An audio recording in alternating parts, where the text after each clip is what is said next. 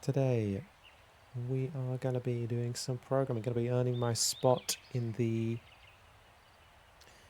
software development category, which I have not been doing. I've been doing a bit much studying, so I'm going to do some programming today. We're going to be trying to make something to visualize sets. I realized recently that I don't really want to use VS Code anymore. I certainly don't want to use it for streaming because it's so noisy and annoying now. And so I thought I'll pick up Vim or something. But I can't use that on stream because I'm just not good enough at it yet. I'll just be pressing the wrong keys all the time. So I'm going to use Edge because Ed is it's the only terminal editor I know how to use fluently, due to the fact that I made a video about it. So that's we're gonna do this. Probably haven't seen it before. We're going to be using it today. And we're going to make something that visualizes sets, because we've been studying some set theory as part of the Book of Proof study, as part of the outer computer programming study.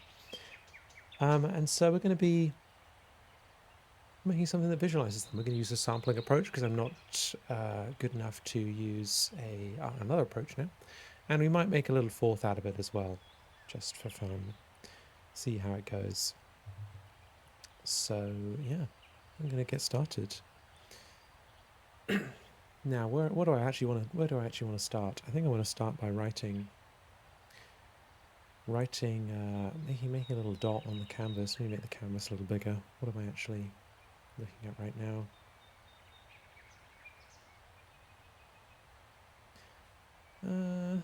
What happens if we get rid of the background, actually?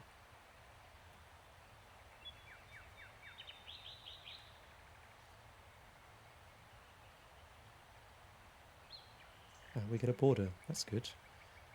Okay.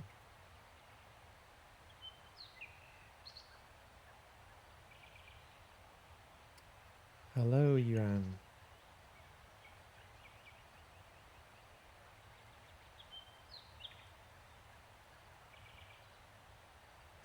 Now that's just very slightly too big, isn't it?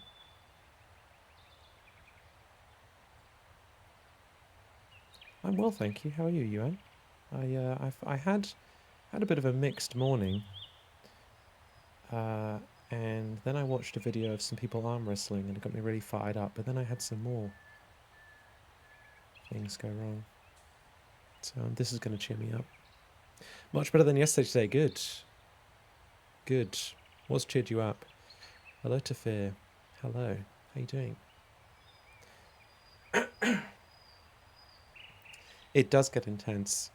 Yeah, there was one where I think it was the video is it's it starts off with two people arm wrestling and then the winner is the loser of the next match they show. So it's like clips.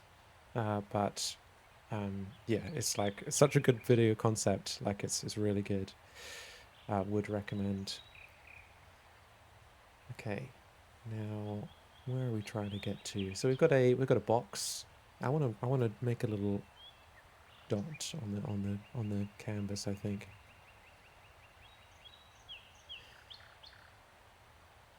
Did I ever see that old 80s or 90s arm wrestling movie with Sylvester Stallone? No, I did not. Sounds good though.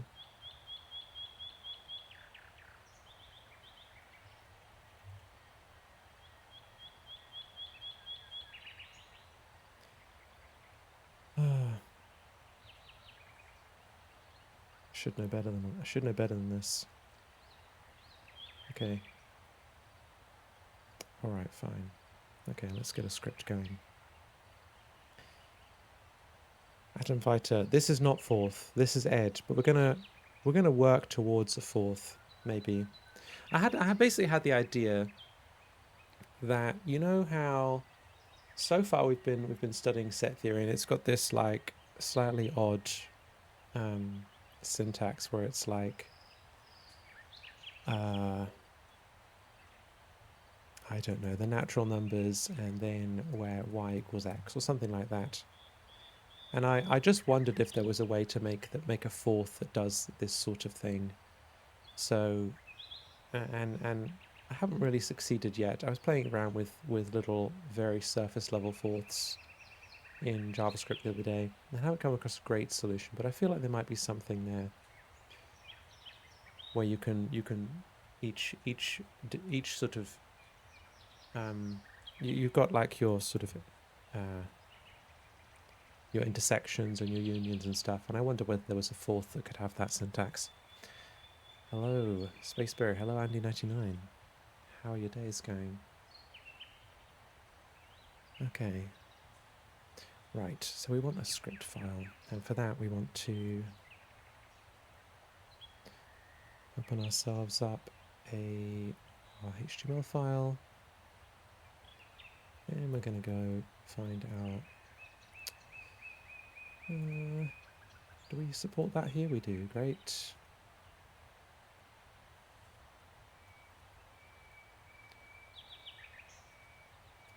Let's just go with a little main. Is it self-closing? It's not, for some reason, I forget why.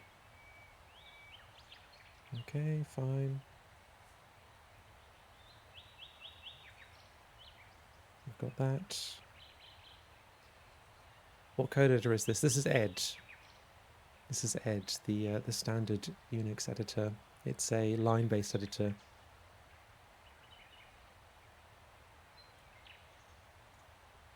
I made a video about it once, but there's plenty of resources about it.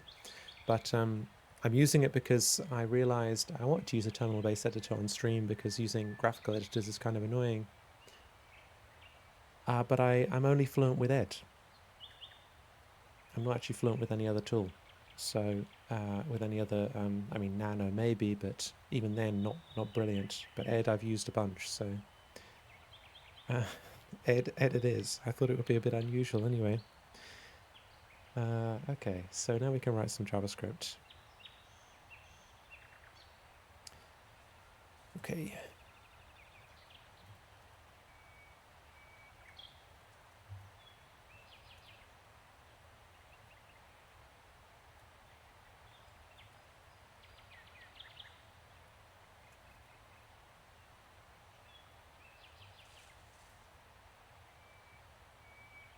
All right.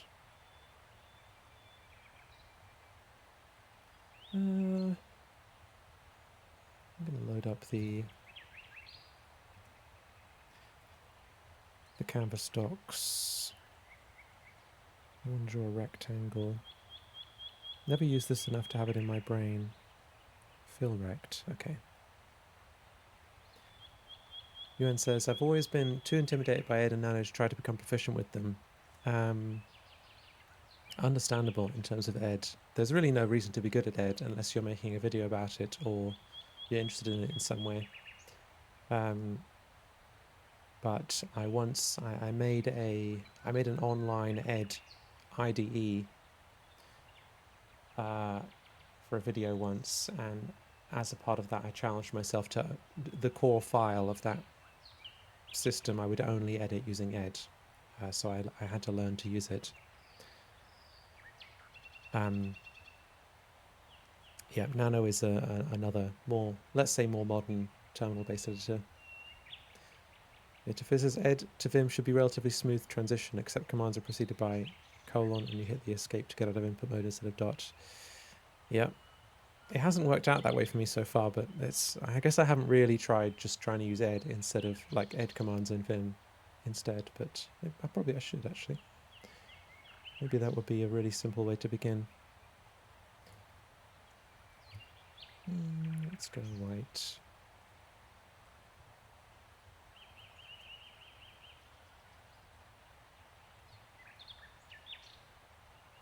Let's see.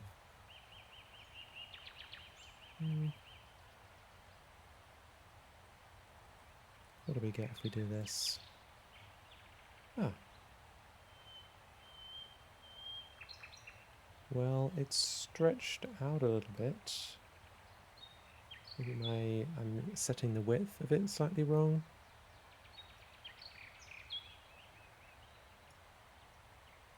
I feel like I remember you need to set the width and the height. How are you finding NeoVim, Yuan?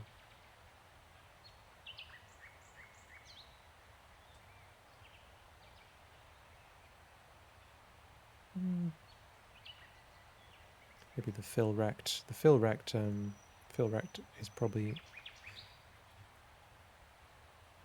I've probably misunderstood what how fill rect works. X, Y, width, height.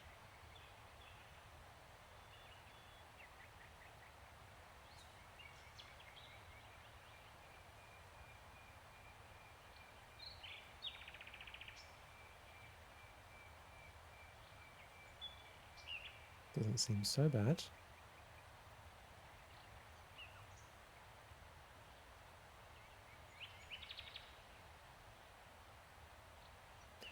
But it says you just started a project using Canvas. What did you do?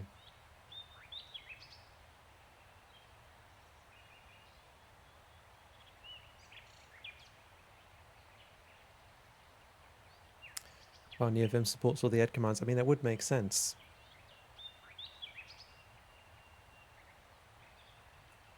It would make sense if that was the case.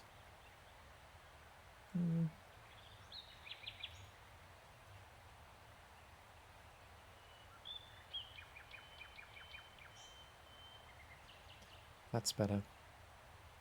Looks like it defaults to some sort of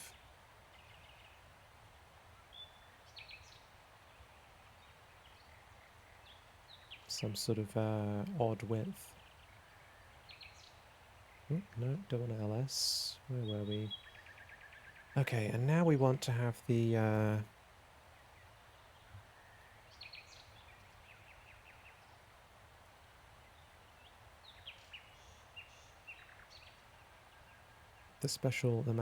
magic word.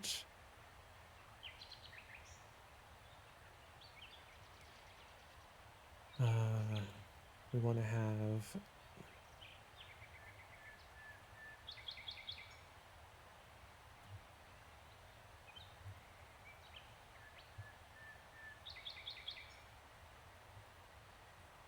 okay, that's better.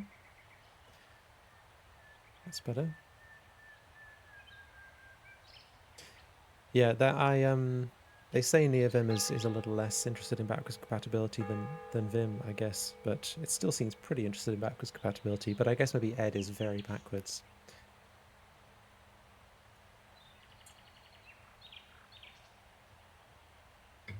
Yeah, ultimately we're interested in moving forward, not backwards, right? Okay, here we are. Let's open up my script again. No, what do we call it?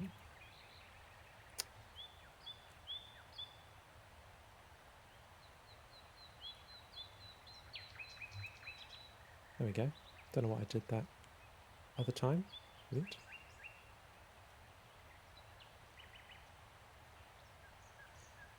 Yeah, Yuan, I took a look at Helix. It didn't seem like a good idea, but it seemed like if I already knew Vim, it would be kind of cool to try it out. But I never... it didn't seem like a good place to begin with my getting the Vim shortcuts under my skin journey.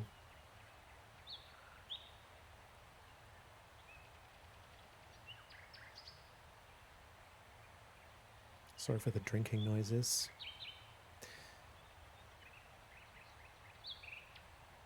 Yeah, they don't have plugins, right, Helix? Unusual.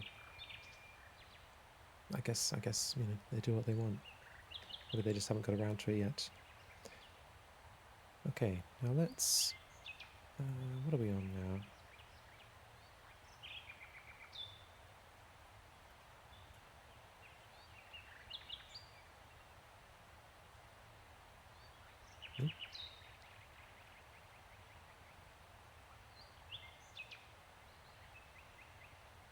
That should change, but it's not.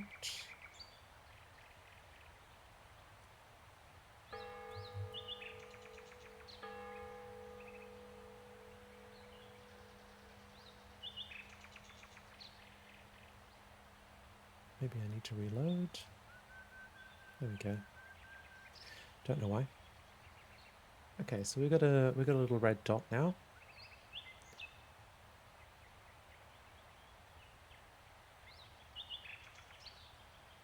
Okay, now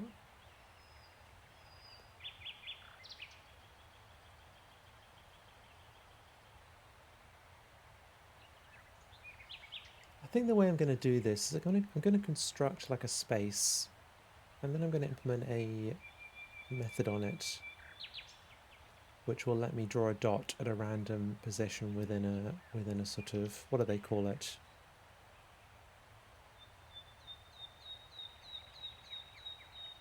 I forget the right word for this. If I was a graphics programmer, I would know how to do it. I would know what I meant, but I don't. So let's 1, 2, 3, 4, 5.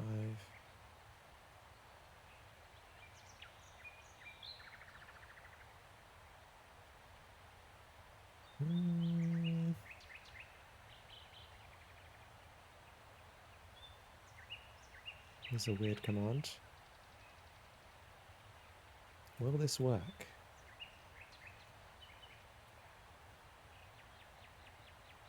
No. Well, it kind of worked. Kind of worked. Oh yeah, I forgot that. Yeah, let me do that again.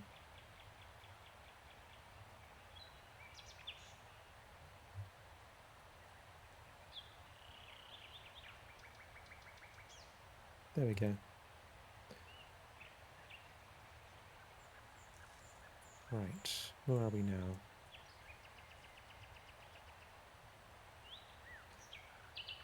Okay.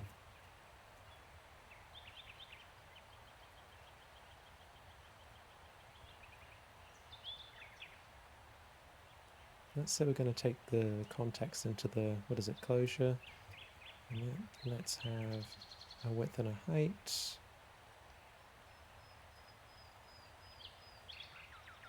Let's say canvas width is going to be, what is it, how do we get canvas width?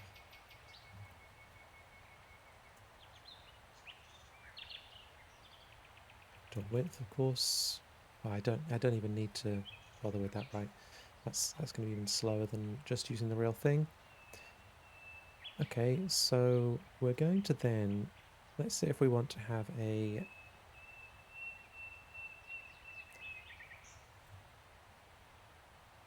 dot function.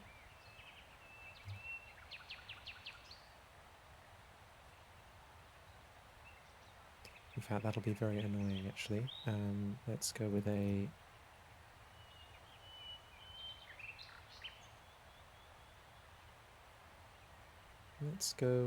returning a how will I do this in a way which won't require me to do loads of bookkeeping back and forth throughout the file?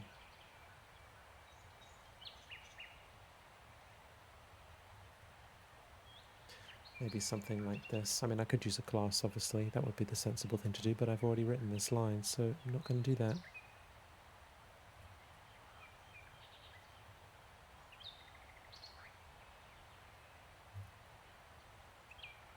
Terrible. What am I doing? Oh well, let's go with it.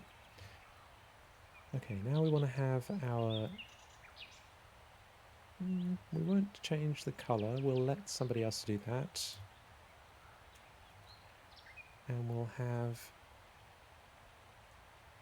yeah, x over canvas... sorry, context... no, canvas dot width. Y over canvas dot height. No, that's not quite right. I'll need to have it be... I need to do this transformation, don't I? Okay, start thinking, K. So if the space is going to be, yeah, it's going to be x over width. And then multiplied by the canvas. Yeah, I should probably have a function for that actually. Oh, well, let's use that function and let's say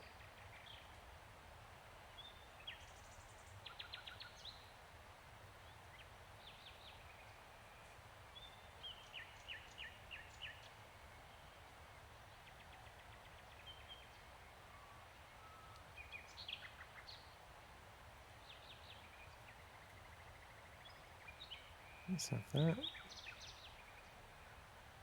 And then we'll return self.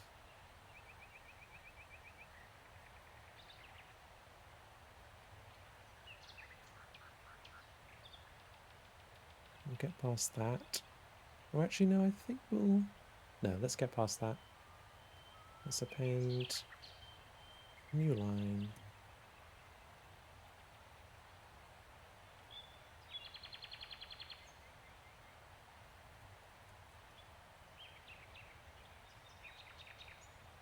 This is going to be x, and we're going to divide x by the width. Divide x by the width times the canvas width.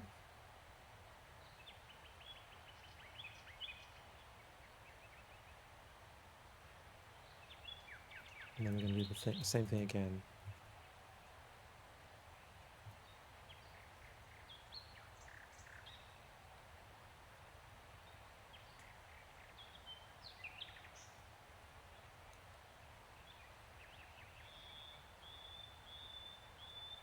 Hello, Backpack Vacuum.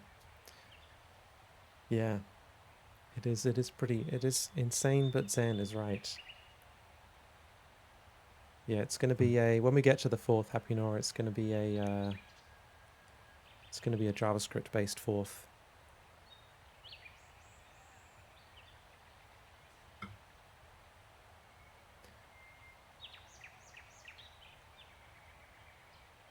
Okay, how are we doing? Good.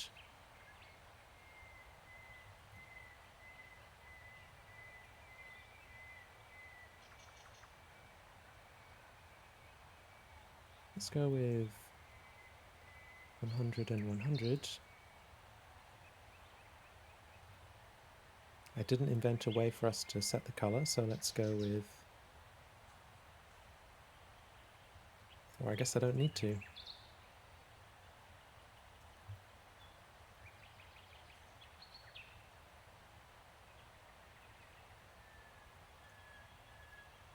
Now will this work? No. Gonna have to get up the terminal.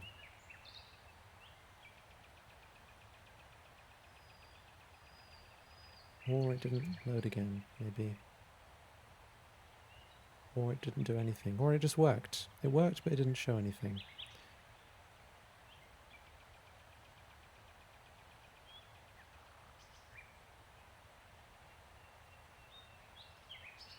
I guess we'll need to transform the width and the height as well, now I think of it.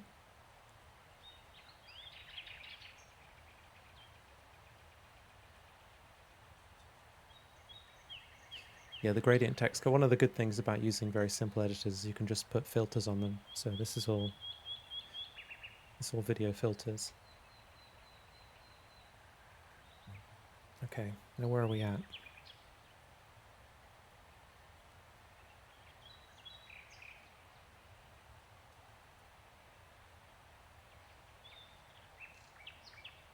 Obviously I didn't put in any arguments. What am I doing?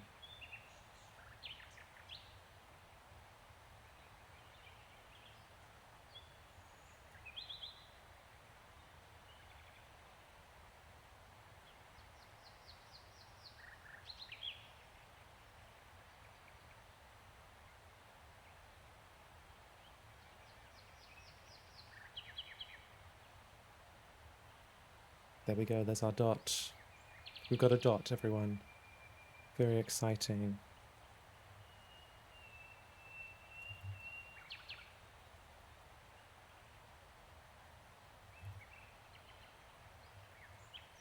Is this still a thing? It is. Hello, Supreme Shrimp. Great, Supreme Shrimp. Great username. I like that. That brings me joy.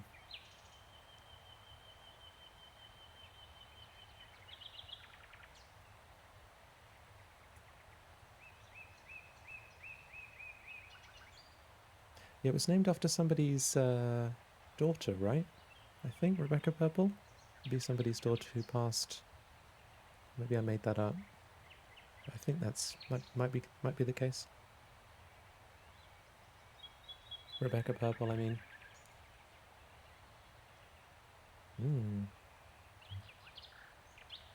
Yeah, there we go.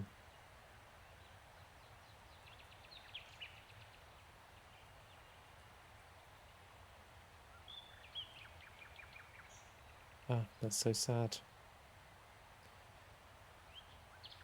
That's why we have Rebecca Purple as a HTML color. Okay, so those ones probably also need to be translated. Now I seem to remember, I kind of want to put these on multiple lines, these arguments on multiple lines now, but I seem to remember that it's really annoying to do this. Let's find out. We have undo in this ed, so we'll be able to find out. No. Or is it, do we need to escape it twice? I seem to remember you can't. No, no, wait, there's a split. Now I think of it. Now I think of it. Where are we at? Do we want to save? We do.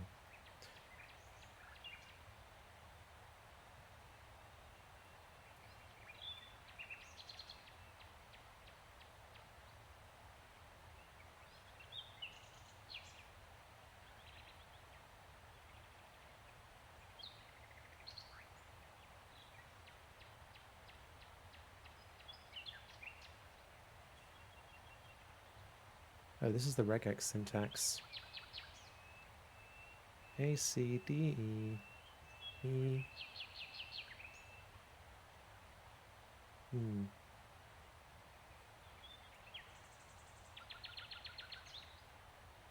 Wow, there's a capital G. I didn't even look at this stuff because I was trying to use old style ed. Oh, interesting. Interactive G. Oh, great. Join. So we've got a join.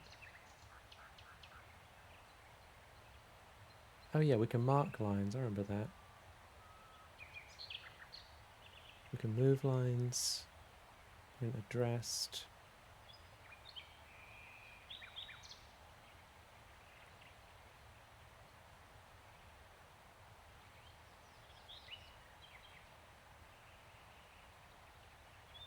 Wow, what an amazing editor. I haven't even used half this stuff.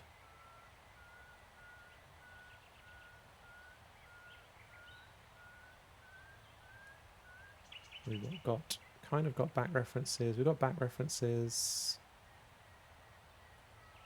New lines can be embedded in replacement. Ah, okay, great. I get it. I get it. Actually, yeah, so let's go with, let's get to there. And then we can replace this bracket with this, then a new line. Then we can close it, although we don't need to. Okay, now where are we at now?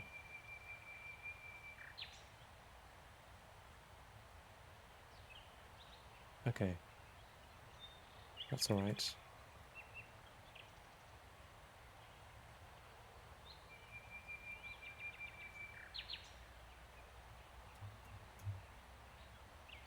Okay, realigned, and then for each of these, we want to replace it with comma, then new line, 1, 2, 3, 4, and then we go. Ah, forgot to do it globally.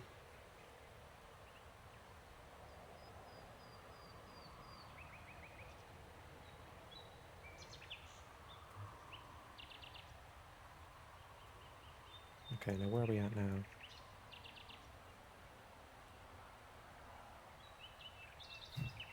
Not great.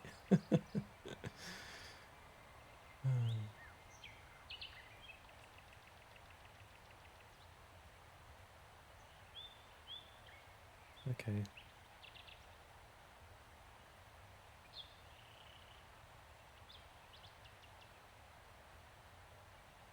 Now what are we on? 15 through 20. Let's print that out.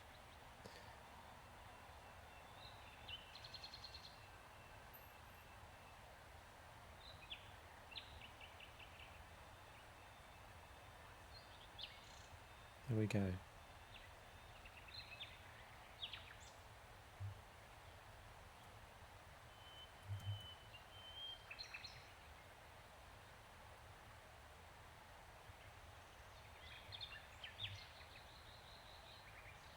Okay, and obviously it's not indented properly anyway, so I don't know why I did that.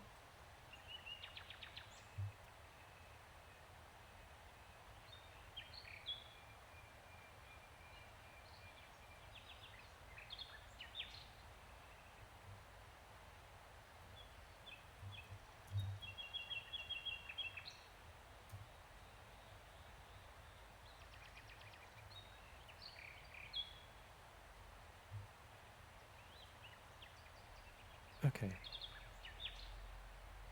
And then I think I fancy having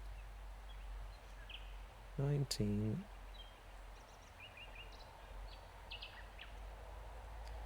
Dr. Neocort, yeah, Claude would one-shot this. But Claude's not streaming yet. So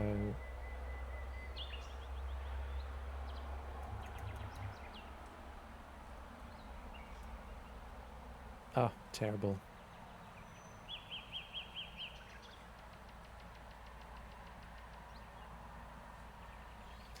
Alright, where are we? Okay, we got something. We're making a little set visualizer, which is sort of to prepare for reading the Venn diagrams chapter from the Book of Proof, which I think may be slightly more fun if I have something like this.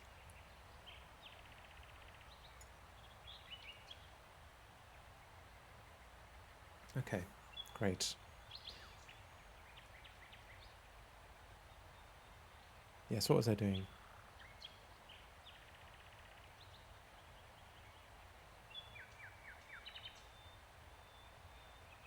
Yeah.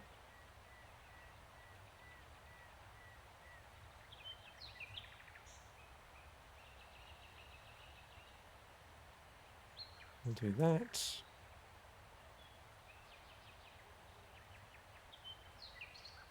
That's supposed to actually be CBSX.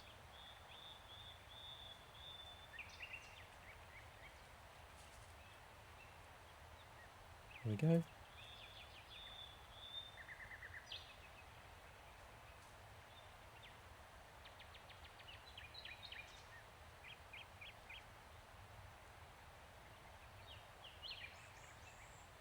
Okay.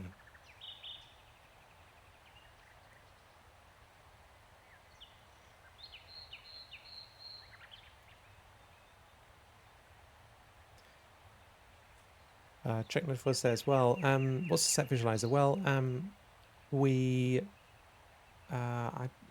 so for example, let's say we had a set that was all of the points within a space that were where, for example,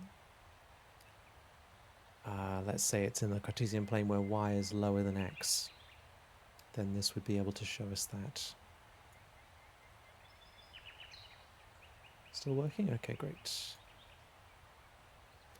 Good. Right, so now I'm going to generate some noise.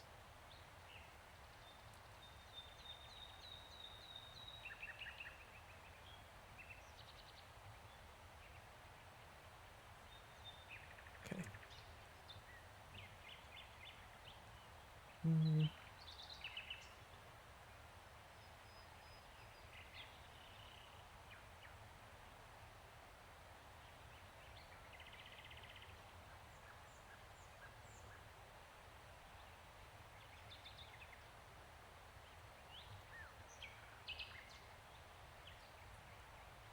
How do I want to do this?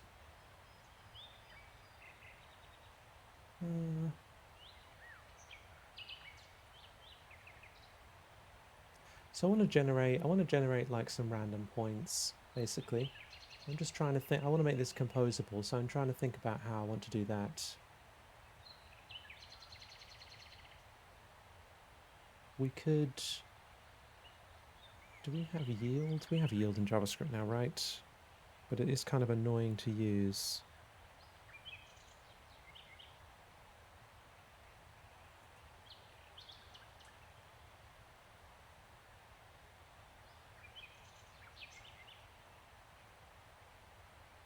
I think I'm just going to create something quick and dirty for now. And yeah, I think I'm going to create something quick and dirty for now, and then I'm going to probably work out what I want the interface to be.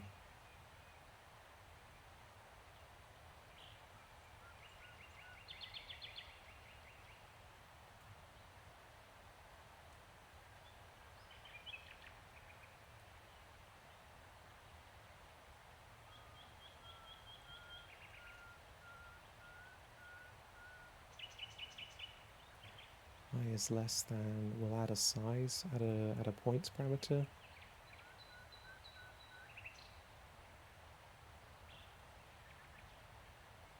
And then what do we call it?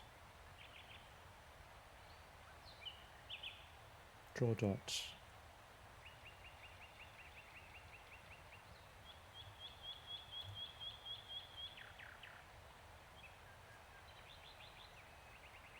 Need to generate some points. Let's give ourselves an X. This is going to be between 0 and 1, so let's go and multiply this by 100 to make it between 0 and 100. And let's do the same thing.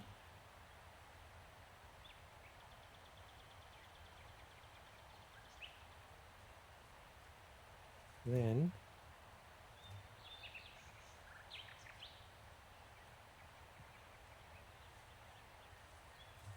I can do that. Draw the dot. And then that should do for now.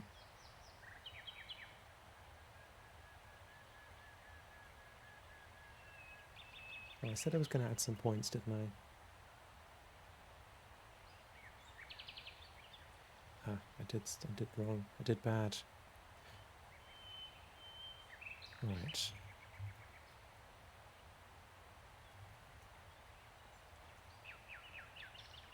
Okay.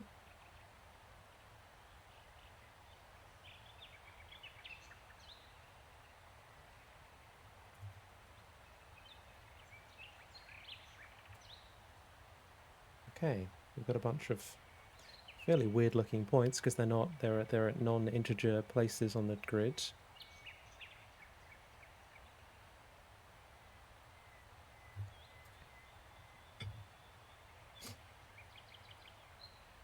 Great. Check94 says, maybe you'd be satisfied to visualize the LP open sets in modulo Lebesgue null sets. Modulo, yeah. I mean, I would definitely be satisfied by that if I knew what it meant. Irek, hello. Joined for Ed. Have been using it for years as my editor, but I run it with RLWrap to have read line features and input line. Yeah, that I'm feeling like I would like that too.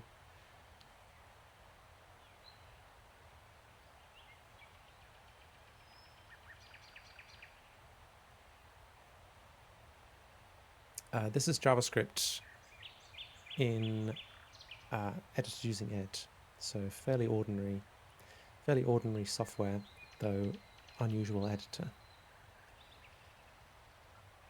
Okay. Now, what I'm trying to get to is, let's say I pass to make noise like a filter.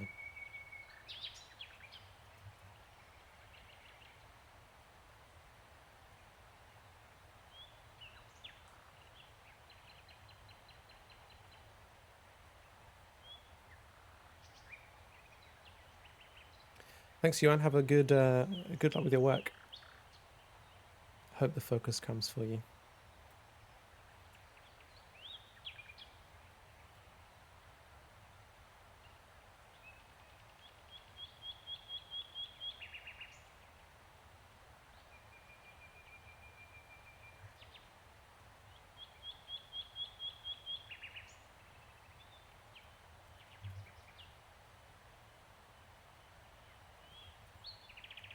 And so we'll only draw the point if the filter returns true.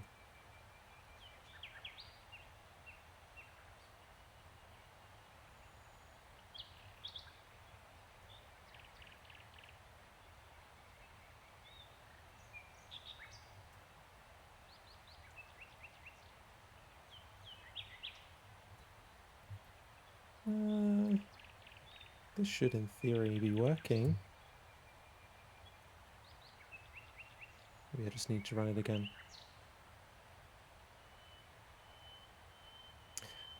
Oh yeah, so I'm only interested in relatively simple sets on the Cartesian plane.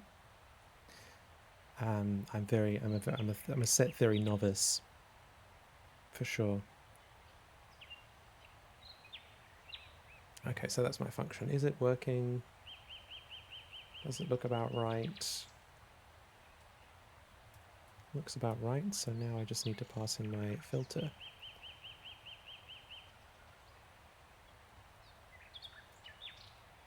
Now let's have this be at the first instance, just... Oh, Yanchi Fim. Hello. Good to see you. Yeah, it's Ed Day. Doing a bit of Ed today. I'm trying to earn my spot on the software development category. I will never be just chatting. Never. Nobody accuse me of just chatting, ever. Ooh, okay, yeah, I broke it. Wrong order. Ooh, okay.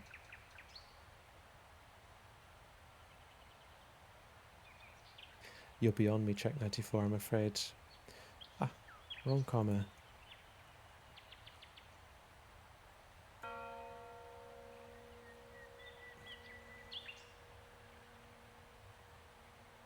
There we go.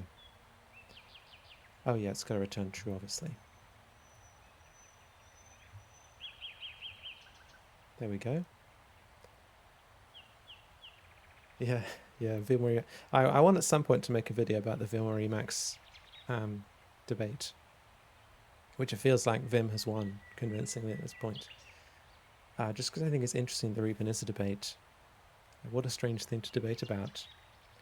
But I don't want to go in with like the message that, oh, programmers so silly. Debating about tools, I debate about features, I debate about business requirements.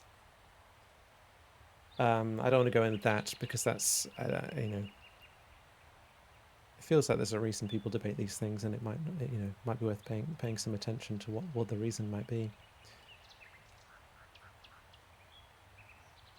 Okay, now let's go with x, y. So this should be where. So if I do something, so I believe, based on my understanding of my, sorry for the mic noise, based on my understanding of what, based on my understanding of my situation with this particular program, is that if I do something like this, it will not work, or it will not work very well. Yeah, because x and y are very rarely equal to each other. So we would need to have lots of points before we even see one. Let's see if we get even with this. Yeah, nothing. Can we take it up even further?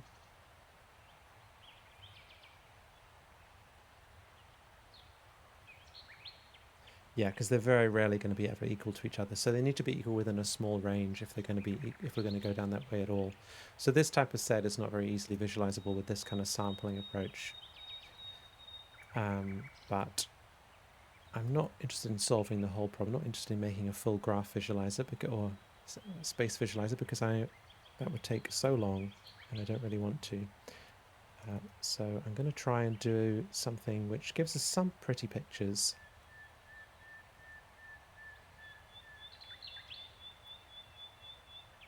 But doesn't require loads of work. There we go. So we're starting to get something. Great.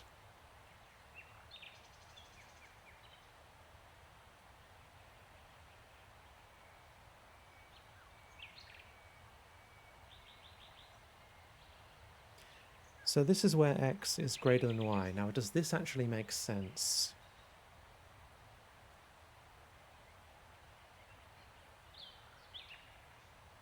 It looks the wrong way around, but I know that Canvas has like a weird addressing. It has a weird pixel addressing where it's like the top, I think the top left is 0 or something. Let's change our filter and find out. Let's go with x is greater than, let's say x is less than 5.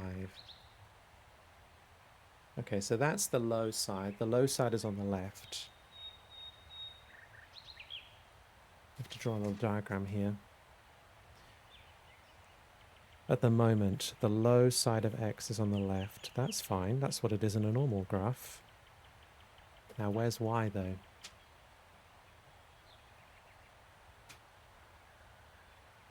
Come on, notebook, stay where you are.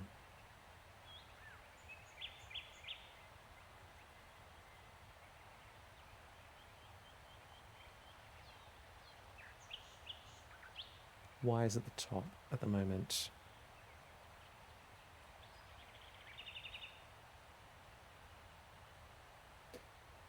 Yeah, that makes sense.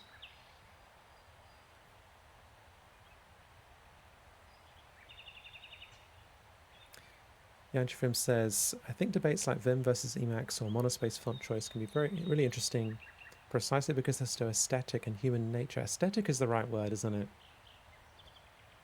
Yeah, a lot of aesthetic going on lately. There's a lot of aesthetic going around.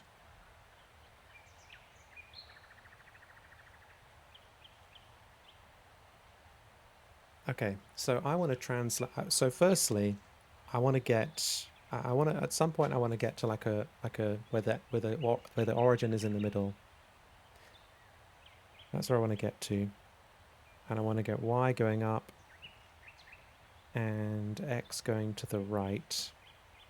But before I do that, let's try out a few interesting filters. Let's say where y is greater than.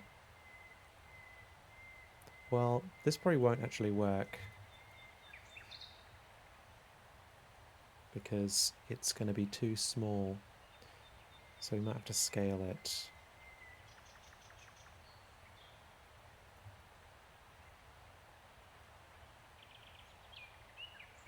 Or I just don't know what I'm doing at all, probably.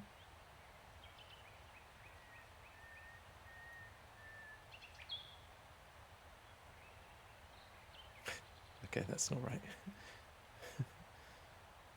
Oh yeah, regex. Regex.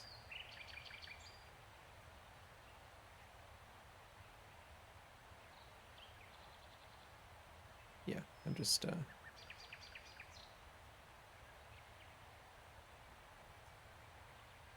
let me think about this. So sine x will be going up from the bottom, maybe?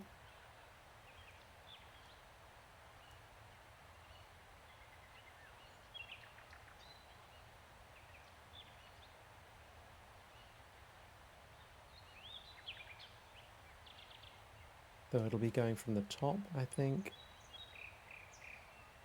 I'll just try and make this really big so we can see if we can get any sort of change. Oh, okay, we got something interesting there. Oh, maybe it's too narrow. Of course it's too narrow. Obviously it's too narrow.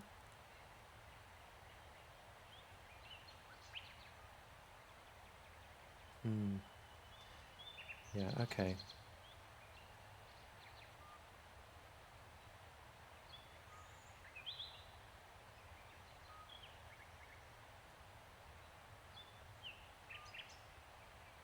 Can we try with something like that? Yeah, okay. Starting to get some interesting shapes.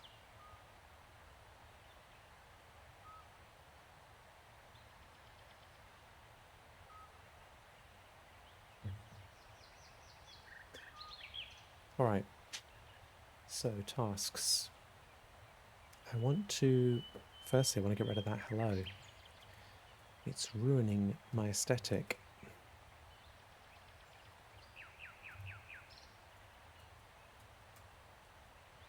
There we go.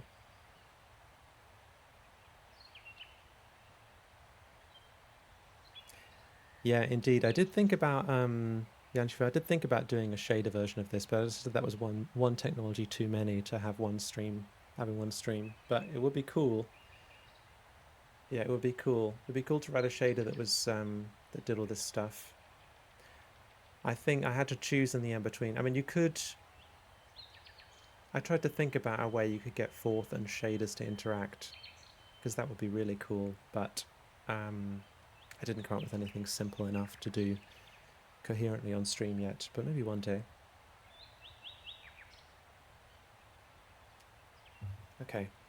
Now, right. So the next thing I want to do is get my axes proper. Let me put some axes in. Backpack Vacuum says, imagine being one of the first developers and drawing stripes on the screen. Would take hours or days of work, would be revolutionary indeed. Yeah. Yeah, they were doing some, it's actually really amazing how early graphics programming, like graphics, appeared in the history of computing. Because we think about like early computers and, assume that there was a linear progression from like not very sophisticated to sophisticated, but there was this big like the PC revolution essentially. So they had mainframes. The mainframes were very capable, and they were getting to do all kinds of cool stuff, very bizarre visual stuff, honestly. And then personal computers came around, and personal computers were so successful, but they were much lower powered than the machines of the day. So we went back, like all of the tools, all of the stuff regressed for about 5 or 10 years. That's probably a bit long, actually. But there was a period in which, there were the big universities had these computers doing all this amazing stuff, but everyday computers, which would be increasingly personal computers, were not. And of course, we now, the technology we find, like the old tech that we all can have access to, is not mainframes. So none of that stuff, like very little of that stuff, is remembered, because it's just, personal computers and such became so, they profused across the world, and so we come across them all the time and see languages like BASIC and stuff. And yeah, anyway, I don't know what I'm talking about now. Where were we? Okay, axes.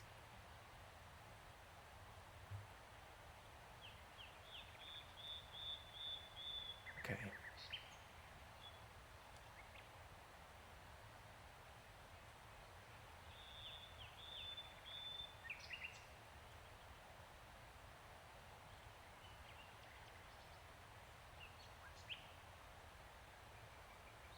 Now I'm going to want to edit those, I think.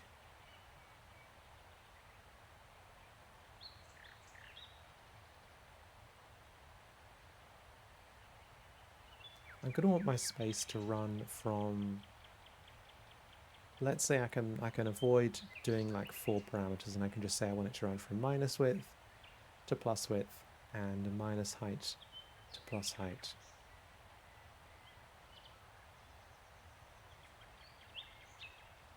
In which case that formula needs to change a little bit.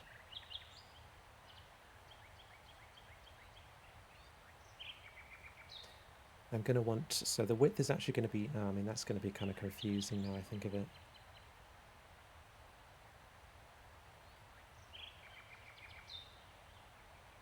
Yeah.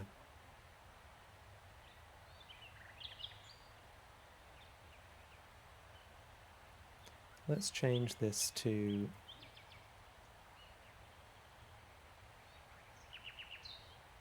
max X. You'll be able to tell I'm not a graphics programmer, because every time I do graphics programming, I like find myself reinventing all of the stuff they already spent many decades making easy.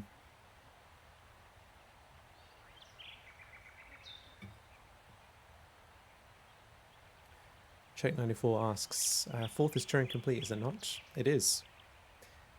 It is, though I wasn't sure I wanted to... I mean, the thing I wanted to avoid was like compiling in the shader. It's probably fine. It just is kind of gross.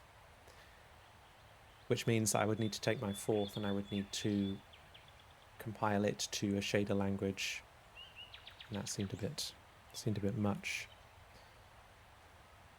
Which is probably fine. It's just a little annoying, and I thought this would be more fun to start with.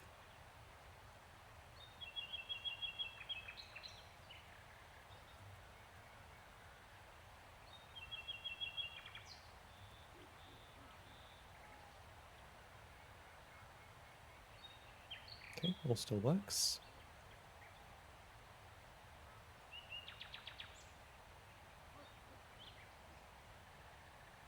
Aha.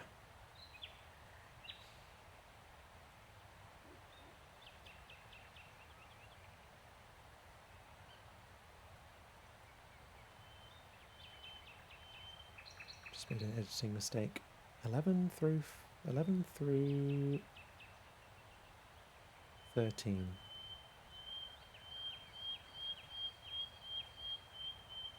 I can get rid of those two lines at the top, actually.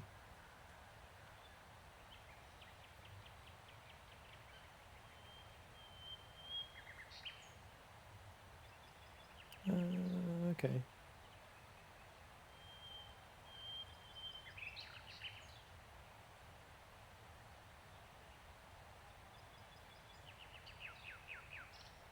There we go. Right.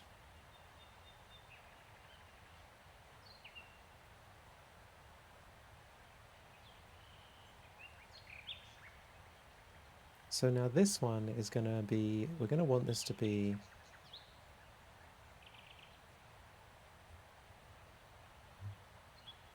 max x plus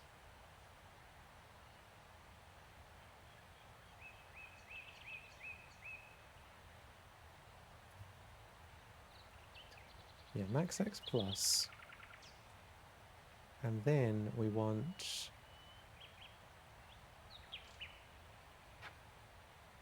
then we want to divide by, actually we do want to divide by max x there.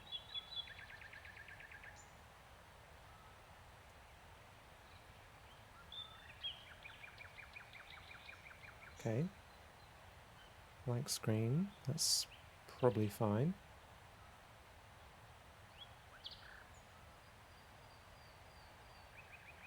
I'm just going to go down to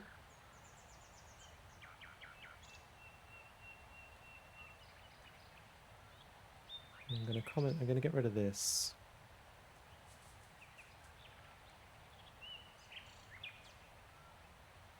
Yeah. And then I'm going to do, what is it called again? Dot. Draw dot. At, let's go and draw it at 0. And I've done it again. Okay.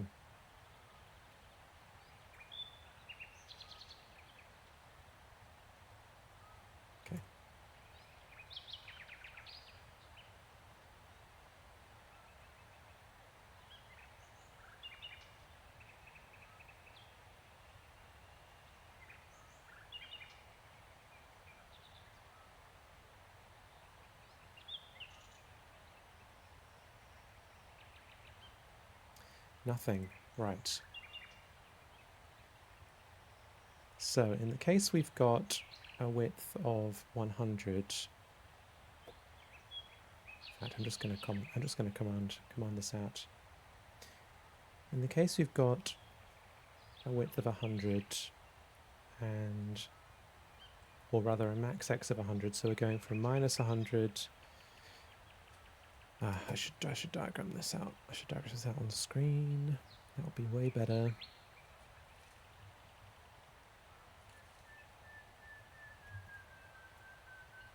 One moment.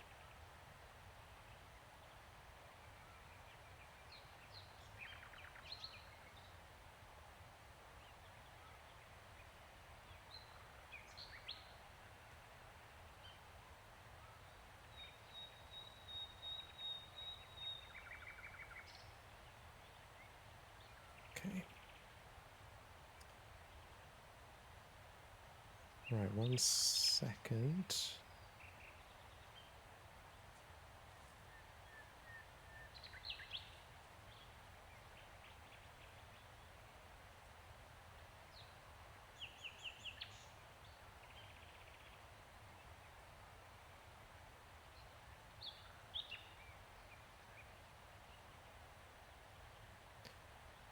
Oof, didn't prepare this. Didn't prepare this well enough. Right.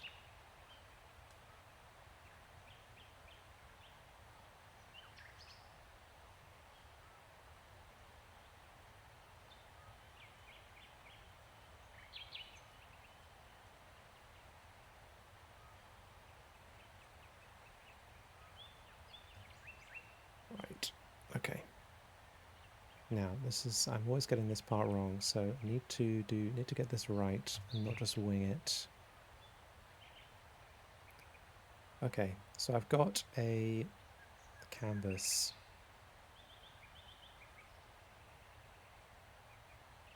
Come on. And the canvas is starting with x equals 0 here. Now, x equals 0 here, right? Well, it doesn't matter. X equals 0 here, and then x equals, sorry, y equals 0. Yeah. So y's growing downwards.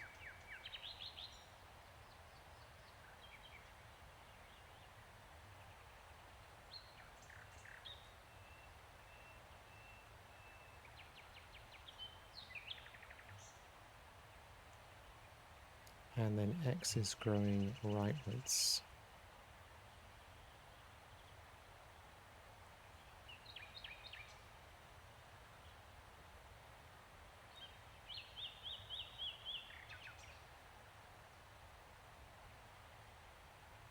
Great. So this is where this is what the canvas has.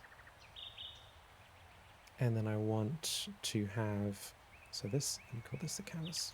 This is the canvas space. And I want to have a x which starts, well, starts here. So let's put the x, I don't know, let's put the x here, which starts here. So the origin is here, and then the y is going up. Let's make that straight.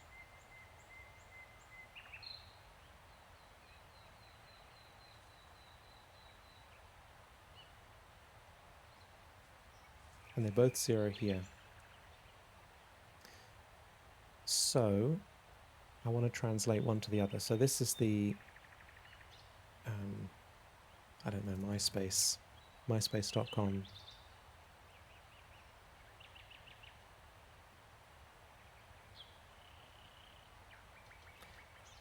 And we also know a few other things. We know that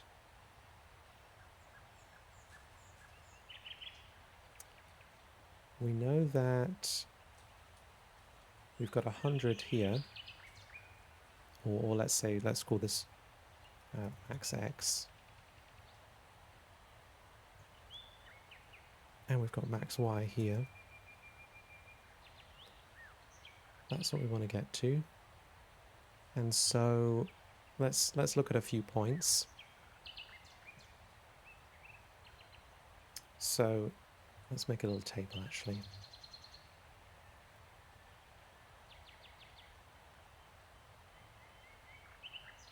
MySpace and Canvas. So in MySpace, 0, 0 is going to end up being, and actually we know something else. We know that this is going to be 2 max y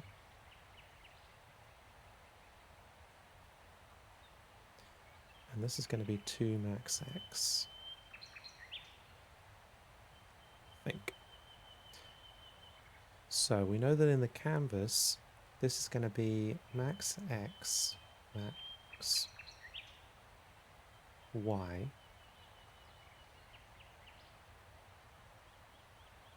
I think, because the origin is going to be a max x off and a max x. Yeah, it's going to be this central point, and that will be max x here, because this is 2 max, sorry, max, it'll be max y here, because it's 2 max y, because it's 2 max y as the height.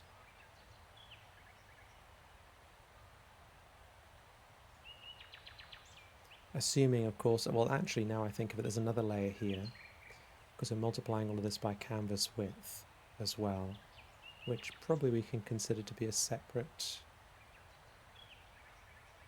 thing. Or we could just go all the way through, actually. Yeah. So actually, let's say this is canvas height instead. Let's take the whole thing.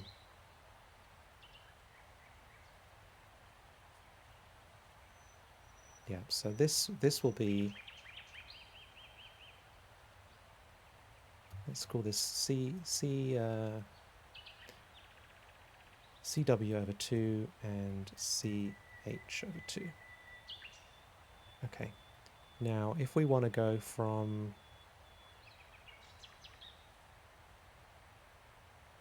yeah, let's then look at max y 0, which is going to be what spot? It'll be this spot.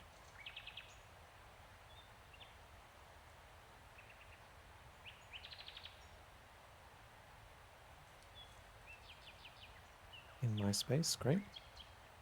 This will be CW2 over 0. No, wait. Hold on. Getting my x's and y's mixed up again. Classic mistake by me. And then this will be 0. And then if we have max x here and 0, we end up with, we're going to be at this spot. And that is going to be at what on the x-axis? It will be at canvas width on the x-axis, and it will be at canvas height over 2 on the y-axis. And then let's go with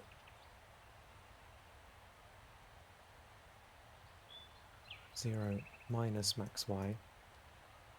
This is going to be at canvas width over 2 on the x-axis, and then it will be at,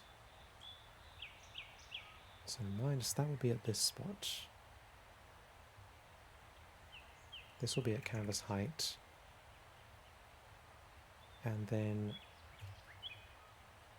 let's take this. Yeah, not aligned. Okay, fine. So max minus max x, that's going to take us to this point.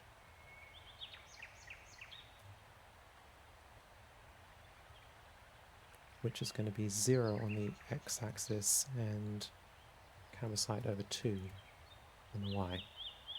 So we need a formula that gets us each of these. Oh, painful, I know. Now,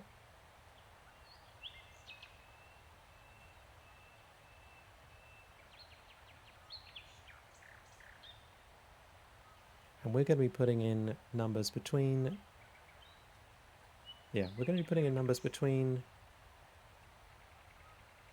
minus max x and plus max x, and minus max y and plus xy, I think. That will be our range to put in. That's what we want. Okay, so x then, let's say if x is 0, it's going to be canvas width over 2. What's the 0 point on this? Minus max x Or in fact, let's if we put in a 0 here, we get canvas width over 2. Fine.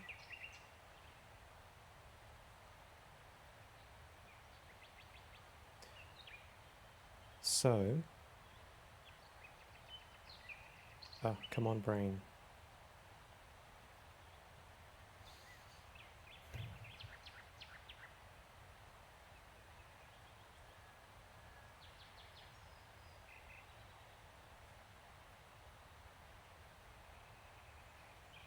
Well, we'll start with that.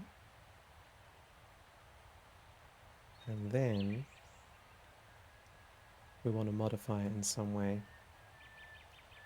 Something by x. So if it was 0 by... So if x was 0, this would be valid for this point.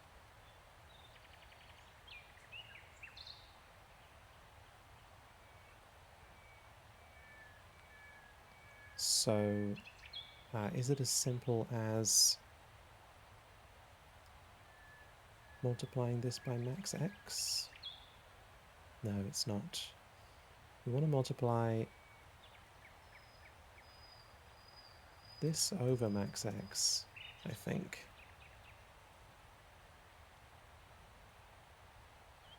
Multiplied by canvas width over 2. And of course we can probably simplify that. Now if we did this, let's try this out with a few figures. It's time. Okay, so let's say this should probably be like f of x or something. Probably something like that. Let's say if this is 0, then we get plus 0 over max x, which will be 0 times 0, so 0, so that's fine. Let's say we have,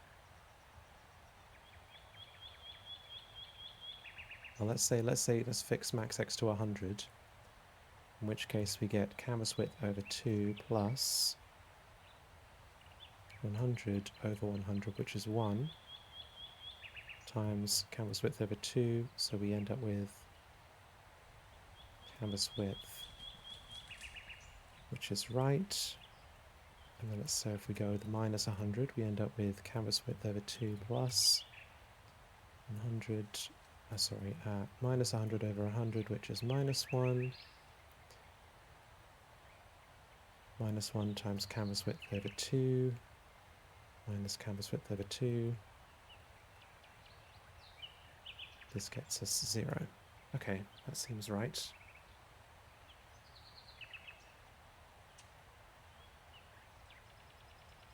And is another way of putting that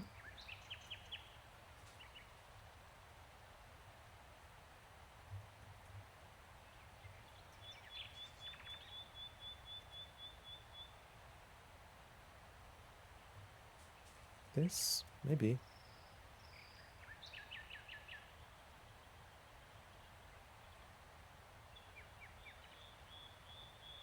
Maybe. I know you're probably screaming in the chat the answer right now, but I won't look. Okay, all right. Let's try this out. In theory, well, actually no. Let's try and work out y at the same time because we may as well, right? Get all this so I don't have to fiddle with the monitor again. So f of y, say g of y. Now, for this, our logic will have to be similar but slightly different. So the 0 is ch over 2 again. And then we want to add or take away. Yeah, when we get to max y, we end up at 0. So we have to take away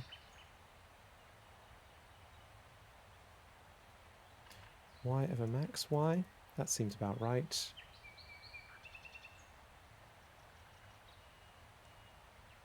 Let's try this out with these options again. No, in this case this will be ch over 2, which is right.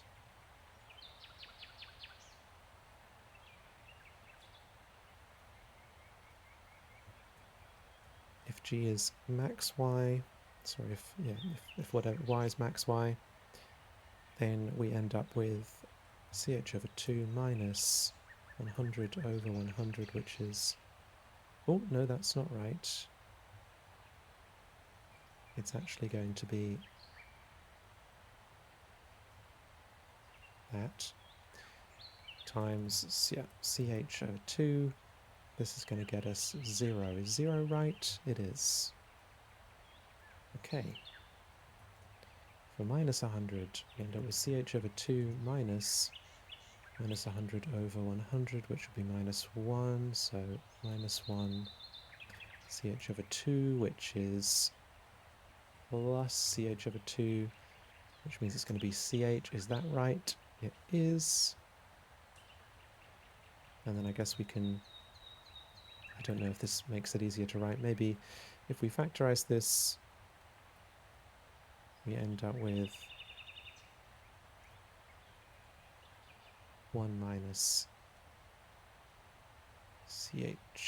no, y over max y.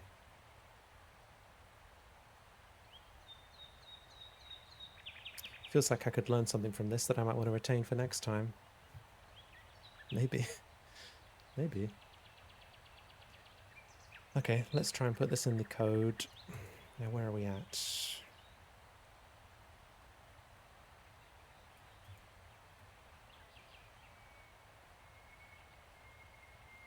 Now, instead of this, I want to have 2 CVS x equals x. This will be canvas width over 2 multiplied by 1 plus x over max x.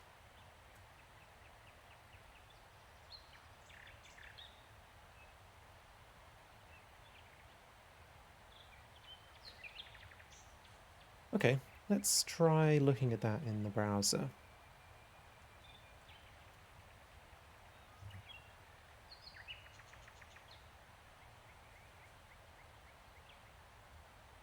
Okay, we've got nothing.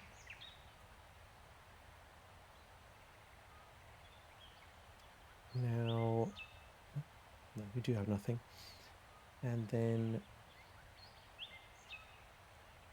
I'm going to also change the other one.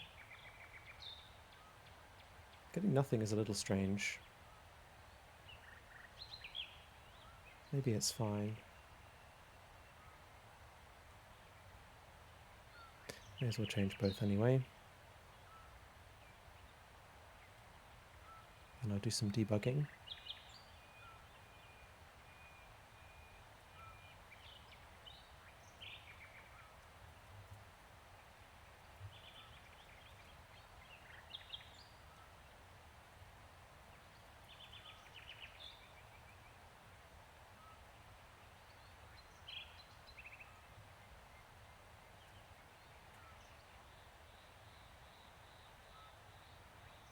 Okay. We've got a big dot.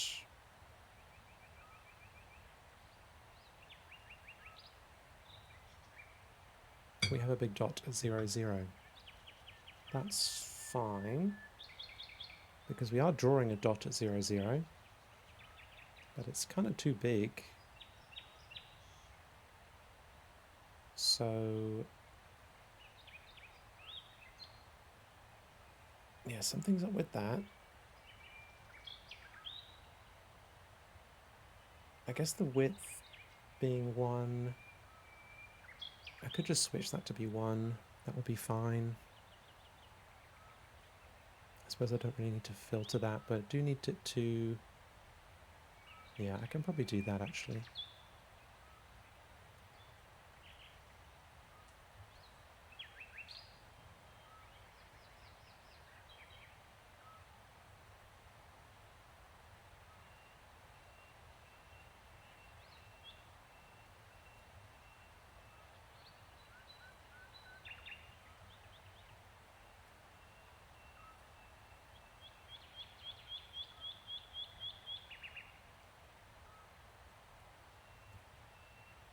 Okay, got my little dot.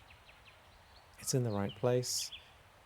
Now let's look and change this and see if we get anything. In fact, I think I'll add to it.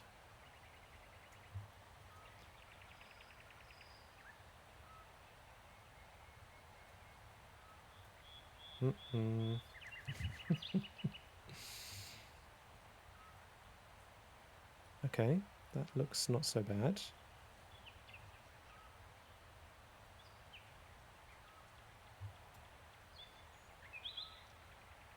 Okay, cool. That looks good. That looks pretty good.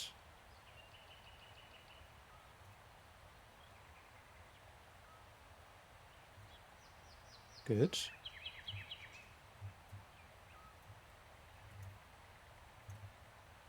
And then we want to go back on the x-axis and up on the y,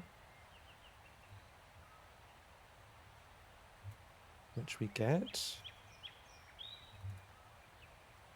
And then let's do the opposite. That one didn't do what I expected.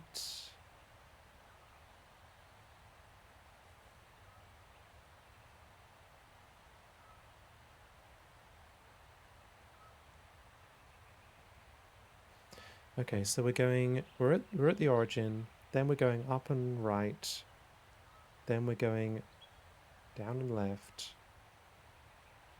I've only got 3 points. I don't know why I'm confused about anything. My other point didn't get added, I guess. I guess I maybe changed it. Maybe I changed it accidentally.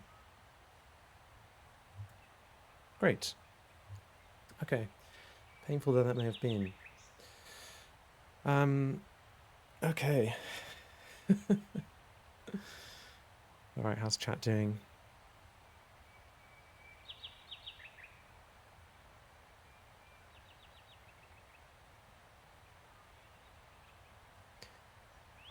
Where were we?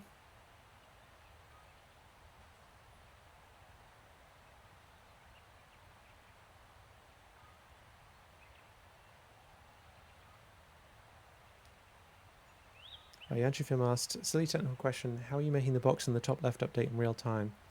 So Mr. One may have answered this later, but I'm using a JavaScript runner sort of server thing, sort of do everything tool called Bun, which is in small font in the bottom.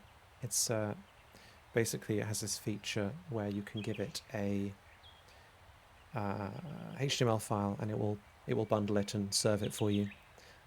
People hate Bun, by the way, in case you're not part of the JavaScript. People hate Bun. People are like, Bun, you're doing too many things. You've got too many features. And maybe they have a point about that, but also it is very convenient. So this also handles a lot of auto reloading and such. It doesn't do it perfectly, so you'll see me sometimes cycling it to make sure that it's loaded properly. But it's reasonably good.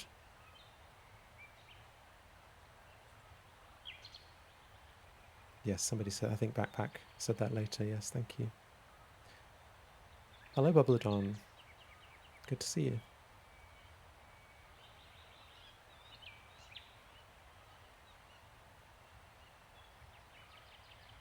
And hello, Chiara.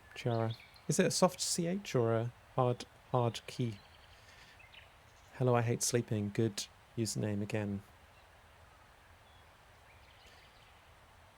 Okay. I know the sign from before went away. I think did I make it go away? No, I think it's gone. I deleted it. Okay, so now we have a space, which means, what does it mean? Well, I'm going to make the space smaller. That's what it's going to mean.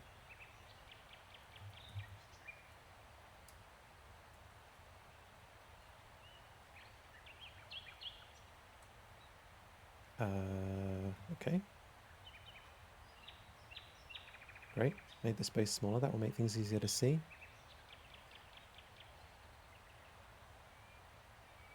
And then we want to... Where's the other 100? Let's change this to something I might expose something actually.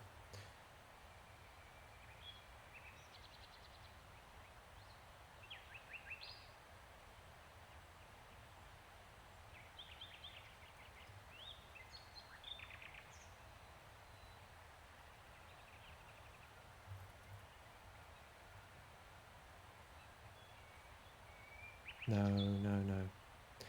That's not what I want. Use undo, by the way. Not an original ed feature, but it's pretty handy. And yeah, what do we want to do? I want to expose. Yeah.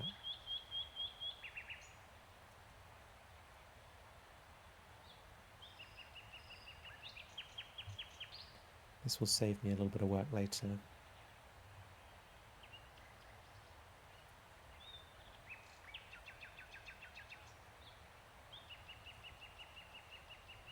Wow, that hoisting's really saving me from a bug there. Okay, self max x. No.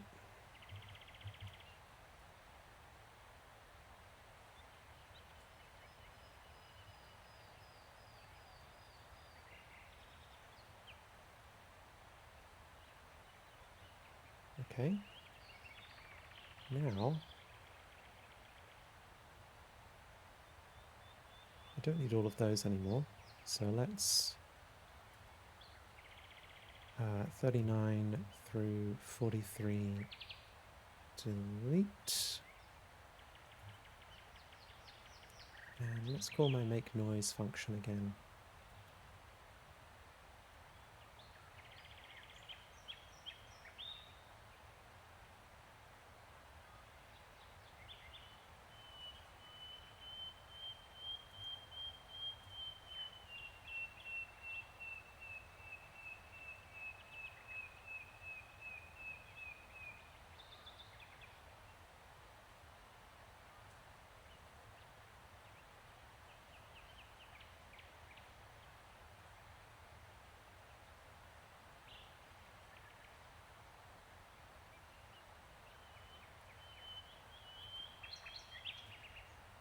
Great.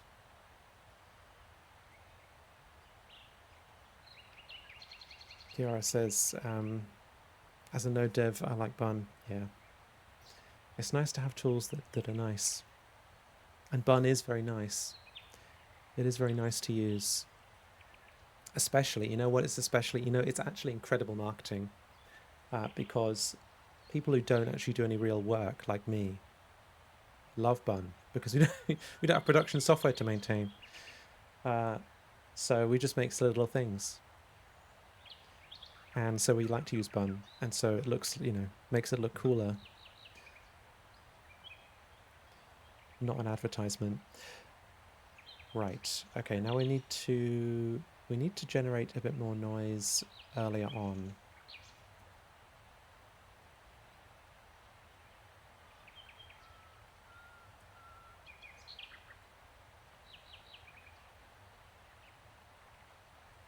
I probably should have another whole layer for this, really.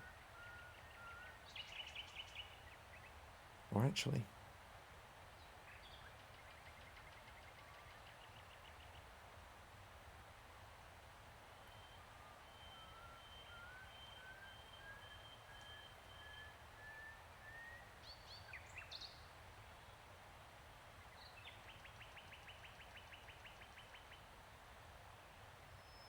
okay.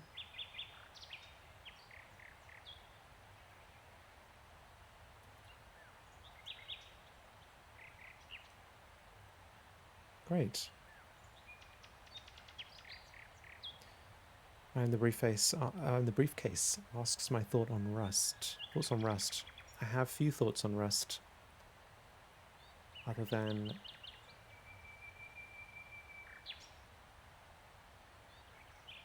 Does that work? It does. Ah, lovely. What are my thoughts on Rust? Seems cool. I've not learned it. Seems cool though. Always good to have more languages. I don't know if we'll be in the era of languages so much longer. Maybe Rust will be a pretty good language for LLMs to write code in, because it's a bit more constrained, or it has more opportunities to constrain on it.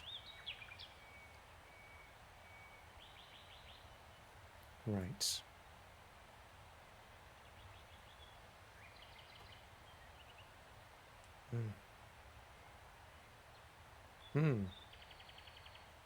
Okay, now, is this the situation where x is greater than y? Yes, it is. Nice. How come the pixels are oddly shaped and colored? Yeah, basically, they are oddly shaped and colored because I'm like, I'm using like, okay, there's no good reason other than I've translated from one space to another and my points are kind of being scaled oddly. It looks kind of cool. I don't hate it, but it's like a rendering artifact essentially. If this was a proper project, I would have to fix it. Okay, now what are we on? Yeah, exactly, rounding errors.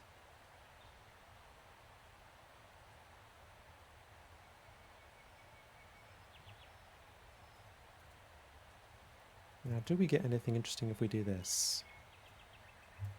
Ooh, look at that. Look at that. Incredible. Incredible. Quite pleased with that.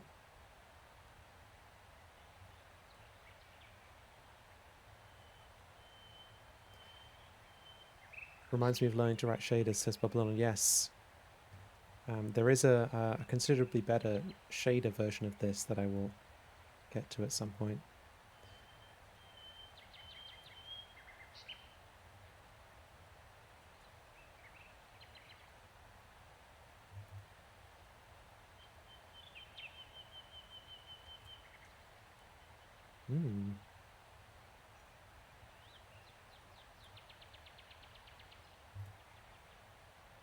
Lovely.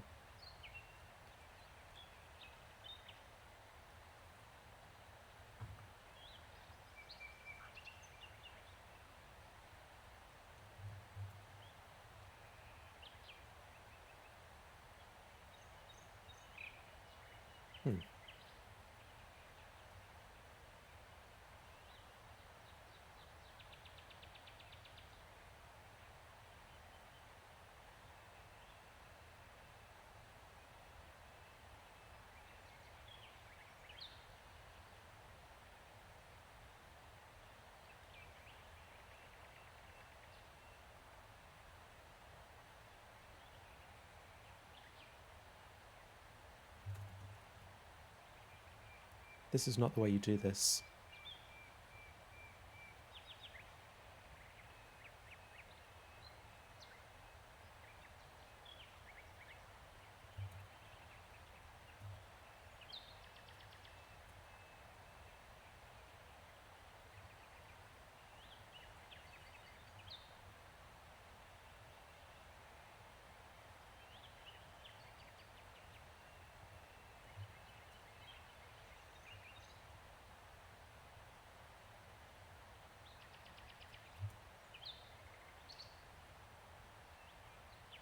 It's definitely not the way you do it.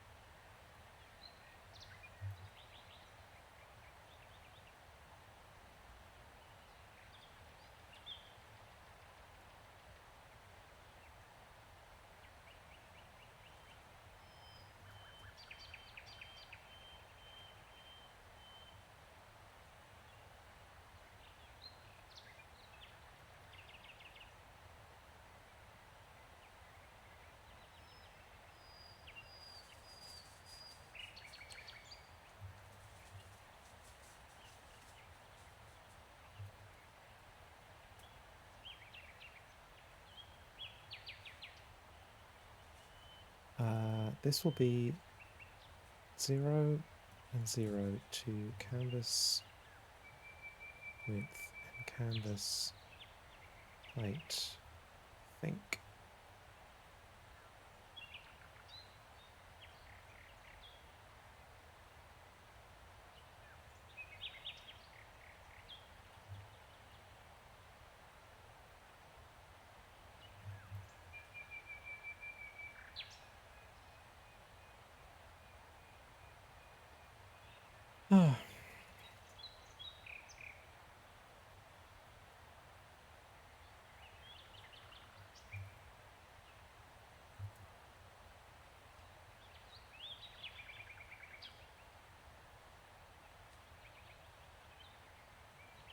How fast is my computer? Let's find out.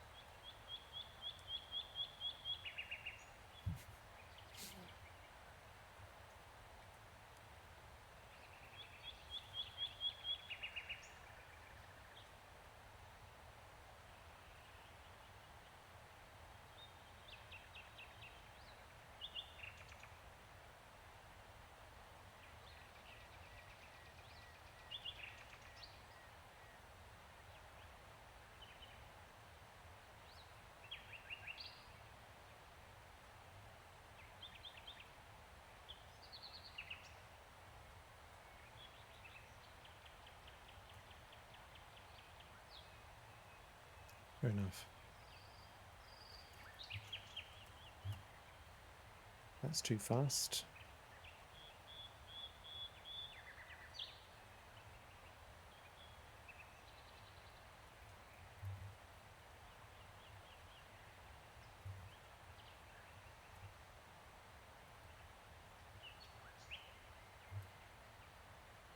That's too slow.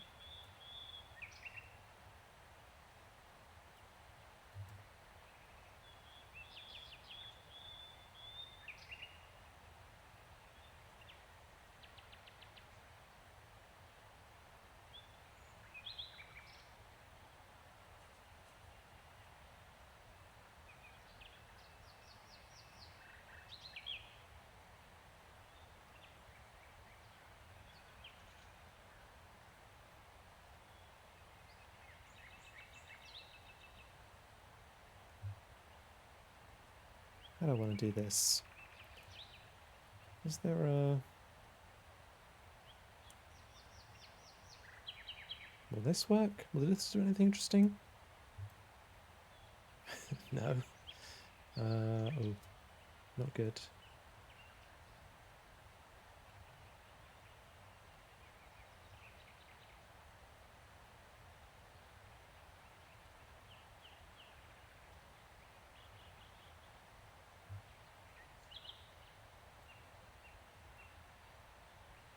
Wow. Check that out. Incredible stuff.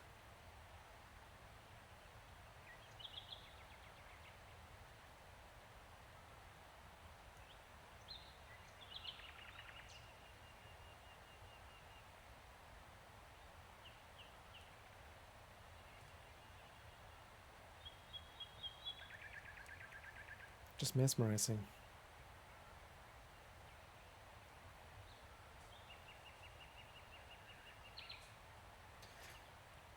How's my computer? Oh, 83 degrees. Most of that is just streaming. I think this is probably doable. Probably manageable by my computer.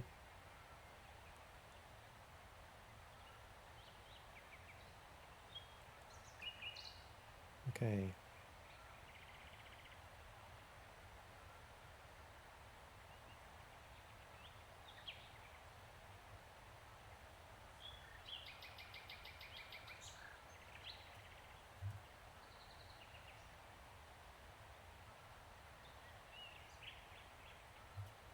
I like the teal better.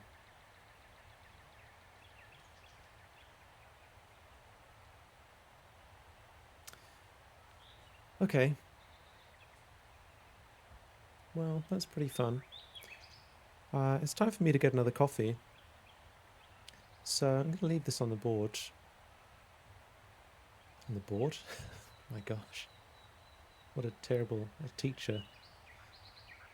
Such teachery sayings. Text.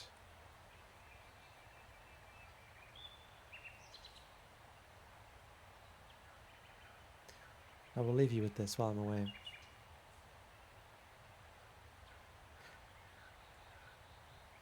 I'll be back momentarily. Maybe give me like 3 minutes.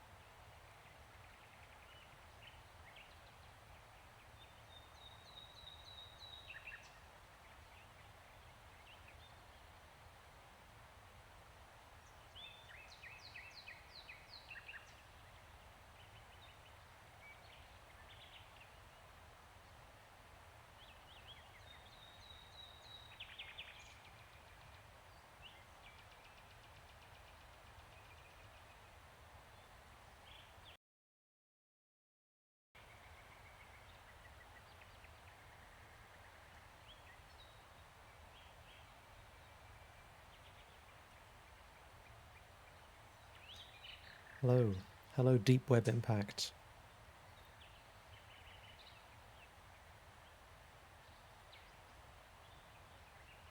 Yeah, we've got some code going on.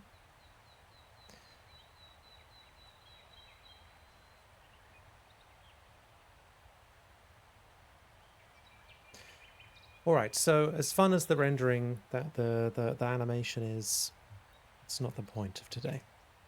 It's not what I'm trying to get to. We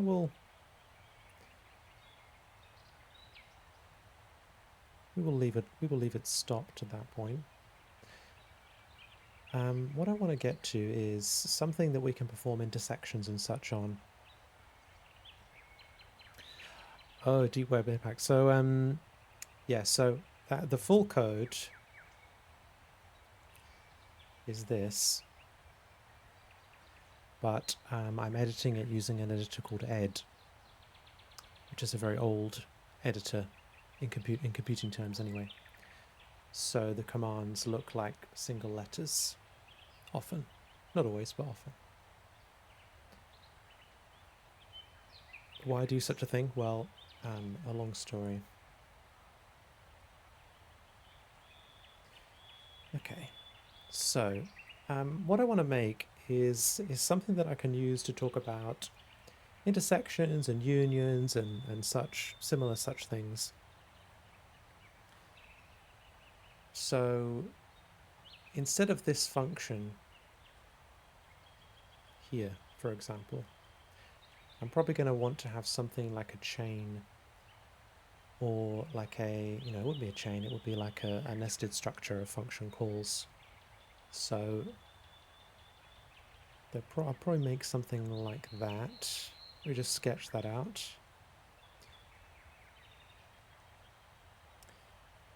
Deep Web says I'm a Vi. I think it's pronounced Vi. Probably Vi. Vi. I guess Vi assumes Vim.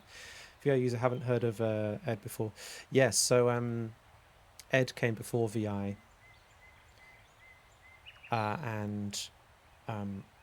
but Ed was built for a specific point in time, and it was not very friendly to people who wanted to use graphical. I say graphical. I mean visual editors, like because they had at a certain point they didn't use visual monitors in the same way, and then they decided they wanted to, and one of the reasons that VI was developed was to suit visual display units better. Slightly simplifying there, but yeah. So Ed and VI share a lot of common DNA, in that they're it's sort of modal, but also sort of not exactly like VI is modal. So you might recognize some things that I'm going to do in this from using VI. Yeah, story long enough for a YouTube video, one might say, yeah, it's possible.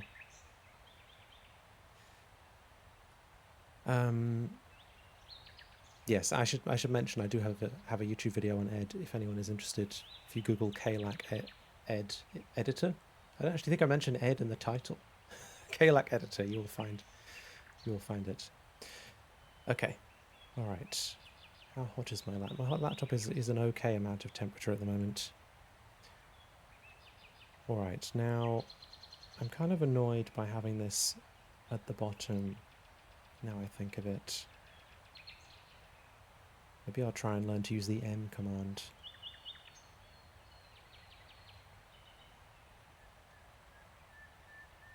So if I move 46, 52 to 40, what do I get?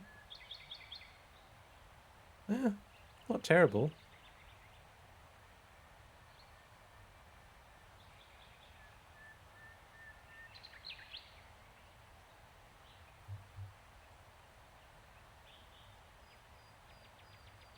Thanks for posting, Chiara.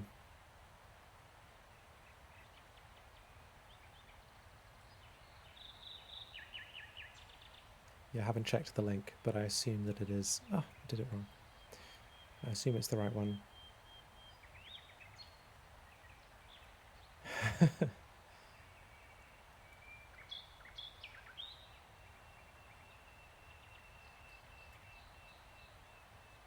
Okay, that's better.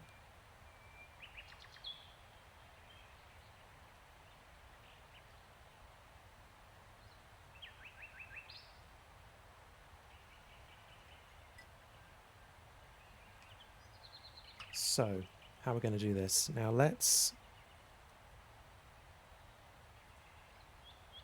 get rid of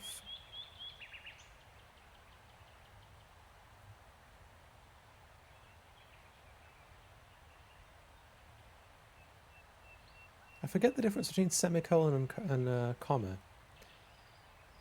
Does anyone remind me?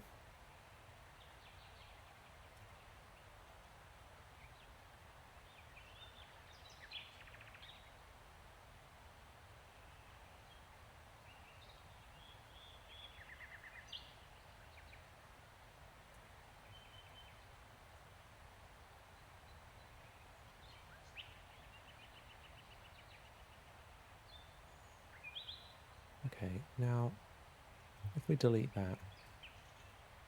Okay, good. Right, so I now want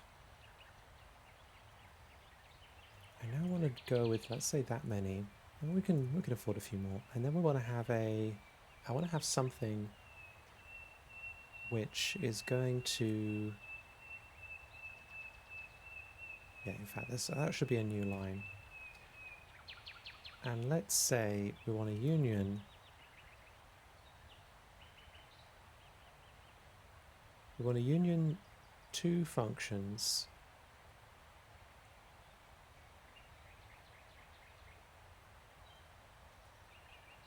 Let's say where x is greater than 0 and where y is greater than 0.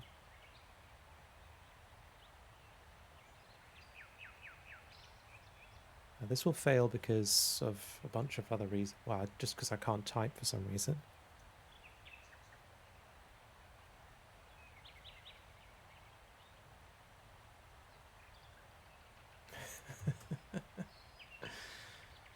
Okay, let's see if I can remember how to use this funny syntax I came across before. 1, 2, maybe? Did that work? It did. I'm getting better at using it. Okay, now we've got exactly what I expected. Right, so I want to have a union. And yeah, let me go back to render. After the close of that, I'm going to have a union. Now, union should return true if, see this, this should return a function xy where axy and bxy.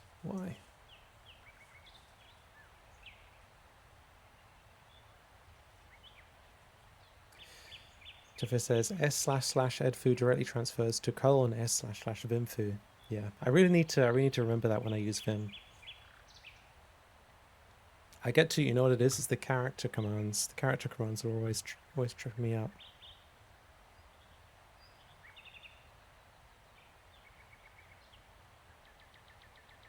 But I'll just learn those. Okay, great. So we've got a union.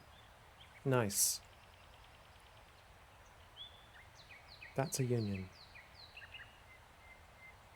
That's a union, everyone.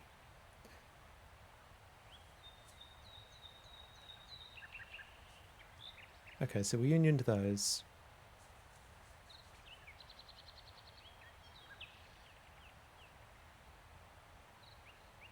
And then in theory, I could union this with anything. I could union it with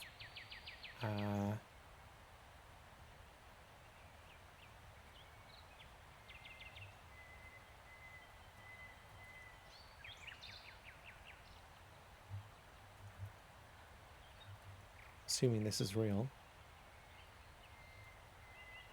Yeah, I can union it with that. Is that right? Not quite.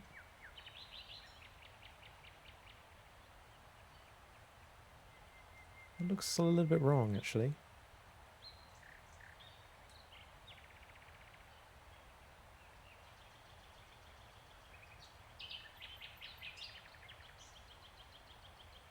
Oh, I didn't get rid of all of them.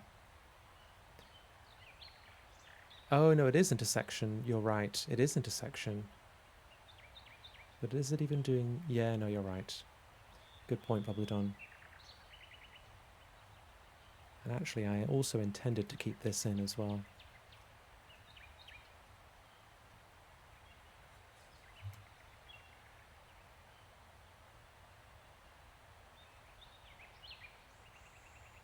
And I've also passed another argument to union. I'm going to change union so it can accept a number as well.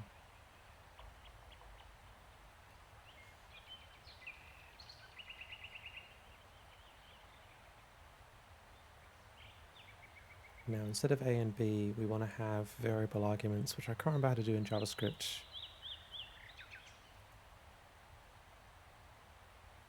Do you just use the arguments object? Or is there some slightly nicer way of doing it?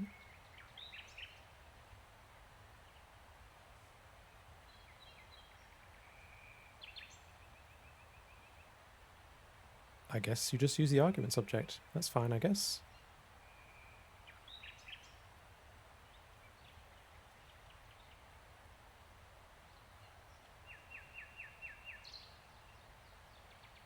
Now, instead of that, we want...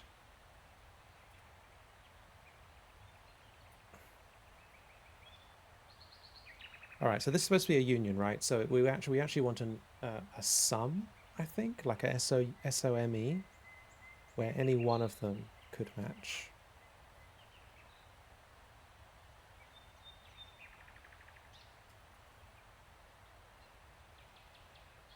I think.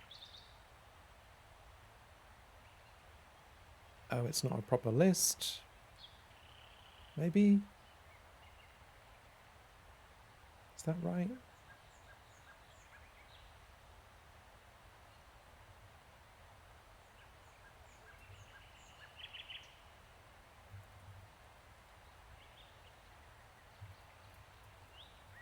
It does seem a bit JavaScripty for that not to be a proper list. Oh, arguments is the wrong... Oh yeah, it's inside another function as well. That's also going to be an issue. Okay, so this is the union now. Or not. That's the opposite of what I... Oh no, it is. It's where x is greater than 1, or y is greater than 1, or the whatever the sign thing I said is. The y is greater than x, the sign of x. Arrow function is a... yeah, it's just a shorthand for function xy open brace return in this case.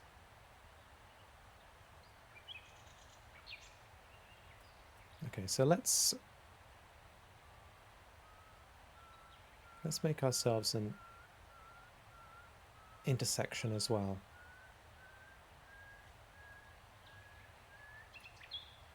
Now, is there a copy? I think there's a copy.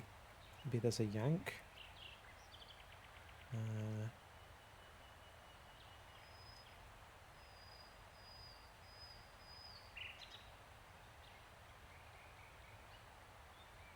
Or a duplicate? Oh no, here we go. Transfer. Yeah, works just like move. Okay, defaults to the current line. That's fine.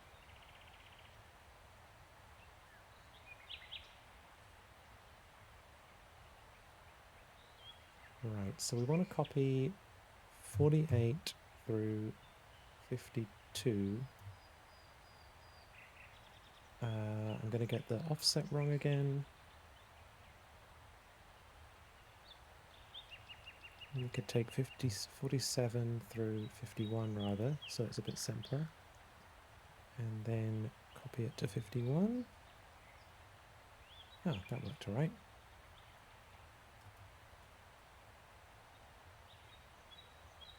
Okay.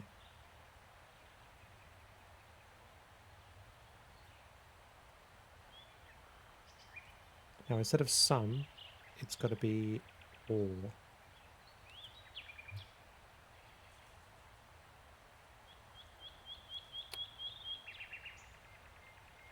I've messed something up. Where was I at?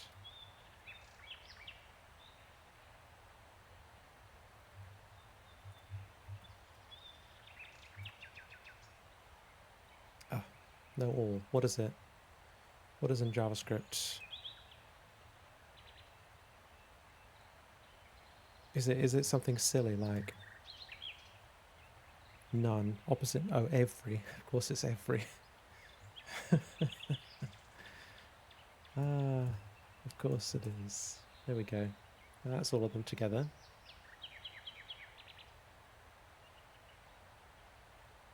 So we've got intersection, we've got union. What are the others? Okay, let me try and remember. Intersection, union. Were there others? I'm sure there were others that I learned last time. There ought to be something that's the complement. It should be the complement. Complement should be easy to produce. I think I know that there are others, but I'm not sure we actually learned them from the book. Difference, allegedly. Apparently I learned difference. I learned complement. They didn't, oh no. They didn't mention difference in, oh no, they did. It was the subtraction operator. Yeah, difference. Yeah, there was the power set as well, though I think I probably won't manage to produce this in, produce the power set in this context. Yeah, so we've got, all right. So we've got union, which we've done. Intersection, which we've done. That's the union is the U, the intersection is the N. Then we've got the difference, which is the subtraction, and then we've got the complement. Difference is symmetrical. So we will only be able to implement that for 2 arguments, 2 parameters, so that's fine. And then the complement is easy.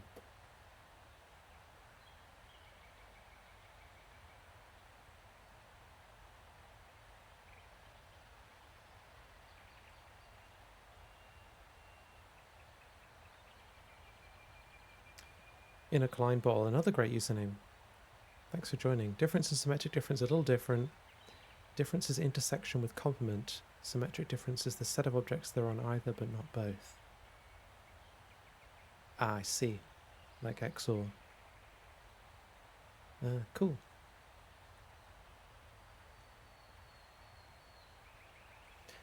Alright. Well, I'll keep the things that I've studied in the book anyway. Alright, now where are we at? 52 through 56. Translate that to 57.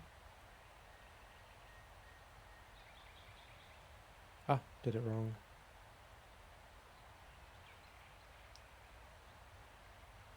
Wrong one. 61.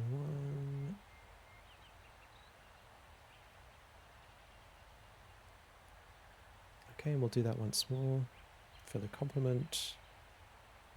Or actually, I guess we don't even need to do that. Let's just get rid of 59 because we won't need that. And let's actually switch to focusing on 58.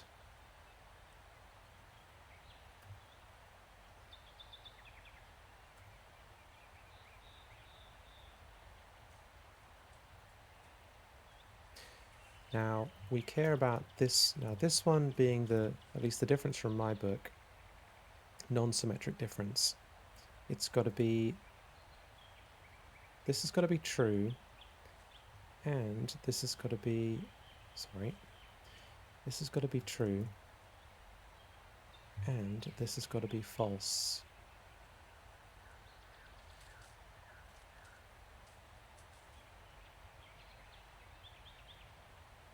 Okay, and then let's add a, and I've named that wrong, complement, I think it is. No, it's not complement, because that's something else.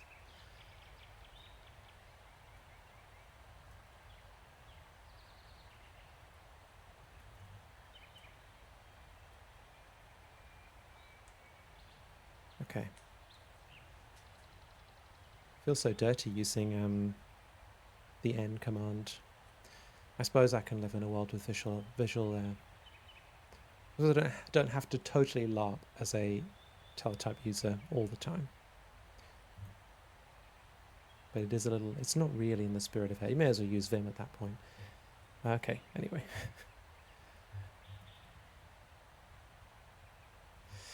This is JavaScript, but I'm editing it using an editor called Ed, which is a line-based editor.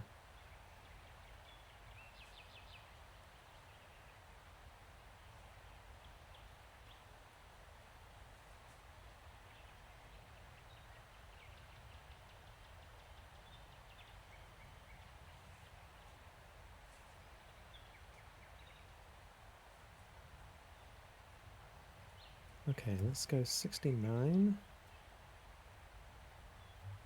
Let's test out the complement one. Or I suppose I could use the union just to see it at first. And then I could say, Backpack says, you're saying the end command would be a waste of paper on the teletype. Am I following? Yes, that's right. So in the video that I made about Ed, I make the point that the end command was not in the original version of Ed that was used by Ken Thompson, Dennis Ritchie to write Unix, and I explore why that was. I think it's, to me, the line I take in the video is that it's significant that it wasn't implemented until later. So yes, doing things like (n) would be, it would be a very inefficient way of using the teletype back then.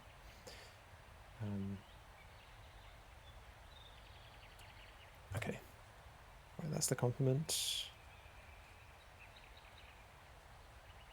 That would be a good command if it worked, wouldn't it? That would be pretty good if I implemented that.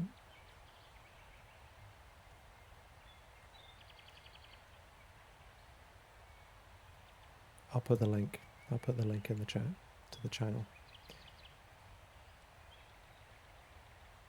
Very bold of YouTube to try to recommend you my own videos. Yeah, there's a one that it looks like I'm advertising a certain product, which I'm not advertising. That's the thumbnail. We shouldn't talk about that in the chat though, or I will get banned. Okay, where was I? Right, good. We've got complement working, and then difference.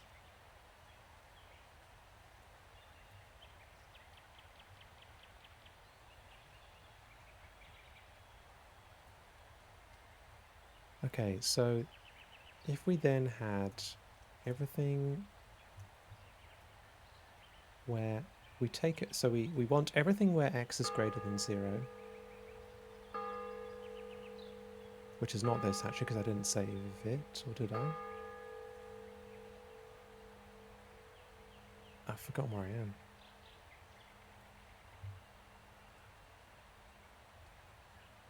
Let me just work out what I'm working on. Okay.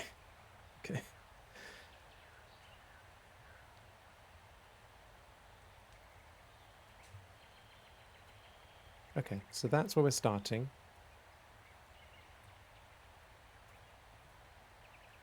And on the end of this, I want to have everything that's this less everything where y is greater than 0, which will mean I should have the bottom right corner.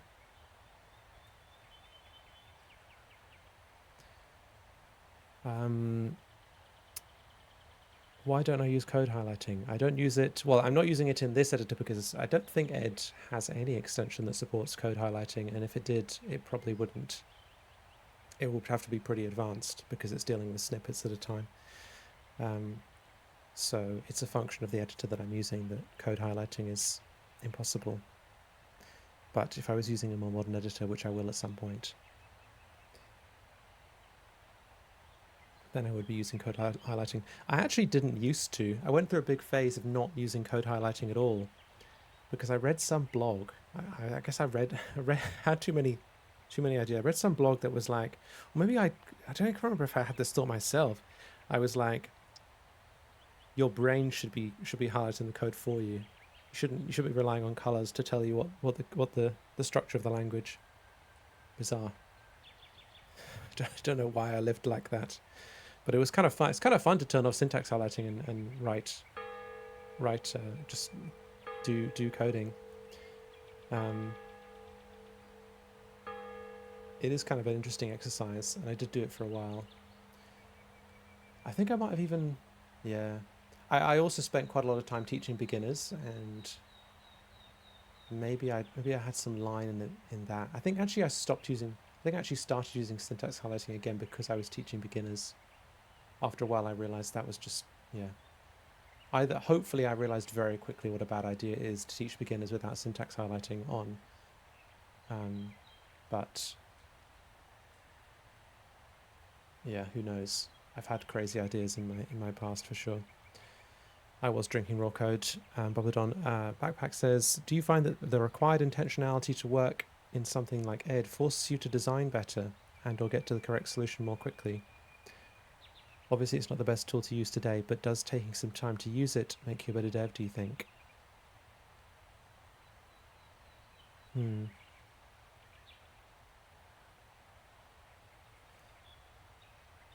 I think that the exercise of going quite slowly and trying to be quite deliberate about what you're doing is good. And I think where I am specifically,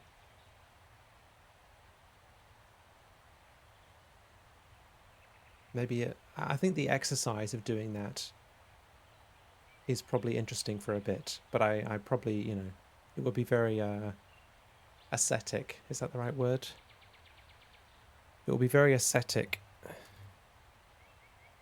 Yeah, ascetic. A person who practices strict self-denial, abstaining from worldly pleasures, comforts, and luxuries, often for spiritual, religious, or disciplined reasons.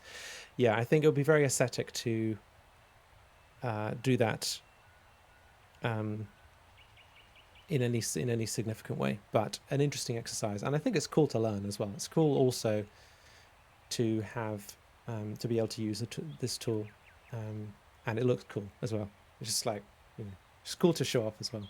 Doesn't hurt.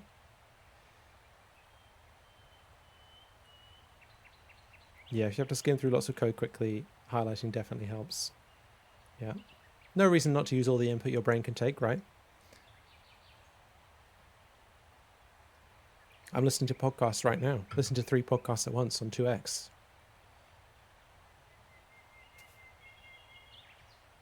It's not true. Or is it? The podcasts are telling me to say it's not true.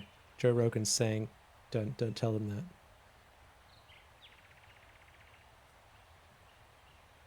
Yeah, RCS says, Ed is a huge part of computing history. Knowing a bit of history never bad. That's true. Yeah, that's true. And I think there is something to be said about using the, like, one of the cool things about computing history is you can actually engage with a lot of these artifacts yourself. Hey, like Book of Proof right here, Bible in Chinese left here. Yeah, I remember that. That was a tweet, right? Yeah. Yeah. It's actually even better. I've got it in Cantonese, sort of in, spatially positioned in front of me, and Mandarin spatially positioned behind, as in the left ear.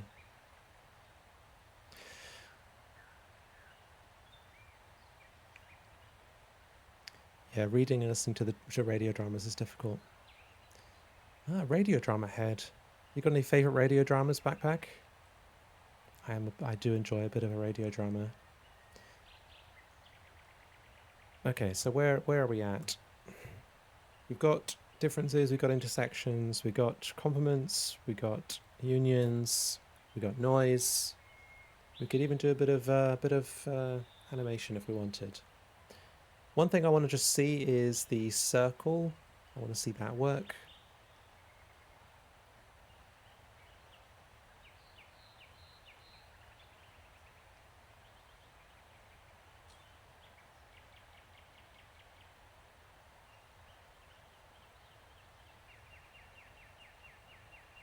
Okay.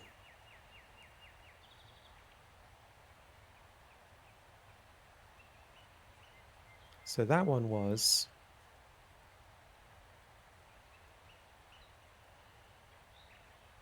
X. Oh, wait. In JavaScript, you gotta like...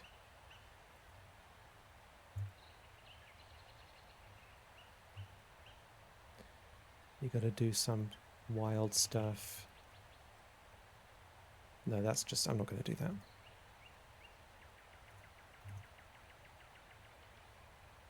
Now this has got to be less than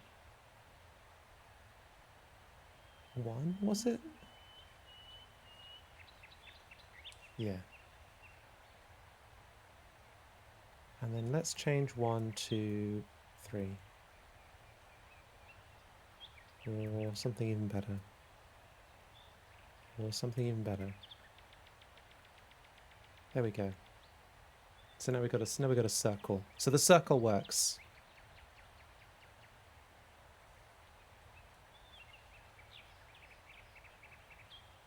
Back in the day, it was a series called Adventures in Odyssey. Is that like the Homeric Odyssey? That is Homer, right?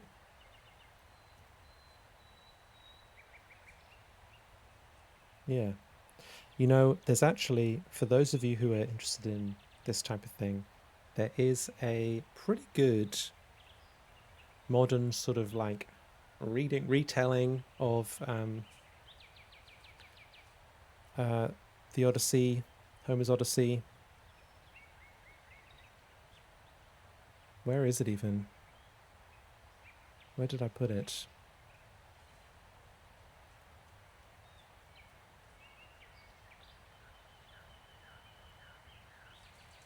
They should, you know what you should have done? You should have chosen an easier to spell title. That's what you should have done. That's what you should have done. Some scholars report that Marge actually wrote the Odyssey. Yeah, she might have done. She could have done. Yeah, the I don't know. No disclaim. Like I'm making no claims that AI was not involved in the creation of the Odyssey retelling. But as someone who is definitely not going to read or listen to the Odyssey in its original form, or any direct translation of it, but I was interested in the story and knowing a little bit more about it, I will say that is a fantastic video to listen to as a podcast, to hear the story of the Odyssey. And I will say, like, I don't want to be like, I mean, obviously this is a bit of a stereotype, but it's an incredible story. Like, it still feels, I mean, probably part of this is the retelling, but it still feels so modern. Like, it's so, like, I mean, it could be a Netflix series. It really could. Like, it's, yeah. Oof. It's powerful stuff. You heard it here first. The Odyssey, it stacks up. Stacks up. It's pretty good. Would recommend. would recommend. 5 stars. 5 stars on Goodreads. What do you think the Odyssey has on Goodreads? Should be good listens, shouldn't it? Just talking to myself now. The Odyssey by Homer has a 3.84 rating on Goodreads.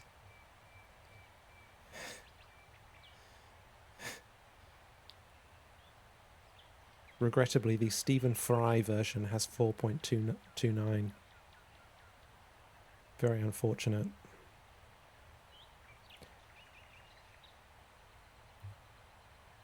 If you explained all of this to Homer, he would write a whole epic about what a terrible person you are. Yeah, on Letterboxd, all old movies have like a 4 minimum. Yeah, true. That is true. Yes, indeed. Using the ad editor, Pete. All right, but I think we might change tax actually. We've got a circle. That's pretty good. We've got intersection. We've got difference. Yeah. I think we can probably do some more reading now. Maybe do some more reading. Maybe do some exercises from our book.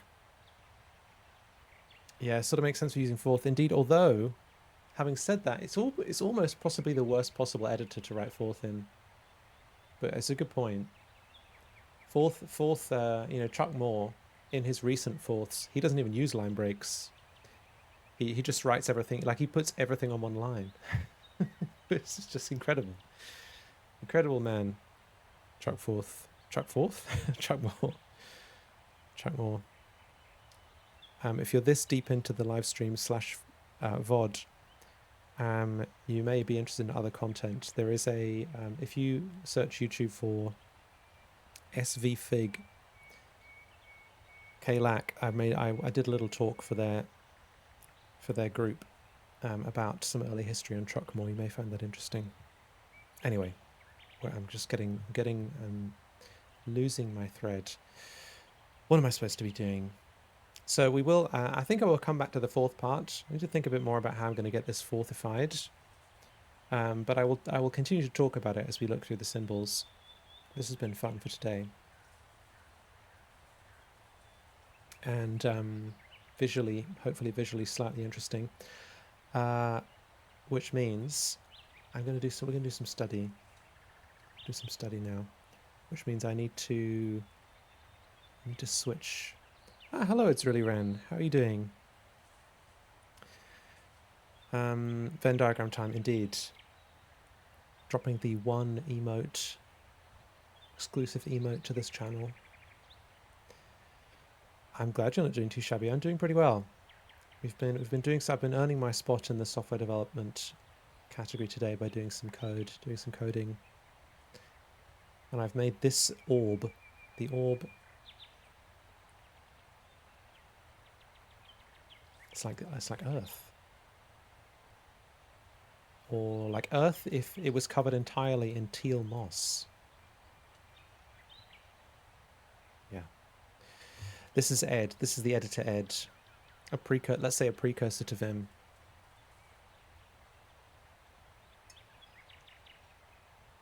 And it's just JavaScript, as Dan Abramov might say. Yes, 2D circle. Formula I keep forgetting whenever I'm shown it in the book. All right, you're about to see behind the curtain, I'm afraid, into my incredibly janky keying system.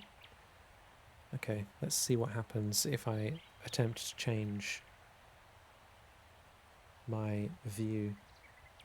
Whoa, okay. Let's get rid of that.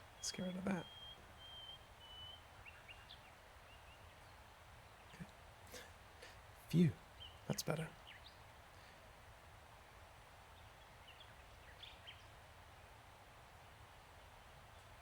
Okay. Now that's a terminal in exactly the wrong place. Okay, that'll just have to stay there. And then I want to get in here.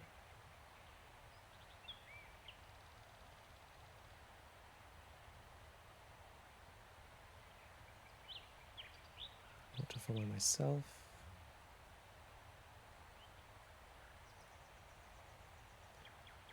And wow, that was, remember this? Remember this horrendous 10 minutes. You're an NVIM enjoyer, are you, Rich? I'm about to be. I'm about to be an NVIM enjoyer. I'm drinking. I'm not exactly drinking the Kool-Aid.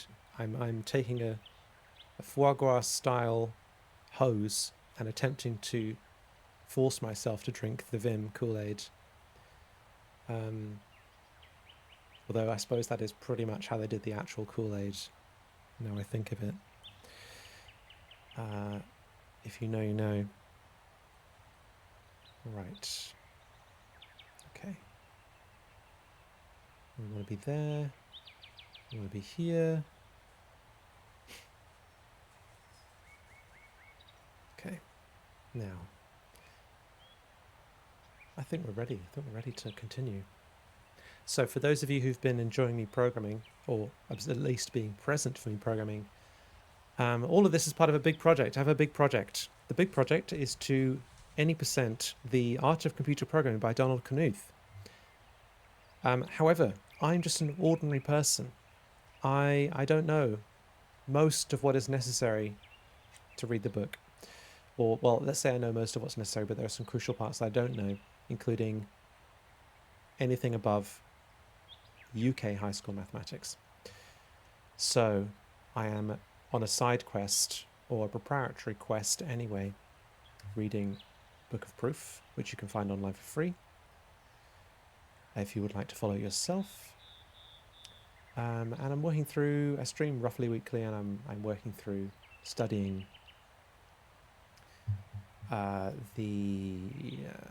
everything up until I understand proofs enough to write some proofs, and then understand at least enough to move forward with Knuth's book, which starts with a lot of mathematics.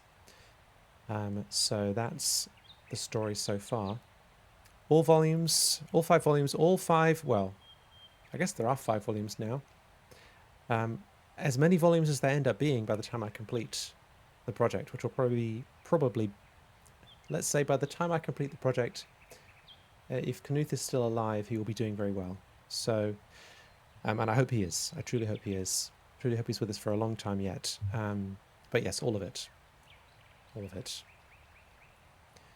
That's the project. One of the things you need to do when you're streaming, as you will know if you follow any other coding streamers, is you need to come up with new stuff to do all the time. We don't have video games to give us material. They're not just releasing, well, I guess they are releasing new stuff all the time, but you've got to come up with stuff. So this project is big enough that I should not run out of stuff to do for quite some time. Okay, so we got through in the last session. We spent a bit of time looking at intersections, differences, complements, which is what I've been doing so far on the stream, doing a bit of programming. You'll notice I didn't encounter any lines because that would not have worked with the approach I was taking unless I made them into very little intervals, or I took a different approach in general, which I probably should think about.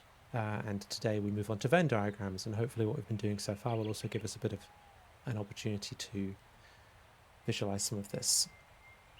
Or not, I don't know, I haven't read ahead. That would be cheating. Yes, I am making content of the hot new editor on the screen. On the scene, sorry. I was looking at a screen, so I got confused. Okay.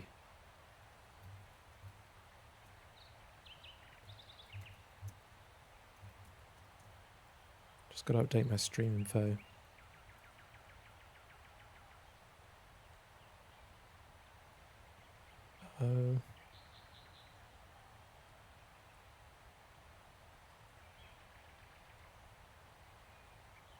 Basically, Ali, great username again. I'm glad we found each other. Thanks for saying that. Okay. In thinking about sets, it is sometimes helpful to draw informal schematic diagrams of them. Or schematic, it's definitely a schematic. In doing this, we often represent a set with a circle or oval, which we regard as enclosing all of the elements of the set. Such diagrams can illustrate how sets combine using various operations. For example, figures 1.7a to c show 2 sets, A and B, that overlap in a middle region. The sets A union B, A intersection B, and A difference B are shaded. Such graphical representation of sets are called Venn diagrams, after their inventor, British logician John Venn. What a coincidence! He was named the same thing as his diagrams. Amazing. 1834 to 1923.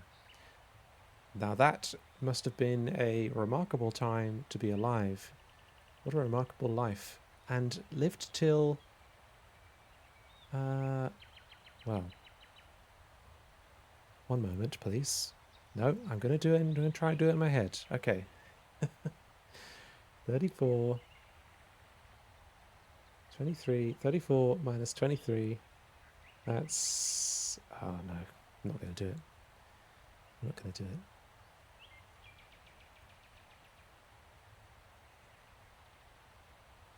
What's it again? 19... Oh my gosh, I can't do anything. 1923 minus 1834. 89 years old. Pretty good age. John Venn. Okay, cool. Always good to know more about John Venn. And these are the Venn diagrams. Okay, A union B, A intersection B, A difference B. A difference B is the one that's slightly confusing, right? Because it's asymmetrical. And it's everything that's in A that's not in B. So we can imagine this like a kind of moon eclipsing A. Kind of a nice image. Though you are unlikely to draw Venn diagrams as part of a proof of any theorem, you will probably find them to be useful scratchwork devices that help you understand how sets combine and to develop strategies for proving certain theorems or solving certain problems.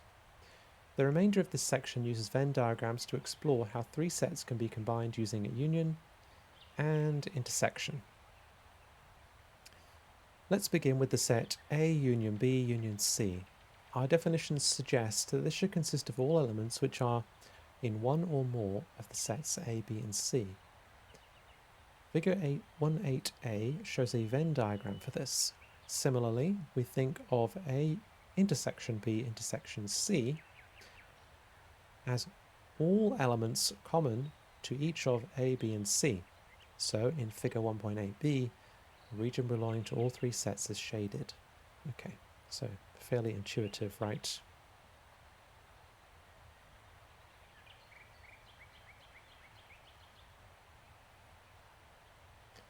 It's really Wren adds A minus B is often written like this in textbooks too. A slash B, backslash, I guess.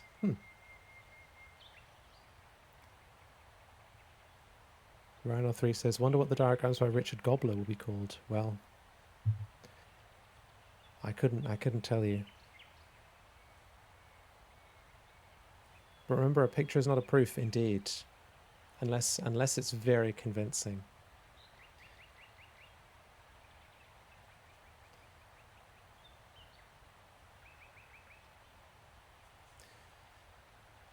It's a proof that there is a picture anyway.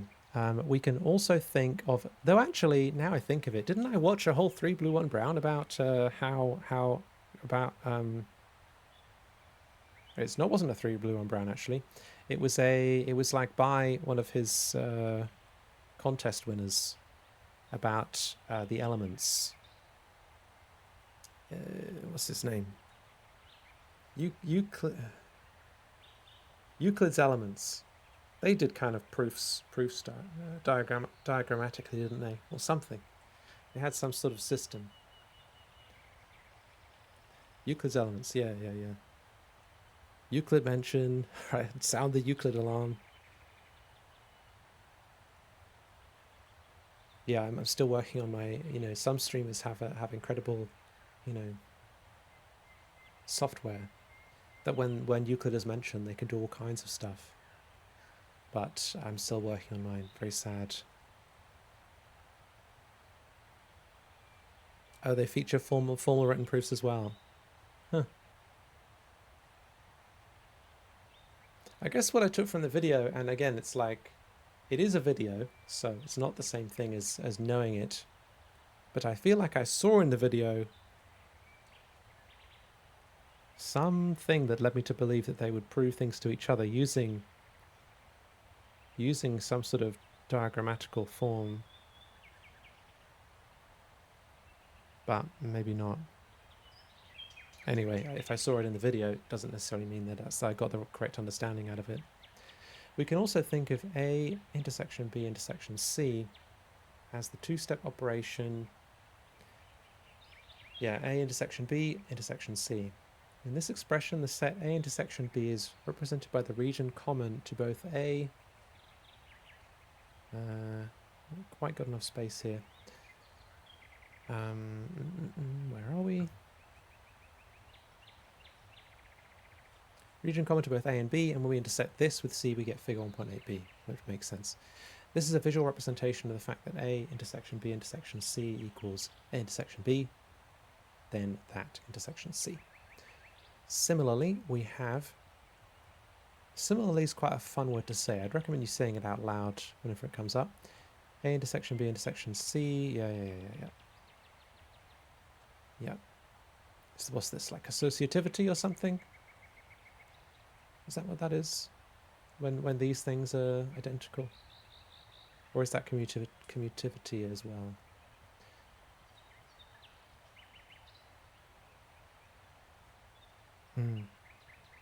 Associativity, got it.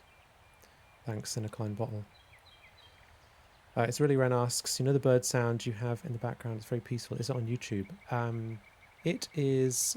I don't know if it's on YouTube, but I can give you a reference to where to find it. If I can find that. It's somewhere. It's somewhere on the board. Ah. Yeah, it's like really long, which is great. So you can go find it. It's like 6 hours or something, so you can download it, play it yourself. It's public domain. Yeah, it's a nice ambience. Okay.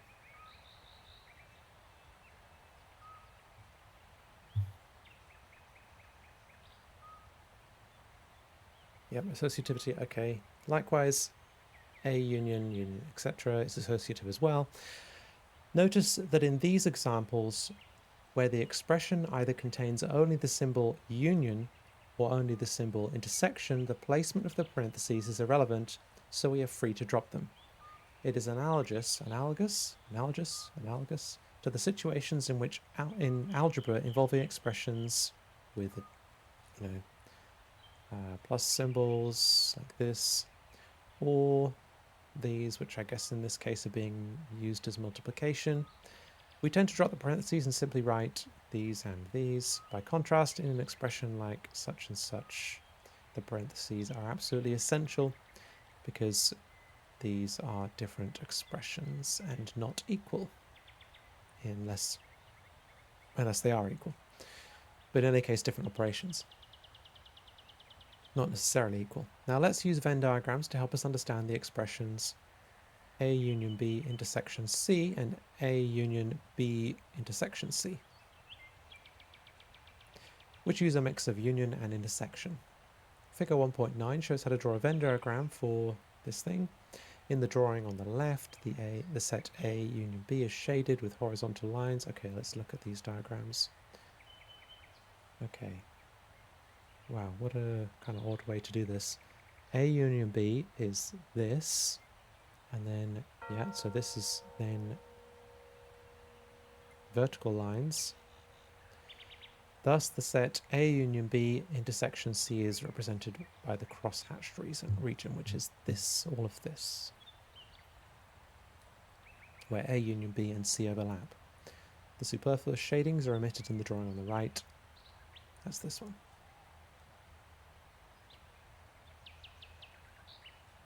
Now think about A union B intersection C. Let's do that. I'm going to not look at the diagram. I'm just going to try and do this.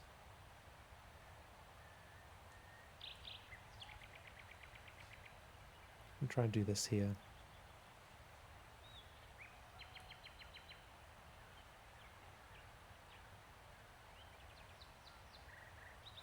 See, always found this difficult.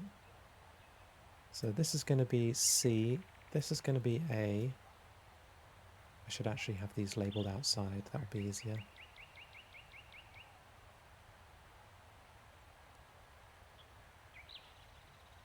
This can be A. And this can be B. And so we're going to get A union... don't have that here. Didn't I have that?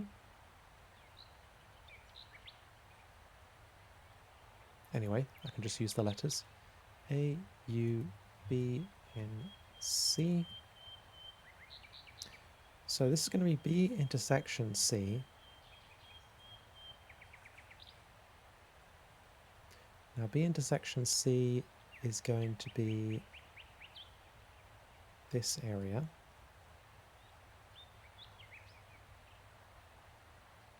Here. It's colouring in stream.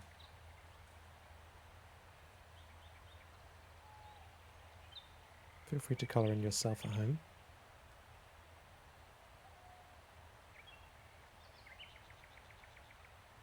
Okay. And then A union B intersection C is going to be all of this here as well. So we should be able to draw this. In fact, we should be able to draw this just by drawing this.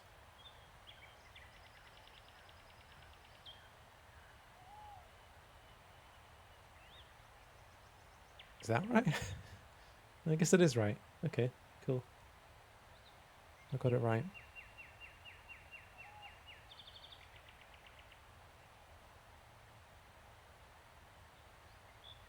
Great.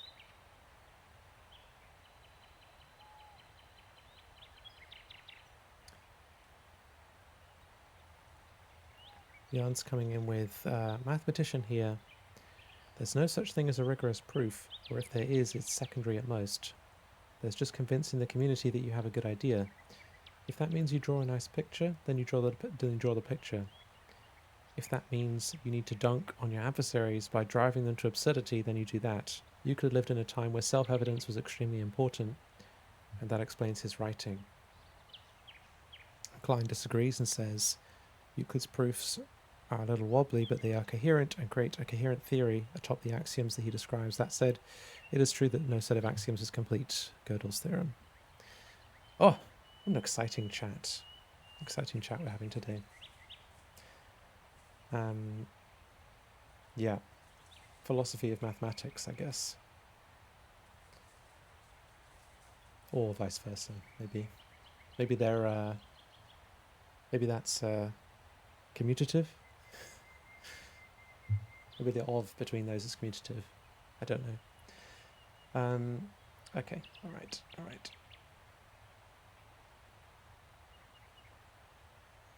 We've got that. Compare the diagrams for A union B intersection C and A union B intersection C in figures 1.9 and 1.10. The fact that the diagrams are different indicates that these two expressions do not equal each other in general. Thus, an expression such as this is absolutely meaningless because we can't tell whether it means this or this. In summary, Venn diagrams have helped us understand the following. Important points. If an expression involving sets uses only unions, then parentheses are optional. If an expression involving sets use only intersections, then parentheses are optional. If an expression uses both union and intersection, then parentheses are essential. In the next section, we will study types of expressions that use only union or intersection. These expressions will not require the use of parentheses. Okay. So let me just compare these two. So we've got this and we've got this. And these are the same thing but with different brackets. And they look quite different. Now, the reason I thought of fourth for all this is because as Chuck Moore would not say, but we can imagine a funny version of Chuck Moore saying, fuck brackets. Like, we don't want brackets. So these would be different expressions in fourth, right? Let's say if we were writing a fourth expression for this, let's fourthify this. Now this would be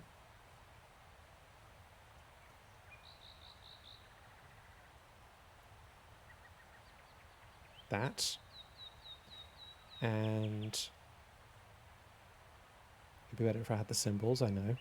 Wait, do I have this? I swear I had the symbols to my text replacements. I didn't. Let me add those now.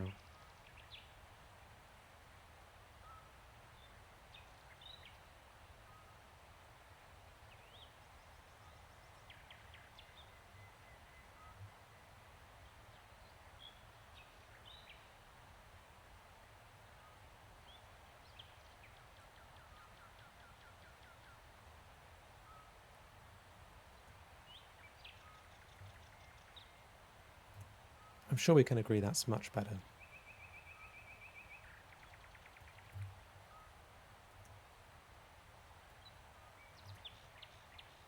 Yeah. So then, now where I want to get to, by the way, with a fourth that can do this, is I want to have it a bit like APL using the proper symbols, which I think would be real cool. Now, if we, yeah, so that's the second one. The first one is A union B, intersection, probably should shorten that one, intersection C. Now if we were to convert this to fourth, we would have A, B,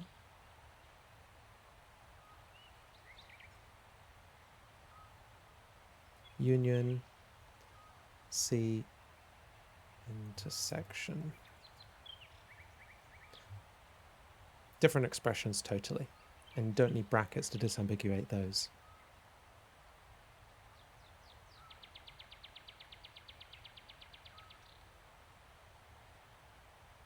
It is a bit freaky, isn't it? Yeah. Do they even go between each other? No, they don't. Yeah, so it would be cool to come up with a fourth for this, because it would be, I think it would be quite eloquent, be quite expressive to have a fourth that had those operations in. In any case, a fun little project, I thought, which I will get to. All right. We have some exercises. Oh, so many drawing exercises. And shall I do my programming with this?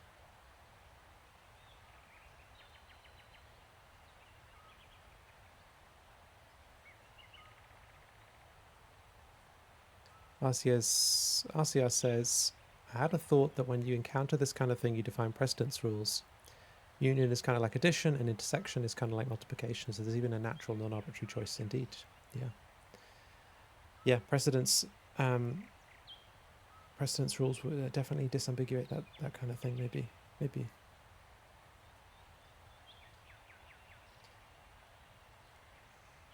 Bobladon says, a problem with that is that union and intersection both distribute over the other. They're perfectly dual operations. I hope to understand that at some point. Not your fault, Bobladon.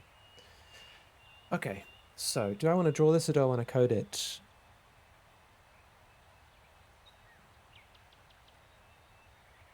Well, I went to the trouble of doing this. Then I would need to get 3 circles, maybe. I think we only need 3 circles or 2 circles.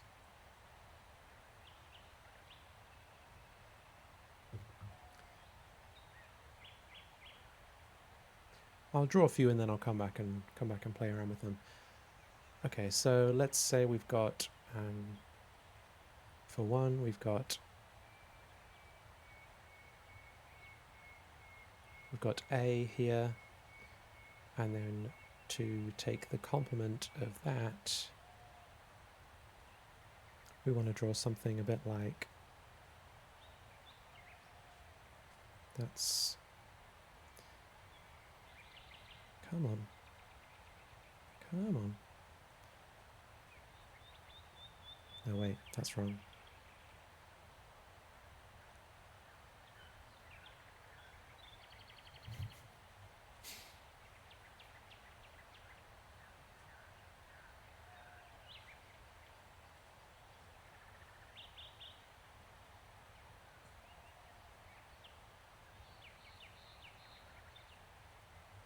I think this is what we want for one. Where this square is the U, the universal set.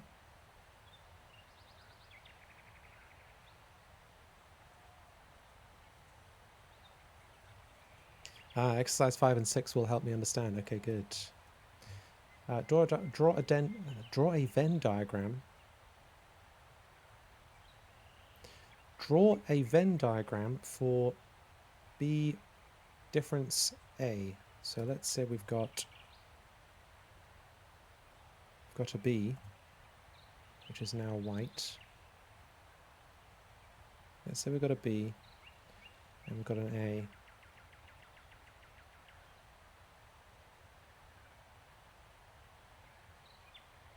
So B difference A means everything in B that is not in A. So what we end up with is something which looks like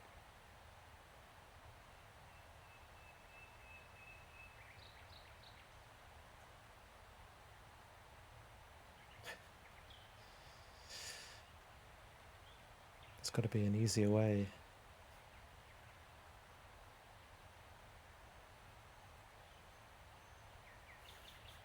I saw someone stream using Photoshop for this purpose the other day, and I was like, oh, Photoshop, could use Photoshop. Still doesn't feel like the right tool. And then, you know, wouldn't it be cool if in you know, when you're streaming, if you streamed, you will know this. One of the things we want, one of the things we are always concerned about is transparency. And I would like to have a whiteboard that is transparent so that I can put it over other things if I want.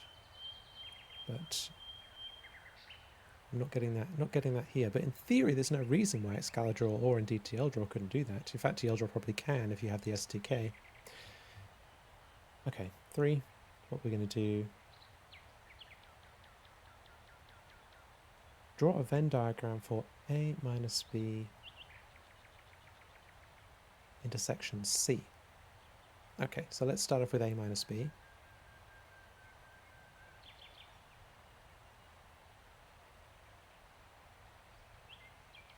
That's everything in A that is not in B.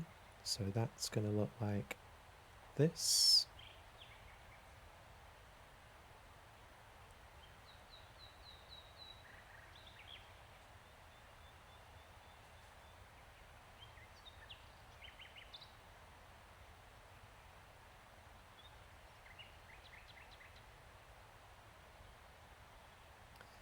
And then intersection C. I guess we're going to have CB above it. So let's say we've got that. We'll have CB above it. And then that means that what we actually end up with is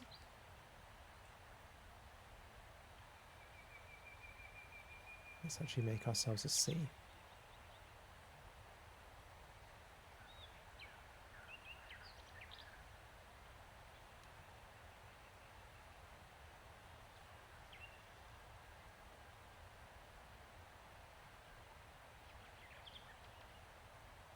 Is this area here. That's what we end up with, I think.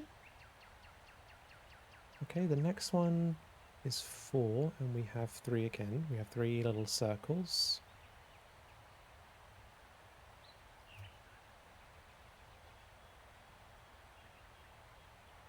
Now for this one, it's going to be A union B. It's these two, so let's fill those in.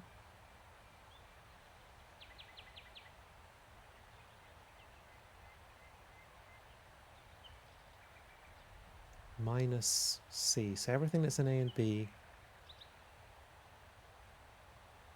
Bring this to the front.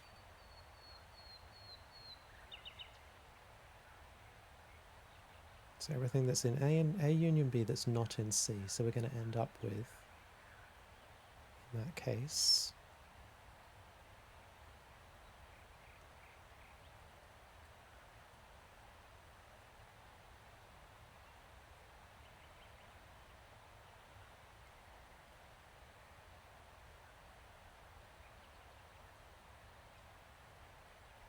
you know that meme where it's like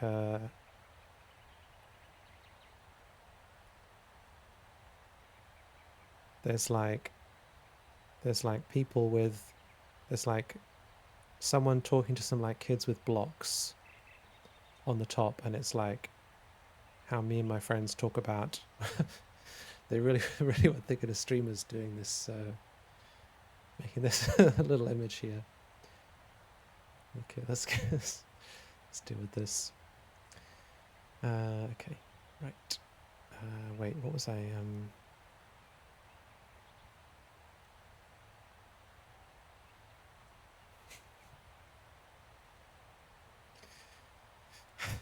You just can't win. You just can't win. Yep, we're just going to leave that. I think this is it. All right. Yeah, so A union B minus less C. Okay, I think that's what we get. Yeah, and then there's like the Greek, Greek philosophers or whatever, talking about etc. That meme. Let me find it actually.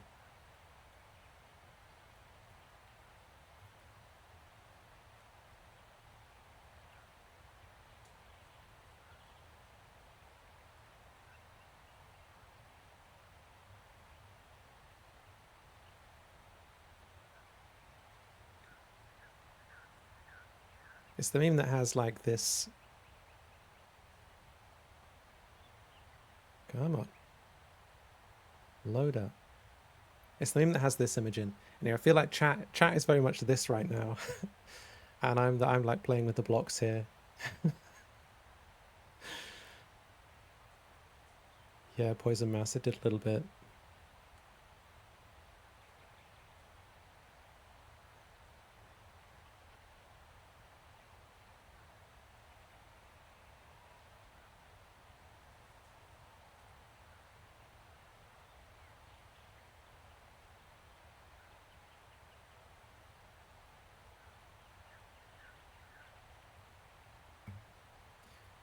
Okay. Now, 5. Here's where I'm going to learn about distribution, I think. Bubbledon tells me. Okay, and I do need 3 circles.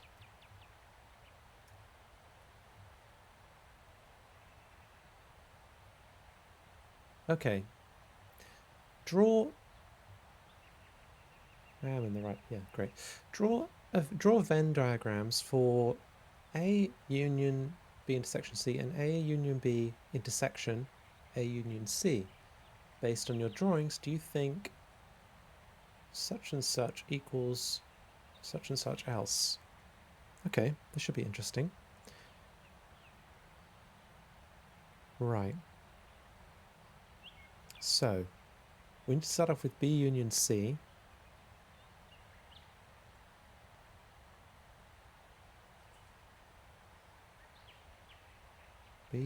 B union C, it's this one.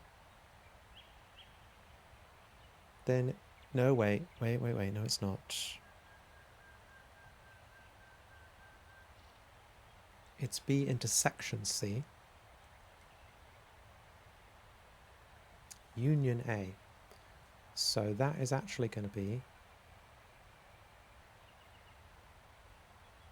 Well, okay.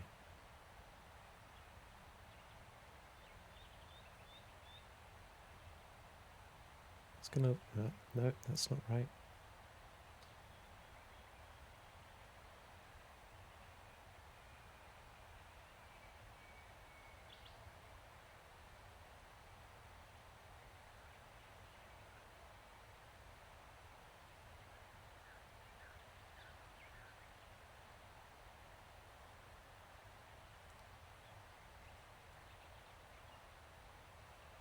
You can't unsee it.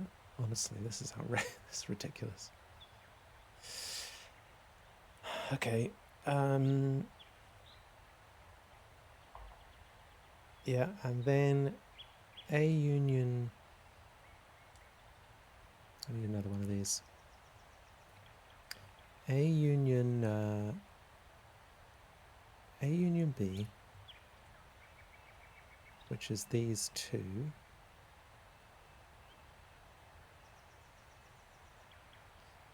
And intersection A union C.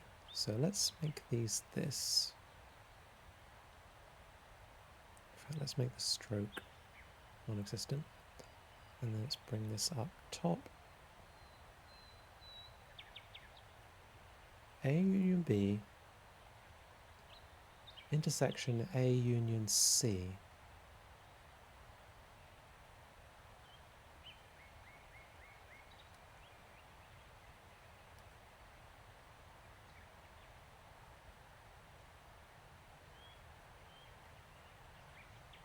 Actually, I did that wrong. That's what we want.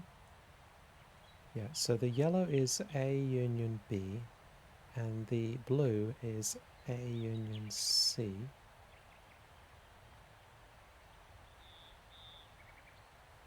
And we want to intersect these two, which means we are going to get, well, we're going to get the same thing, aren't we? Because we're going to get the full circle, and then we're going to get, yeah, we're going to get something, basically that is what we're going to get. Based on your drawing, do you think these are equal? Well, they look equal.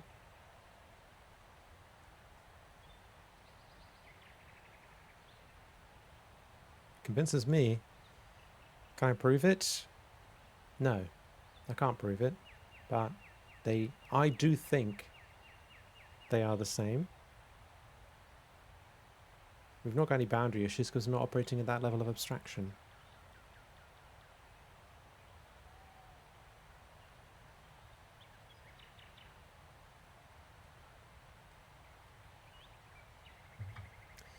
Okay, let's look at 6. Possibly it's going to be a little trick in this. We're going to learn something from this.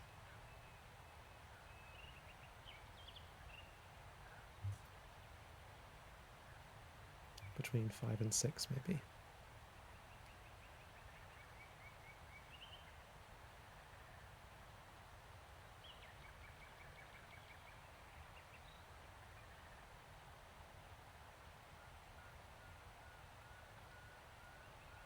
Okay. Now 6. Draw Venn diagrams for A intersection B union C. So B union C, that's these two.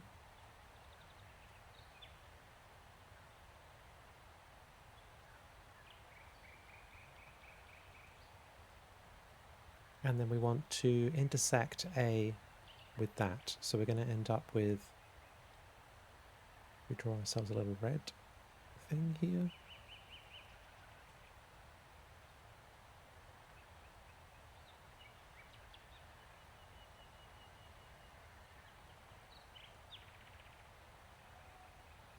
Okay. Now, the other one is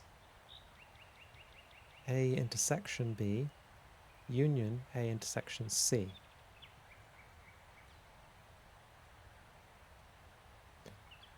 So A intersection B is this area, and A intersection C is this area, and we're unioning those.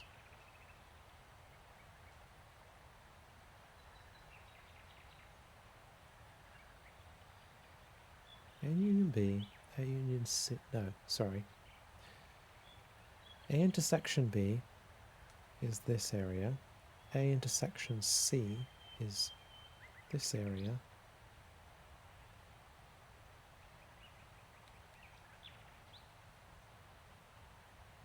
and we're intersecting those, so they do look like they fit. But I feel like it doesn't fit the shape of asking me to do this.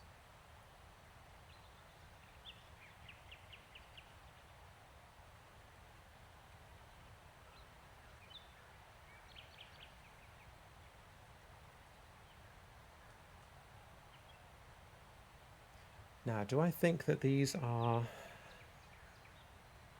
the same? They look the same. They look the same. Again, they look the same. Okay. Leibniz's disciple says, okay, you are asking to prove that union distributes over intersection, right? Unpack these operations in terms of and all.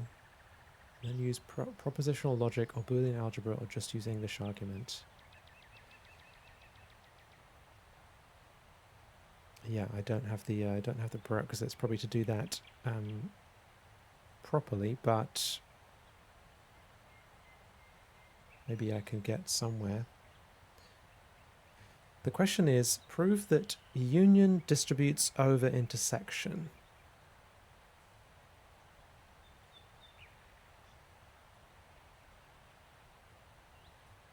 It's the word distributes that I'm lost on there.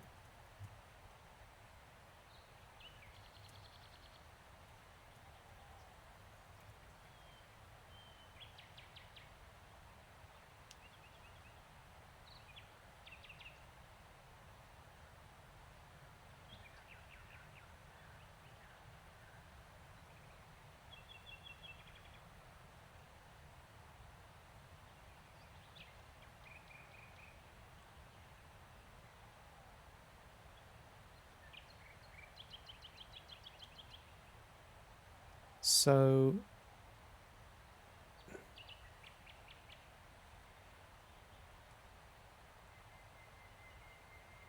right. So we're talking about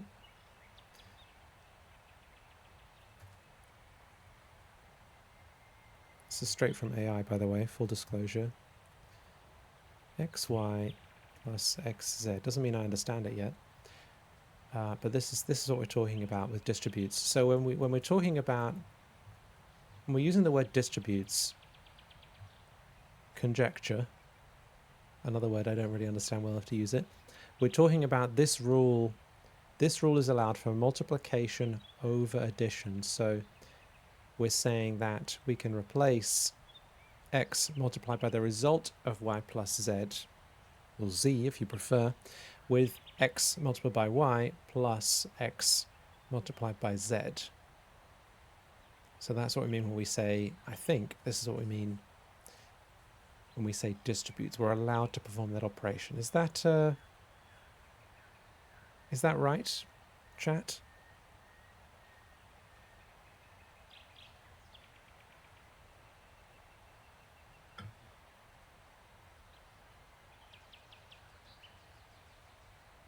I'm getting nods. Getting a cat nodding. The cat must know.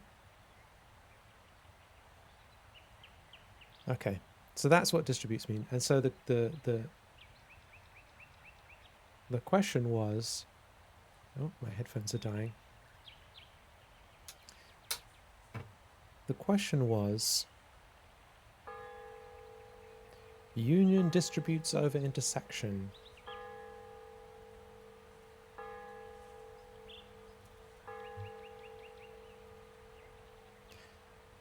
We're saying. And then somebody, I think earlier, said maybe something doesn't distribute over something else.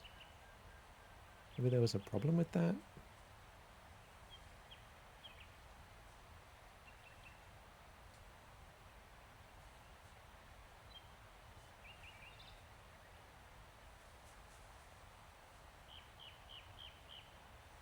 Anyway, I've lost it. I've missed it.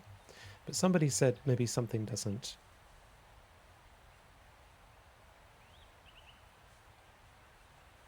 The problem is that both operations distribute over the other. So we also say that intersection distributes over union. Is that right? So what's this a problem with?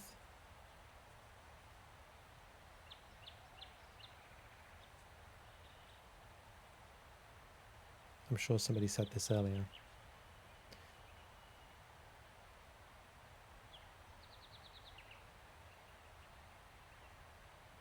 So there's no natural way to have one bind closer, the way we write multiplication to bind closer than addition. Oh, because we then couldn't say addition distributes over multiplication. Is that right? It's in ordinary sort of, you know, whatever it is, we can say that, is it, I mean, I don't take any of this as true, by the way, if you're watching this and you don't know what I'm talking about. Multiplication distributes over addition. We know that this is true. That's what we're saying. That we believe this is true. But maybe this is not true. Should probably use different colors than this. Let's go with blue.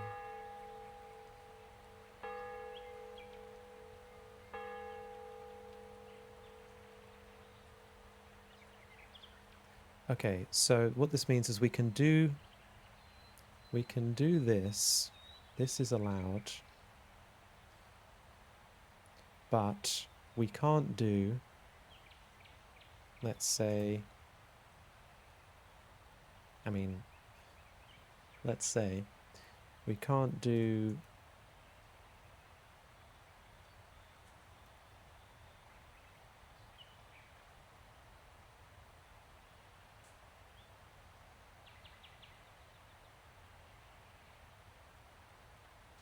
this. Is what we're saying.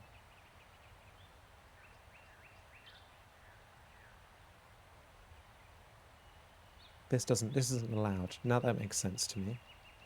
I never thought of that before, but it makes sense. And we can come up with an example, I guess. So let's hope I don't choose exactly the wrong numbers for this. Now this would be 17. And this would be 2 plus 3 multiplied by 2 plus 5, which would be 35. Okay, so this is not allowed. So let's change this. Not allowed. Is allowed, not allowed. Okay, whereas these you can do both. You can do it both ways. So you could do union distributes over intersection, so that would be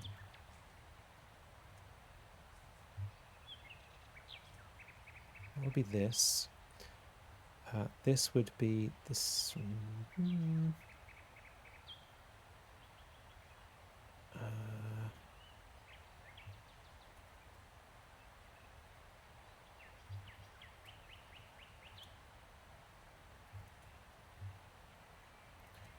Of screen space.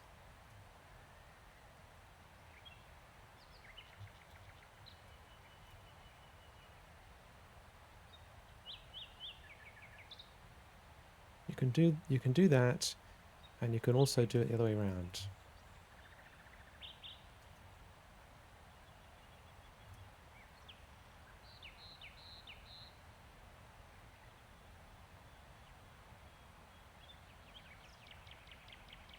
And this was a problem, I think, with something somebody said earlier. Well done. Have fun with your groceries. Happy Nora, you've returned. What have you missed? Well, we're doing some Venn diagrams. Somebody taught me, Bolidon and others taught me what distribution means. There's a big conversation happening about the nature of mathematics. We made a sphere. You may have been, well, we made a circle. You may have been here for the circle. Circle was a big deal, as it always is. Okay, so 5 and 6, yeah, they tell us this is also about distribution. I guess this is the same thing, I suppose. It is the same thing, isn't it, to what we were saying just then? Yeah, interesting. I guess maybe you're expected to notice that.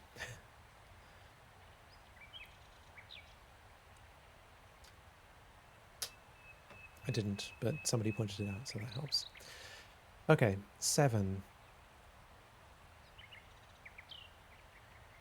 Suppose sets A and B are in a universal set U.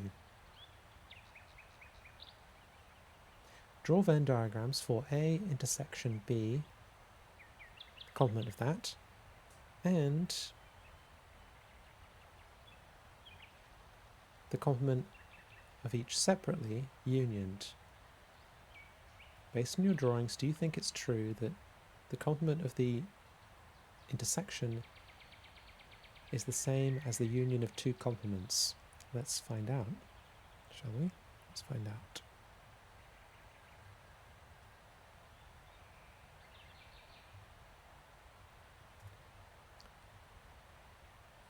Okay, I've got to do some drawing now.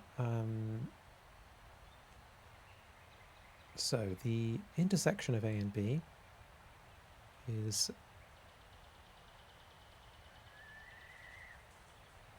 this area.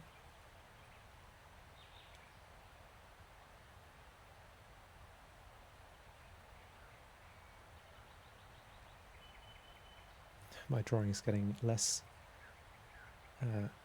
more coarse by the moment.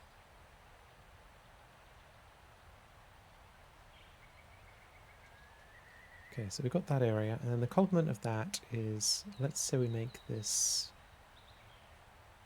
let's say we do this, and let's say we do this. And then let's say we do, what if we do this, and then if we do this,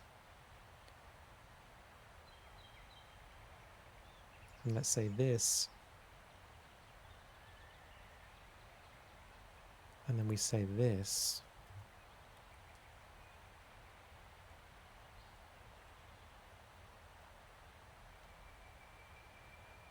Then we have that. And then, let's actually leave this here. And then, if we want to take the union of the complements of A and B. Now the complement of A, I know my intuition's getting a little strained here, so I'm just going to draw this out.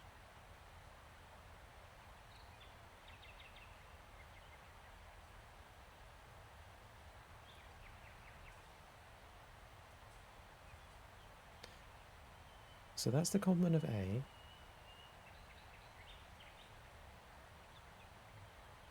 And then let's make this blue. Then this is the complement of B.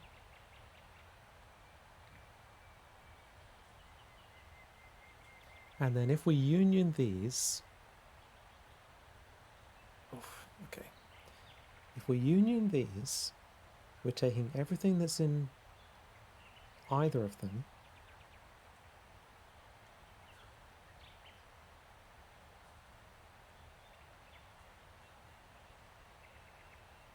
so it is basically the same thing but inverted of this. So if we I mean, I'm having to do this just to make my graphical software work.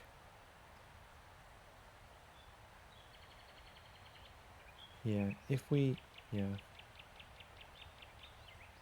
so we're going to end up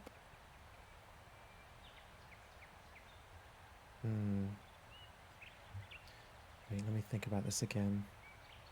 Okay, we're taking everything that is in either of these sets.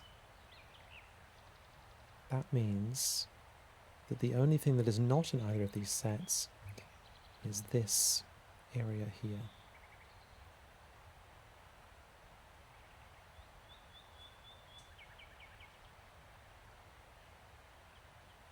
So this is going to be the whole.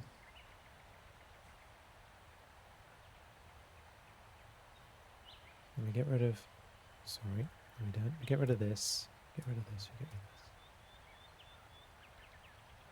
this. Okay, so they're the same. They're the same, okay. So, well, we have this. Assuming that's true, we have this as a thing that we know now.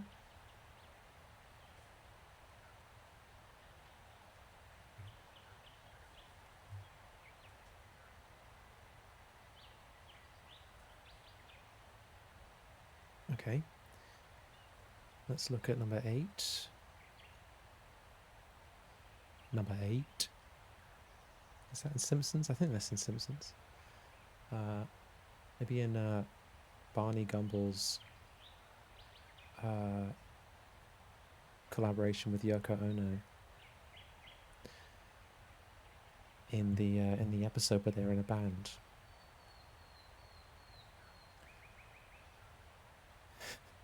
I think that's true. Okay, suppose sets A and B are in universal set U. Draw Venn diagrams. No. Draw Venn diagrams for the complement of the union of A and B.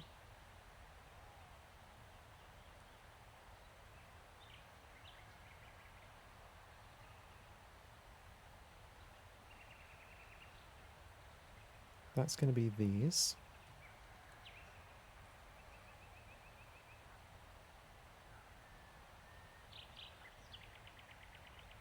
Can't even see what I'm drawing now. I'll see it at the end.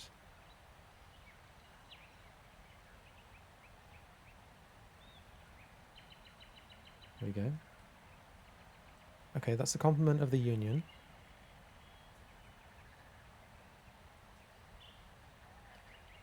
And then we take the intersection of... Oh, okay, I got rid of my circles.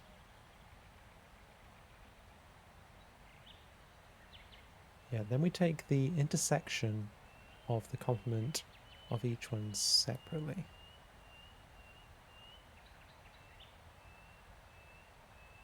So the complement of A will look like this. Sorry, the complement of A will look like this. The complement of B will look like this. And if we take the intersection of those, that's everything that is in both. Yeah, intersection is... Gosh, it's tricky to visualize and mentally with the complements. Yeah, okay, let me draw this out. Oh, I've just copied the wrong bit.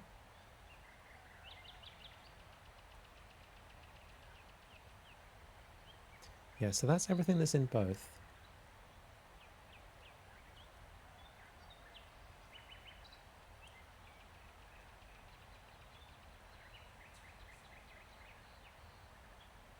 Yeah, and that's going to look like everything that's not got any white on it at all.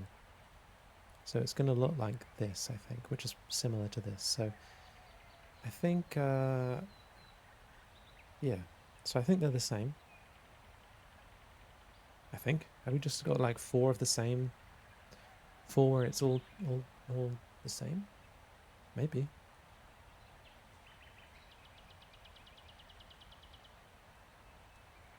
Okay. Then 9.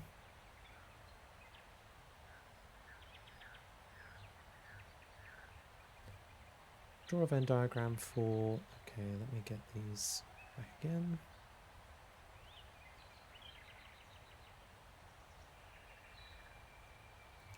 Draw a Venn diagram for A intersection B.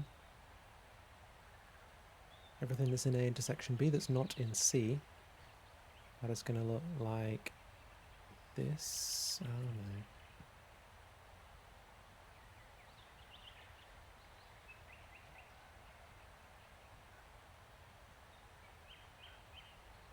It's going to look like that. Then 10.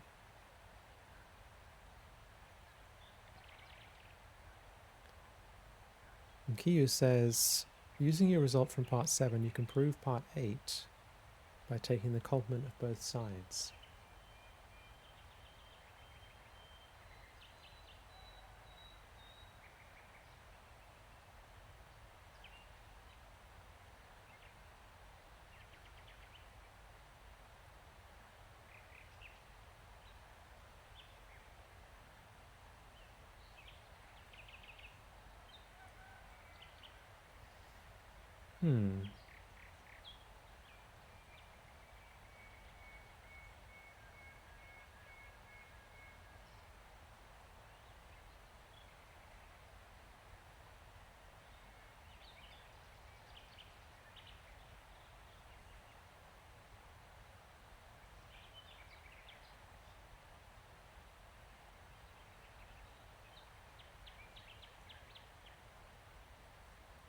I'm not seeing it.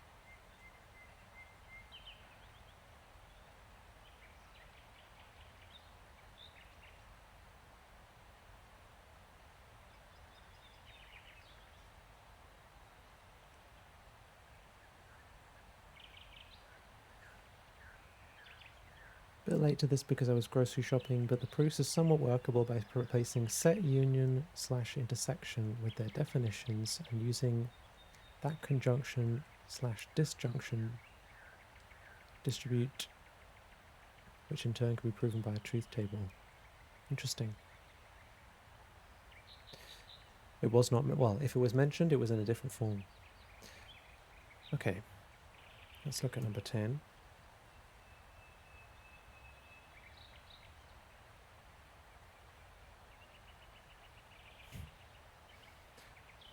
Draw a Venn diagram for A minus B, so that's everything that's in A that's not in B. So that's this, roughly.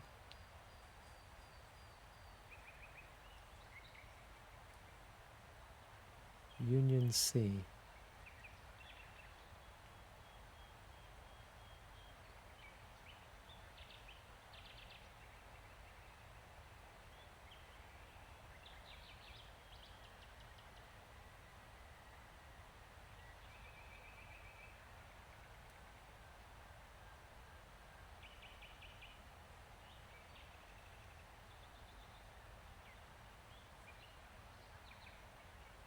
Oh no, wait. Did that wrong.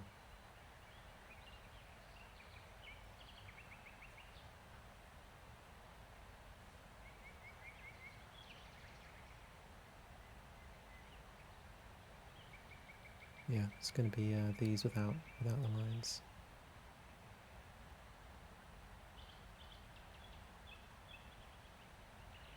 A less B, union C.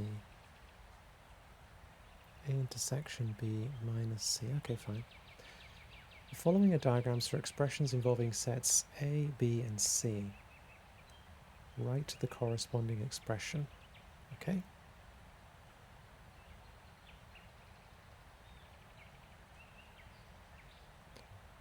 All right.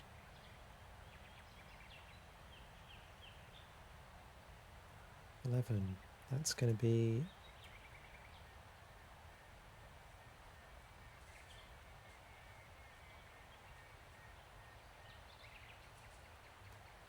C intersection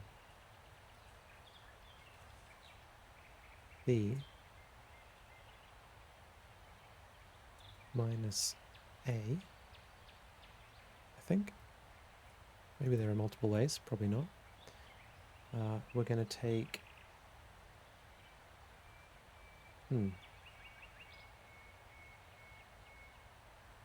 So in this case, we can build this out of... Maybe there's a simpler way to put this, but you could build this out of...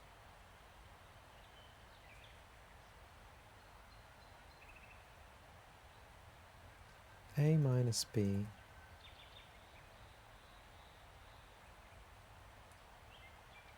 unioned with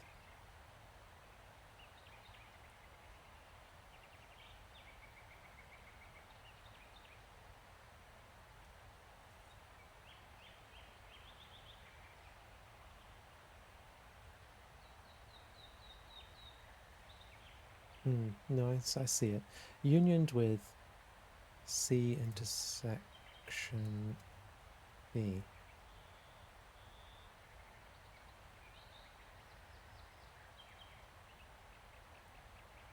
I think.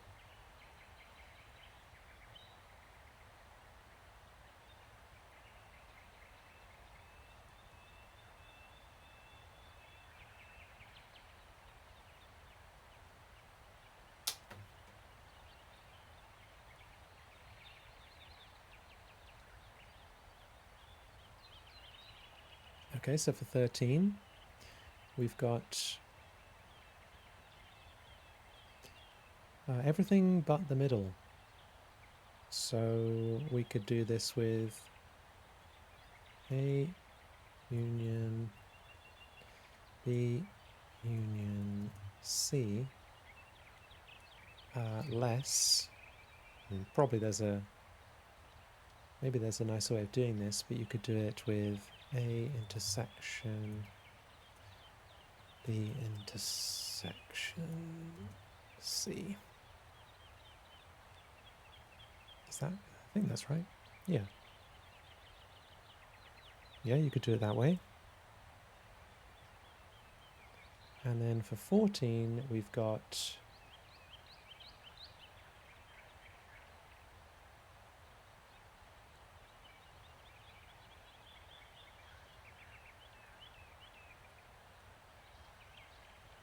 we could do this with A minus C union B.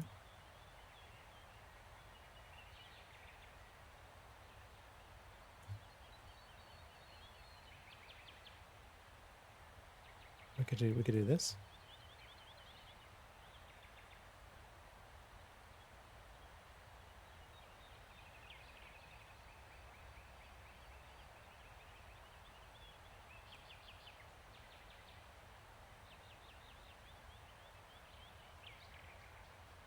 I mean, it doesn't say you have to put them in the simplest way, I guess.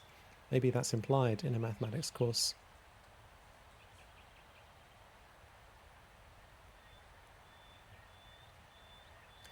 All right, let's take a look at the answers. This is 1.7.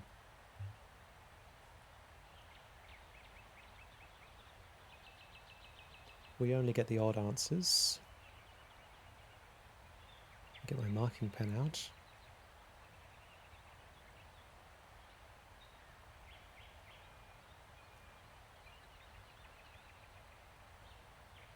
Okay. Wait, I just got rid of them. How did I do that? How did you even do that? Oh no, I just came to the same place. Oh, yeah, here we go. Okay. Yeah. Solution above right. Okay.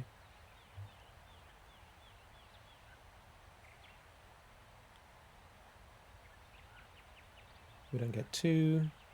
We get 3.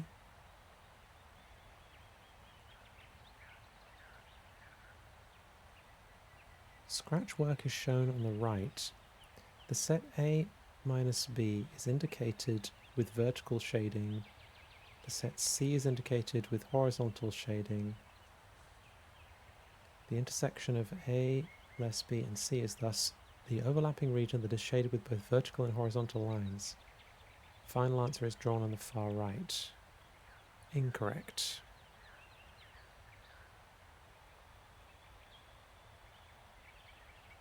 What was I thinking? I shall look forward to looking at that one again. 5. Wait, my A's and B's are the wrong way around. No, I am right. I just got them the wrong way around. I swear he had B on the left in his other diagrams.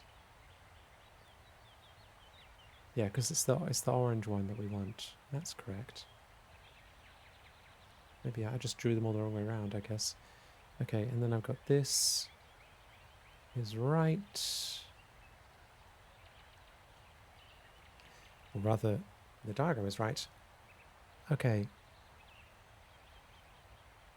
If you do your drawings carefully, you will find that your Venn diagrams are the same for both A, for both etc.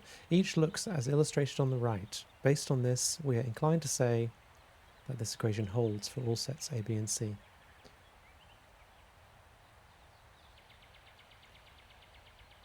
Backpack, you watched the Ed video. Oh, thanks. Hope you liked it. Hope to entertain you over lunch. Okay, 7.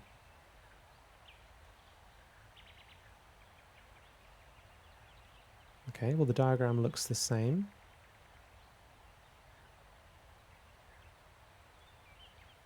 The diagrams for etc. look exactly the same. In either case, the diagram in the shaded region illustrated on the right. Thus, we would expect that the equation is true for any sets. I think we came to the same conclusion. Then for 9, we get this, which is correct. And then we don't get any answers. Oh no, we do. 11, the simplest answer is B union C minus A. And then it says one answer is this. Okay. Great. Okay. Wonderful. Well, that's that.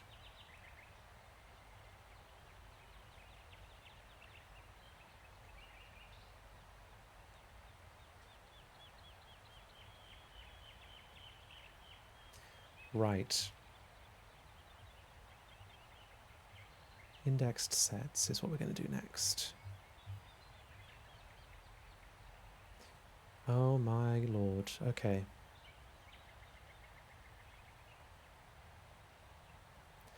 We're going to work through this.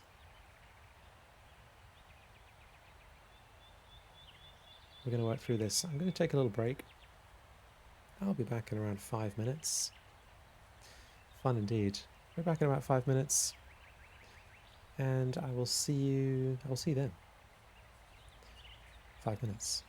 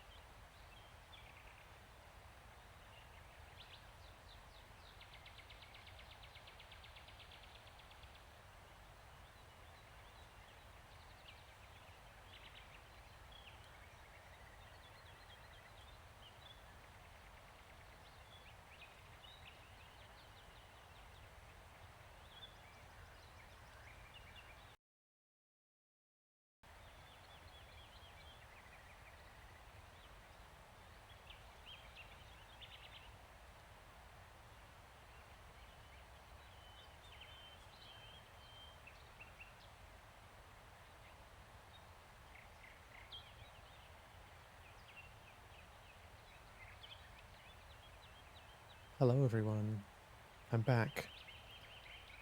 I just had a protein yogurt.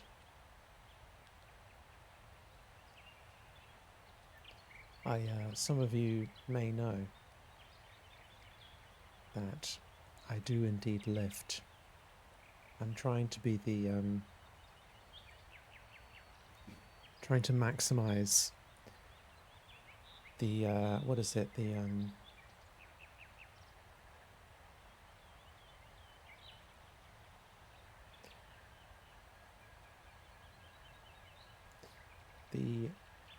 weight to, I'm trying to be the maximum, to have the maximum, I'm trying to have the maximum bench press to testosterone ratio of any coding streamer, and I may already be there. Feel free to challenge me if you have extremely low testosterone or extremely high bench press, and you're also a coding streamer. Okay. Indexed sets. When a mathematical problem involves lots of sets, it is often convenient to keep track of them using subscripts, also called indices. Thus, instead of denoting 3 sets as A, B, and C, we might instead write them as A1, A2, and A3. These are indexed sets. Although we defined union and intersection to be operations that combine 2 sets, you by now have no difficulty forming unions and intersections of 3 or more sets. For instance, in the previous section we drew on Venn diagrams for the intersection and union of 3 sets. But let's take a moment to write down careful definitions. Given sets A1, A2 through AN, the set A1 union etc., through to AN consists of everything that is in at least one of the sets AI. Okay, so we've got some new powers here. Likewise, this series intersected consists of everything that is common to all of the sets AI. Here is a careful definition. Suppose A1 through AN are sets, then the union the union of this series of sets, or whatever they're called,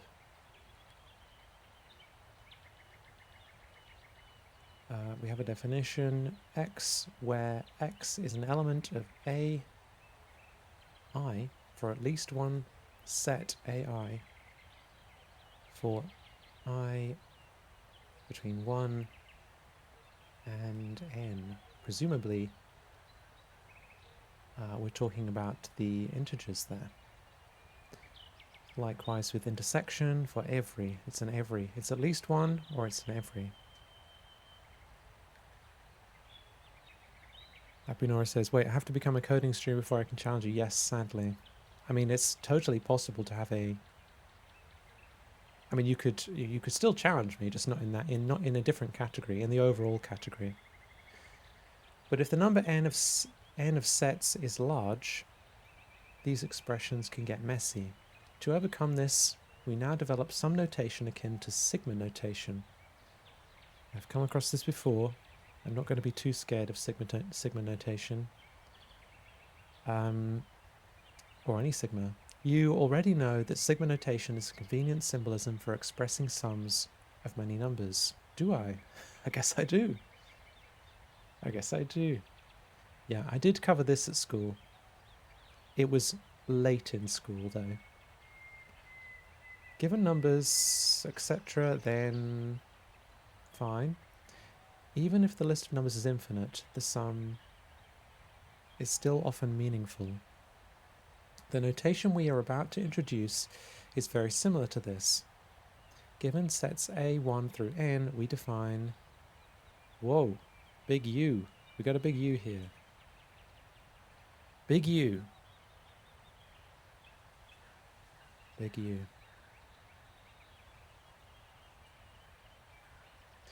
Big U. Big N. Are they even U's and N's though? I'm not quite sure.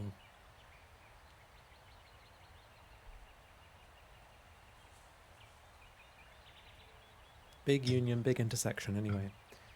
Okay, and then we it works like this basically. So yeah. Okay, suppose these and these and these, then yep, union them all or intersect them all. This notation is also used when the list of sets is infinite, so it's a list. We call it a list. Okay. At least one. Union, at least one. It's funny actually. I kind of implemented these series in my earlier visualization, didn't I? Just for convenience. And this in JavaScript was called sum, and this one was called every.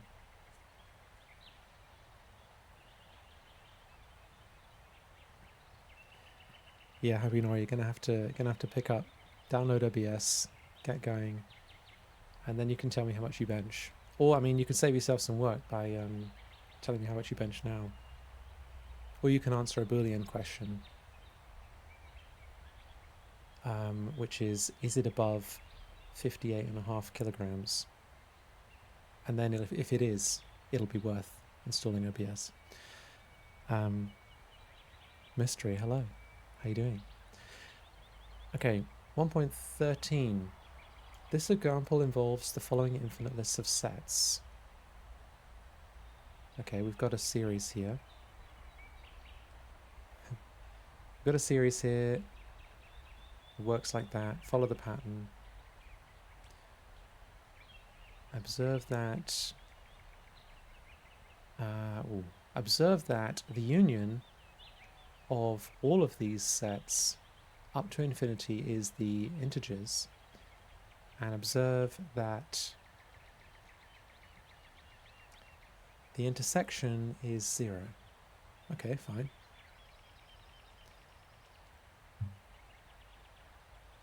Yeah, I mean, you can stream anyway. It's allowed. You don't have to. They've said Twitch has asked me just now to say you are allowed to stream if you bench more than me or less than me. It's not a requirement. You're allowed to stream in either case.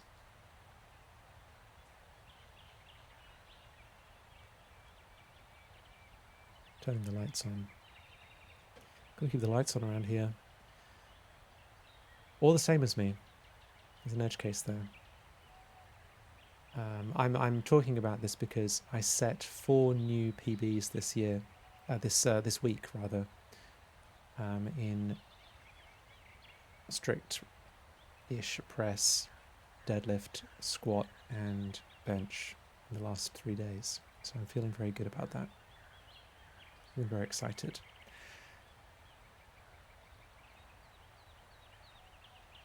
Okay. This is a useful twist. Here is a useful twist on our new notation. We can write... yeah, we can write that. Or we can do this, which also is cool. And then we could do this with any set, right? I mean, that would be horrendous. Why would a person do such a thing?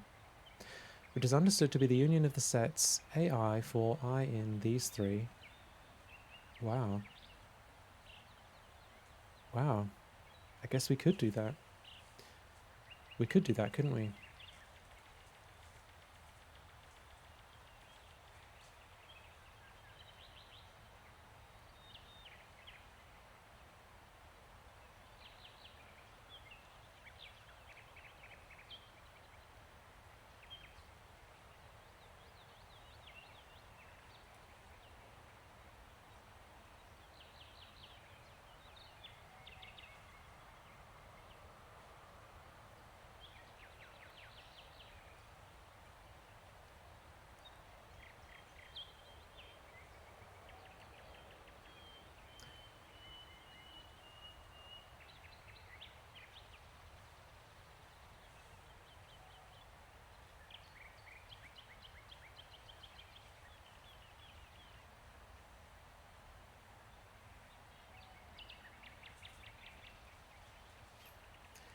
Anyway, yeah, here we're taking the union or intersection of a collection of sets AI, where I is an element of some set, be it 1, 2, 3, or the natural numbers.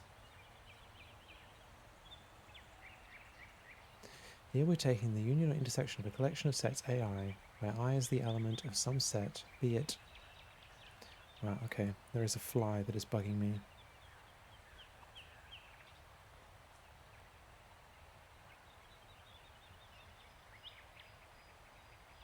Okay, that fly escaped. Alright, nobody clipped that. Okay.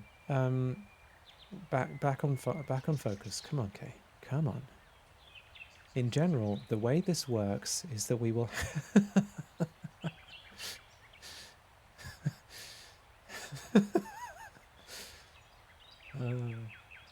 That's like how I write if I've not redrafted my writing. In general, the way this works is that we will have a collection of sets AI for I in the set I, where I is the set of all possible subscripts. This set I is called an index set. Right. Okay. So right. Okay. Okay. We're doing a lot of abstracting here. We're doing a lot of zooming out. It is important to realize that when the set I need not consist of integers. We could subscript with letters or real numbers, etc. Since we are programmed to think of I as an integer, I guess we are, let's make a slight notational change. Use A, not I, to stand in for an element of I. Thus, we are dealing with a collection of sets AA for A in I. This leads to the following definition. If AA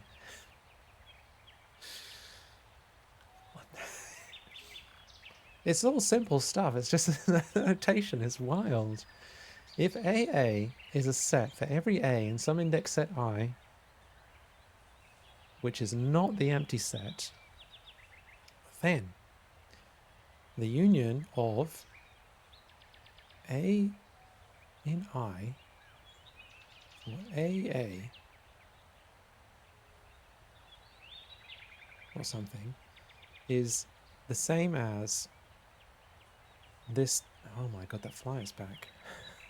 Gosh, this is really, it's really getting to me now. For at least, yeah, fine. It's the everything. No, it's the at least one. Fine. Okay. Yes, great. I believe you. Alpha. Okay, alpha. A alpha. Fine. In this example, all sets A alpha are subsets of the plane R squared. The Cartesian plane. Each alpha belongs to the index set such and such. So that's the real numbers between 0 and 2 inclusive. Inclusive is a closed set, a closed interval, sorry, which is the set of all real numbers between 0 and 2. For each number, alpha, in the index set, define A alpha to be the set A alpha in the interval A to 2 multiplied by Cartesian product with 0 to A, which is the rectangle on the xy plane whose base runs from A to 2, alpha to 2, on the x-axis, and whose height is alpha. Some of these are shown shaded below. The dotted diagonal line y equals x is not a part of any of the sets, but is shown for clarity, as the upper left corner of each A alpha touches it. Note that these sets are not indexed with just integers. For example, as root 2 is in the index set, there is a set A subscript root 2, A indexed by root 2, which is shown below on the right. I suppose it is. Note that A0 is this rectangle, which is the empty set, right? Is the interval 0 to 2 on the x-axis?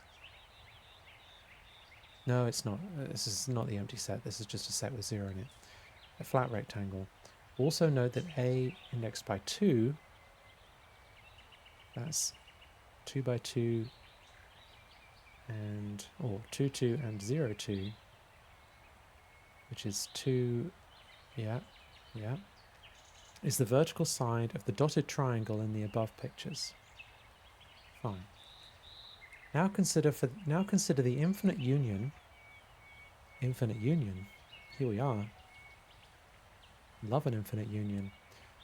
Etc. with A alpha. It is the shaded triangle shown below because any point x, y on this triangle belongs to the set AX and is therefore in the union. And at any point on the triangle is not in any AX. Any point not on the triangle.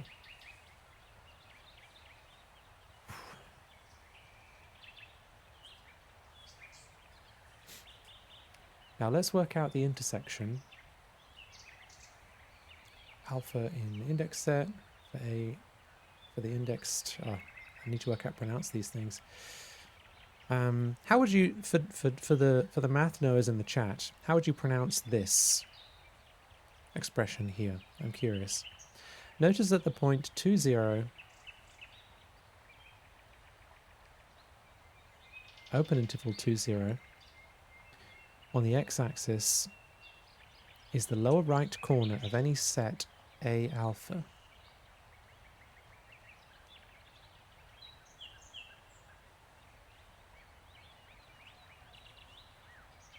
Point 0, no, it's not an interval at all, it's just a coordinate.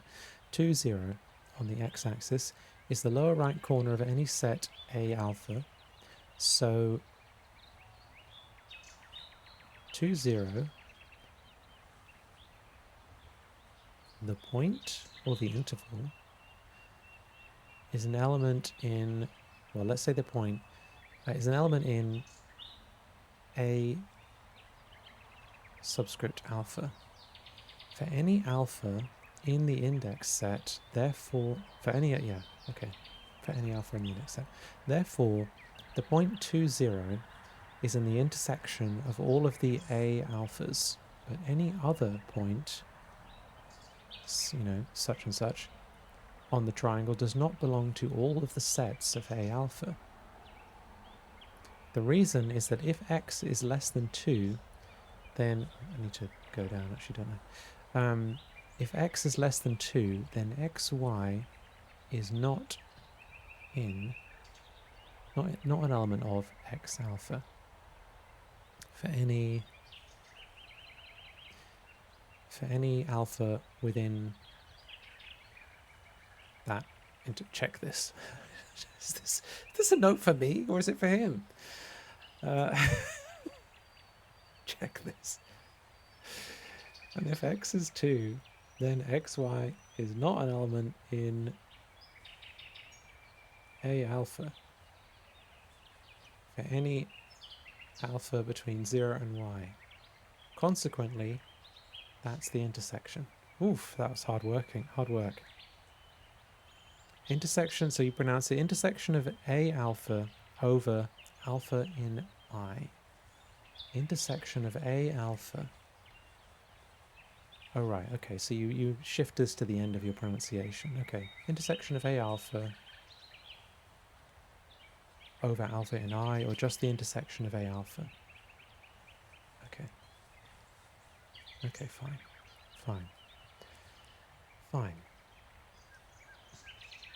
Check this. Okay, well, let's check it then. The reason is that if x is less than 2, then xy is not an element of A alpha. For any alpha that's between x and 2. I suppose I ought to do some work. Right. So let's look at this. Let's look at this thing then. So the index set here is 0 to 2, closed interval, so it's inclusive.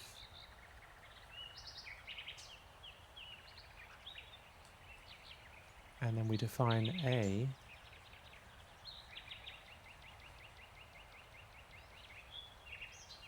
I need my better notation here, don't I? Need my subscript A. Do I have, is there a subscript A?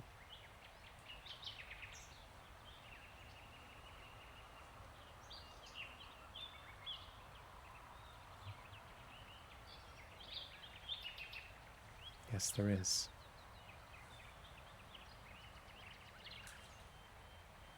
Alpha, sorry.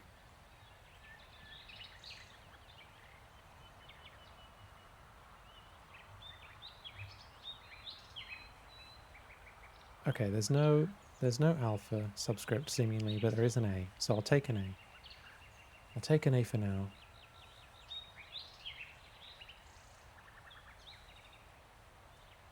And this is going to be A2, 0, A. Wow, this looks so weird. Oh yeah, because I need to have a proper A in there. Okay, fine. Right. So we've got these.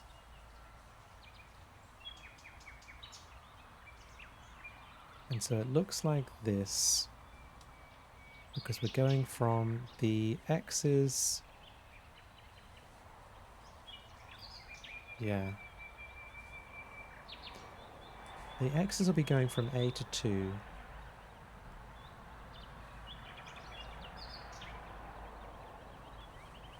Wait, I've got a graph somewhere. I've got a graph somewhere else.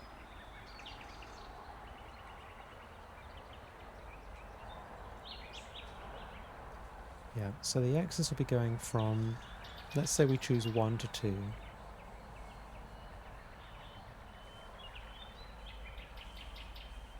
And the Y's will be going from 0 to A. That's to here.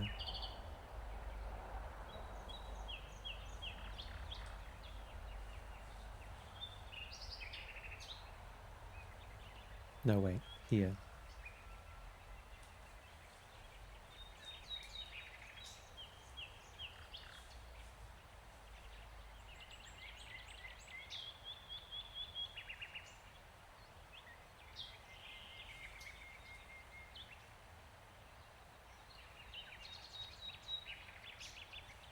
No, I've got that wrong somehow. Okay, let's take this example, and let's say A is 1. Now in that case, we're going from 1 to 2, and we're going on the X's, and we're going from 0 to A on the Y's.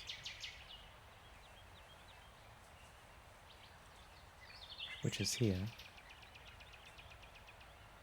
So we end up with this square. So that's this one. That makes sense. Okay, and then the index set here is anything between 0 and 2. So we could choose... Well, if we choose 0, we end up with those weird lines, don't we? Actually, let's have this be red. And let's have this be 1. And then let's have this be blue, and this one can be 0. And then, if this is 0, we go from 0 to 2. We go from 0 to 2 on the X's, and we go from 0 to 0 on the Y's. So that's that line that they were talking about. And then if we have 0.5, then we go, let's make that one green. Then we have A to 2, so that's 0.5 to 2, like here. Come on. And then we've got 0 to 0.5, which is here. So we end up with this shape, as they say.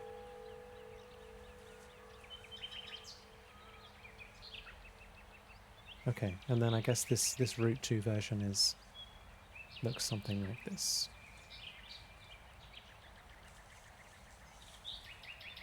So we end up with this triangle, which makes sense, because if we have 2, then we go from 2 to 2 on the x and 0 to 2 on the y. We end up with, what's another color I can use? We end up with this. So we end up with this triangle being the union, which makes sense. Let's draw this little line as well. Let's have that be black. Okay, great. Right, now we're supposed to be checking the reason, okay, but any other point x, y not equal to 2 on the triangle does not belong to all of the sets ax. The reason is that if x is less than 2, which it is, and we know it's less than 2, so I don't know why you're... No, wait. Do we know it's less than 2?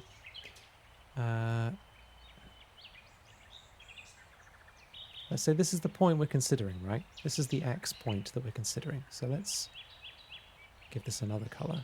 Let's give this a orange. I mean, that looks basically the same. Let's give us an orange anyway. So, in fact, let me make it a little square. Wow, the clock tower is really kicking off today, huh?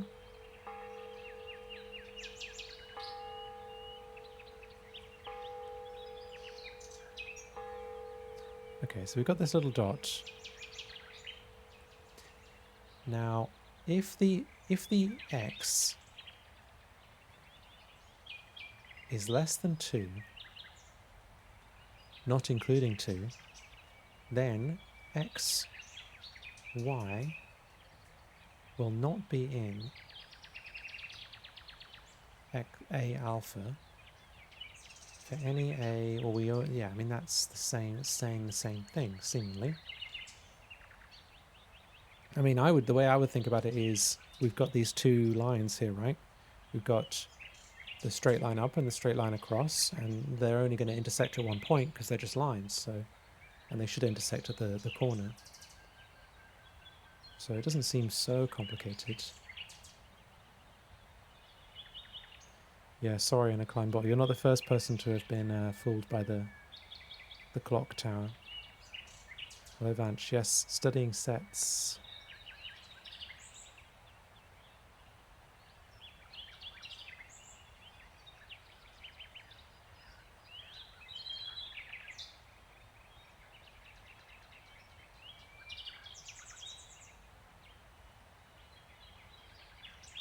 X, Y in, yep, fine.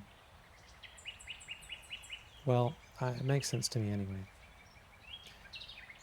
I may live to regret saying that. Okay, so consequently, the intersection of A alpha is just this single point. The intersection contains only one element, the point 2, 0.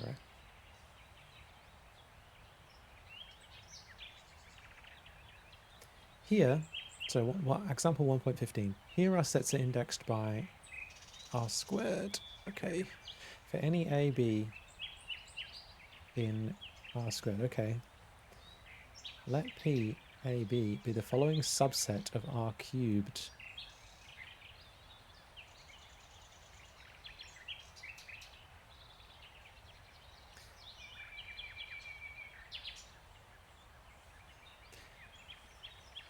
Okay, so we get these points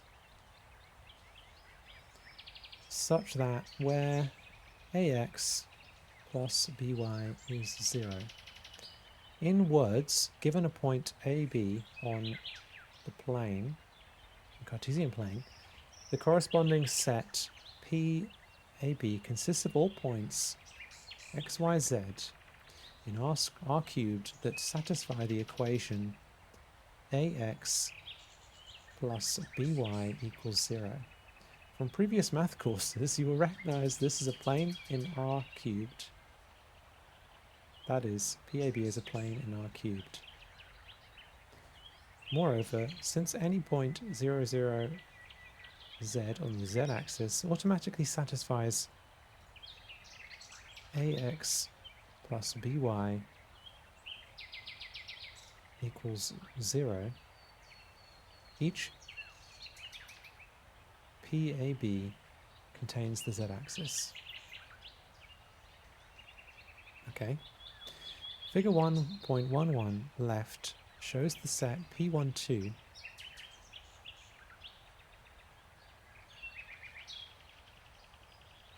where this equation is satisfied.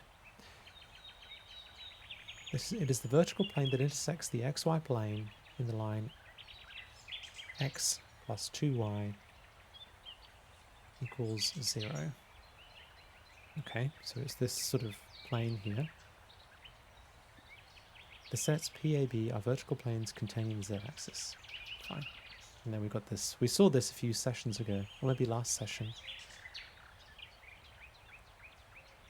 For any point AB in R squared with AB not equal to 0, 0, we can visualize PAB as the vertical plane that cuts the xy plane at the line AX plus BY. Oh, okay. I knew there was an intuition here. So this is kind of like a... This would be a line in the XY plane, they call it.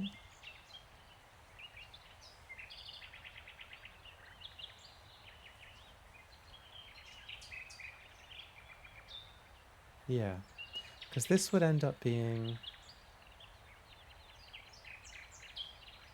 the same as saying something like...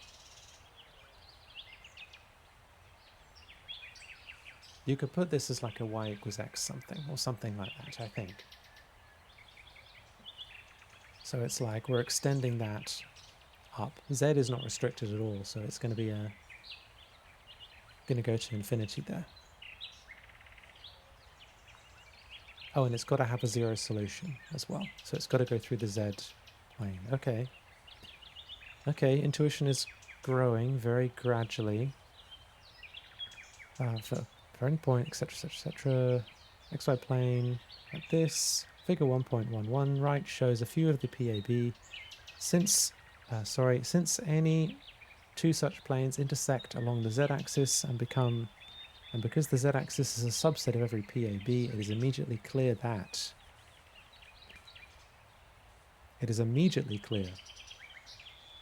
since any two such planes intersect along the z-axis, and because the z-axis is a subset of every PAB, it is immediately clear that the intersection of P for every AB in R squared is going to be this, the z-axis. Okay, visually makes sense as well. For the union, note that any given point, it should be a cylinder, right? No, it should be everything. It should be everything. It'll be all points, right? Yeah, it is. I can see it ahead now. It is. For the union, note that any given point ABC in R cubed belongs to the set P minus BA because XYZ equals ABC satisfies the equation.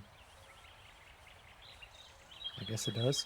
In fact, any ABC belongs to the special set P00 cubed, which is the only PAB that is not a plane.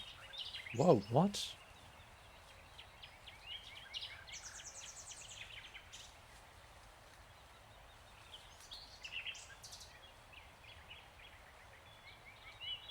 Yeah. Yeah, weird. So if A and B are both 0, then X and Y are not restricted at all because 0 equals, it'll be 0 always on the left-hand side and 0 on the right-hand side. So it's not restricted at all. It'll be everything in R cubed. Wow. You're blowing my mind here. Okay, since any point in R cubed belongs to some PAB, we have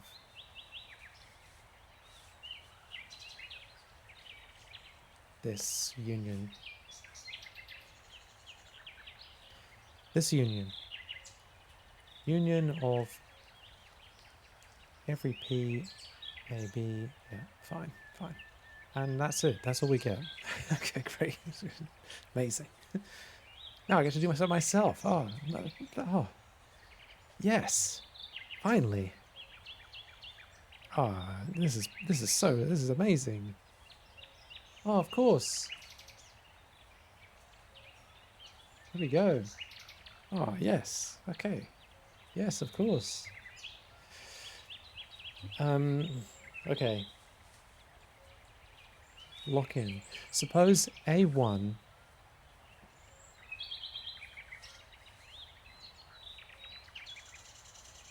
I need a thing. Enjoy your food in the kind bottle. Thanks for the chatting today. A1.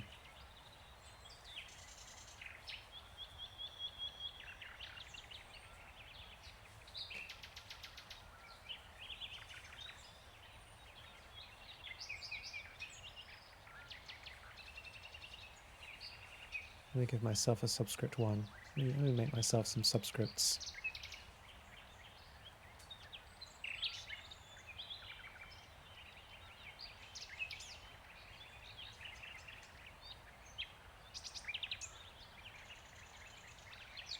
Okay, these will be my subscripts for use.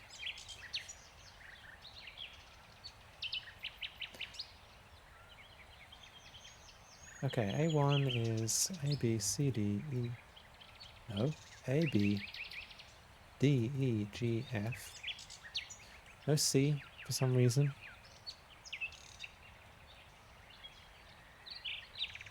Okay, A2 is A, B, C, D. A3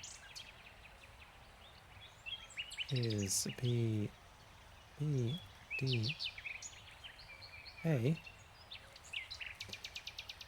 And A4,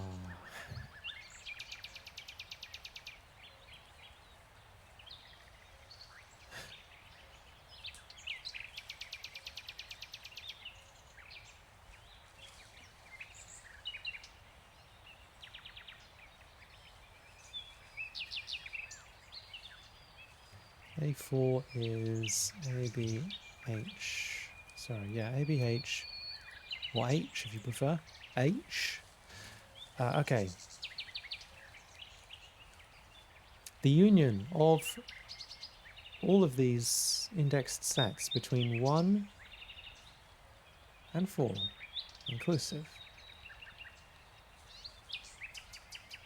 We're taking the union. We're getting the union of everything. A is... they've unsorted them just to make... See, there's no reason. There's no reason. A, B, C, D, E, F,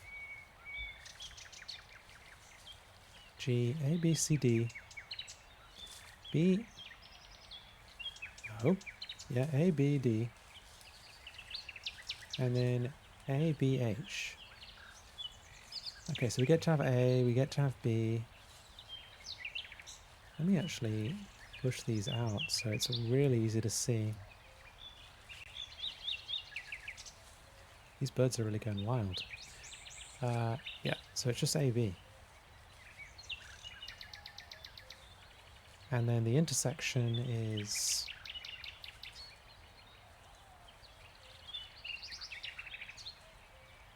No, wait, I'm getting it wrong again. The union is A, B, C, D, E, F, G, H. Yeah, the intersection is. Getting those wrong. Okay.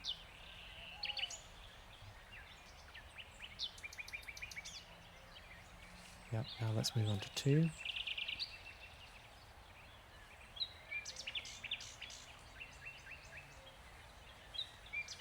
Okay, we've got some numbers. 0, 0, 2, 4, 8, 10, 12, 14, 16, 18, 20, 22, 24. Then for this we've got 0, 3, 6, 9, etc. I don't need to write them out. I need to write them out actually. 2A. we're taking the union of everything in this, and we've got all the, not all the even numbers. They're always, this guy hates 6 for some reason. We're leaving out 6. Alright. Union. Union is all of them, so it's...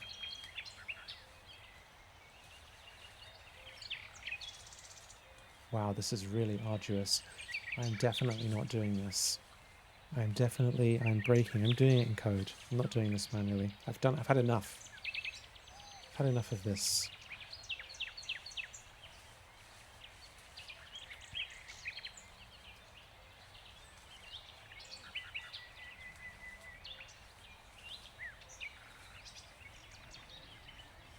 Okay. No such symbol allowed. I think we get to use sets like that.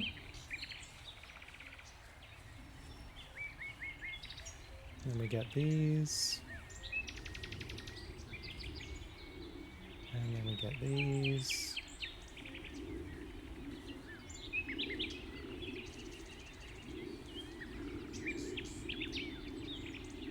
Okay. Now, there is a union operation for this, right? Is it a... Can we do that? No, we can't.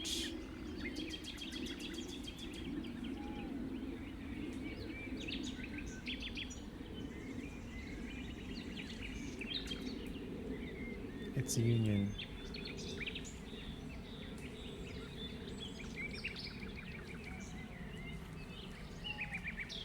Can we do that?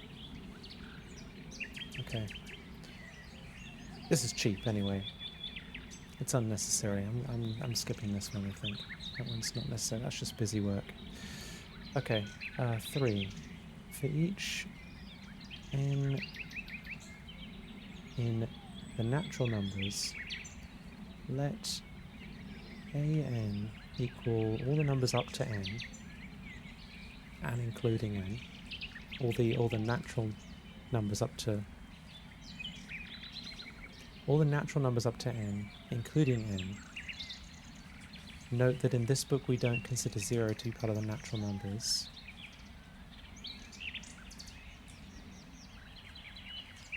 So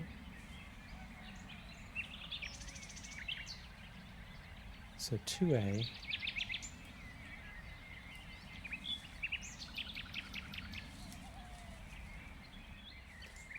it's wild, there's like an owl in this as well.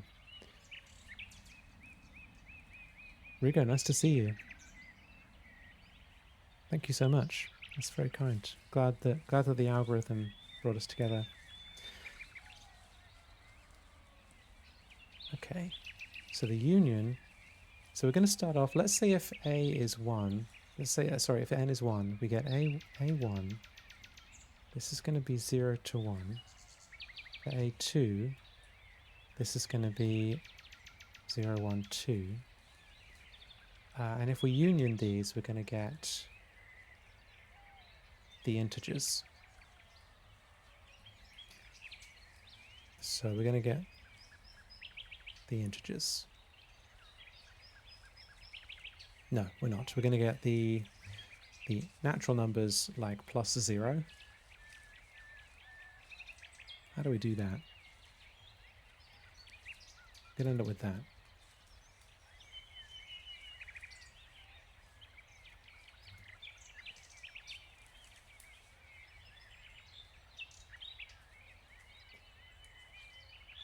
And then for 2b,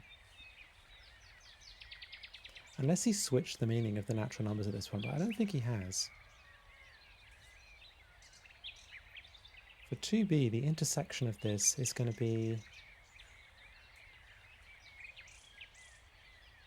0 and 1, I think.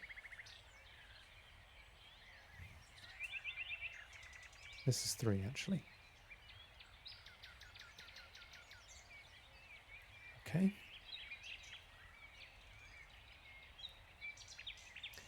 For a,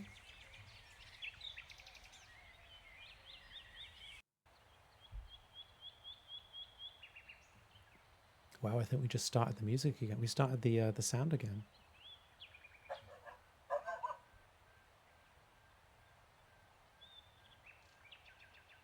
Yeah, we did. Amazing. That was really... I know it's of course very peaceful, but that was really getting on my nerves towards the end there. I think the end of this is a bit much bird-wise. Okay. 4a. 4a, for each n in the natural numbers, let an equal minus 2n. So let's take a1, it'll be minus 2, 0, and then plus 2. For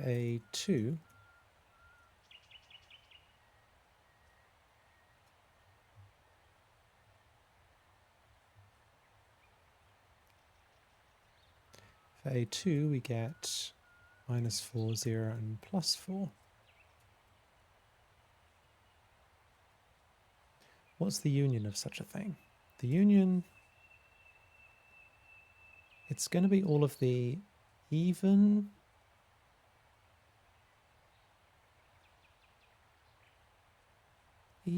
integers, I think.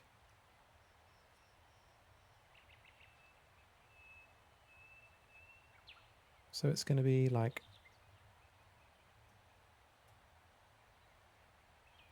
this type of thing.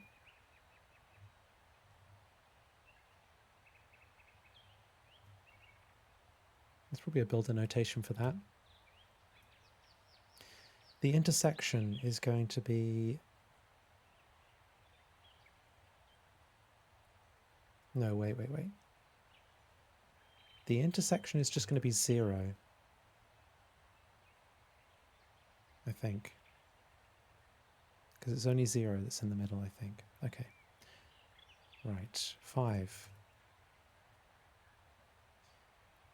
Oh, wait, okay, we got some intervals here. Okay, so let's say the set A. We don't get to call it a something, but let's call it A. It's going to be the interval between I and I plus 1, where I is in the natural numbers. So we're going to get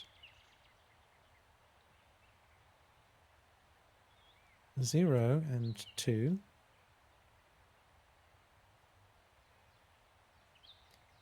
0 and 3. 0 and 4. Etc. No, wait. Yeah, no, that is right.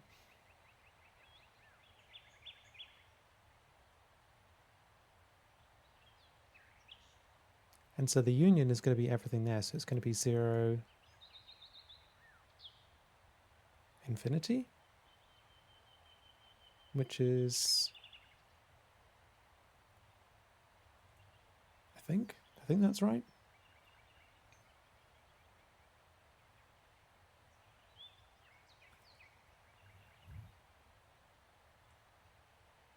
And then 5b is the intersection of that. No, wait, I've got this wrong. Okay, it's actually, I was actually looking at the next one.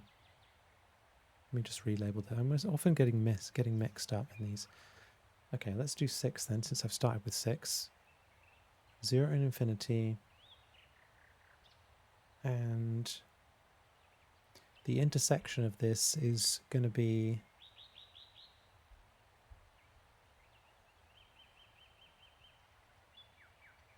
the range 0 to 2. But it'll be a no, it will be closed. It'll be a closed interval because it's inclusive, and we include that. Yeah, okay. So let's go back to 5. Wow, it's actually not showing anything at all. Let me fix that. Come on.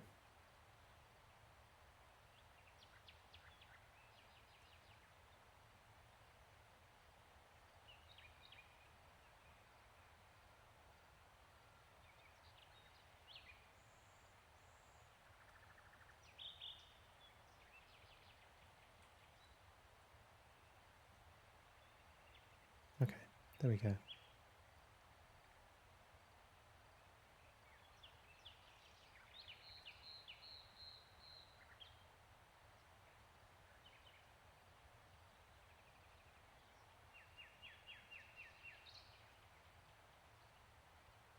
Okay, 5a.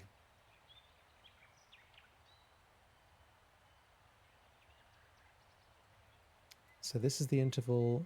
Let's say it starts at 1 and ends at 2. Then it'll be 2 till 3, 3 till 4, etc. So the union of that is going to be the interval 1 through infinity, and the difference is going to be, sorry, the intersection is going to be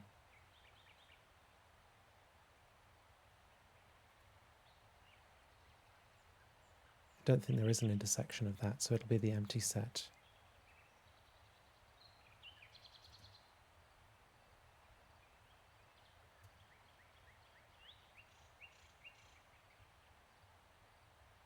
Come on. There we go. Okay. 5a, 5b. Done.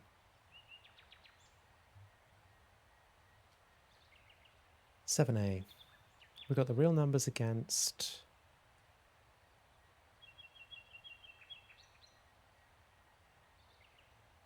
an interval on the y-axis where it's between I and I plus 1. So we're going to be building up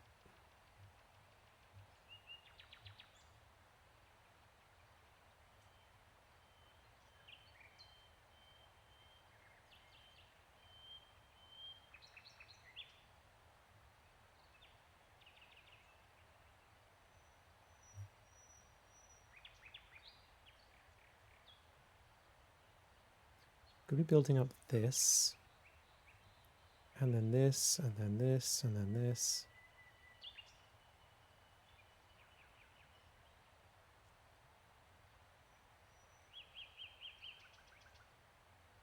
So the union of this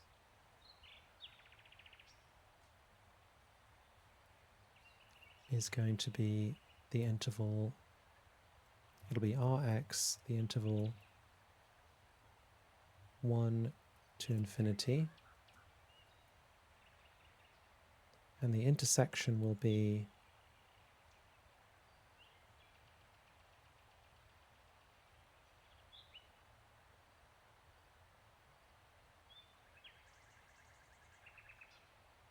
I don't think there is an intersection for that. I don't think anything will be in all of those sets, so I think we're going to be looking at the empty set. For 8a, we've got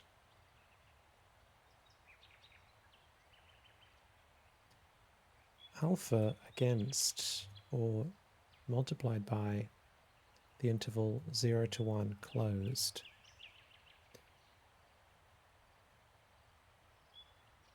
So we're going to end up with points like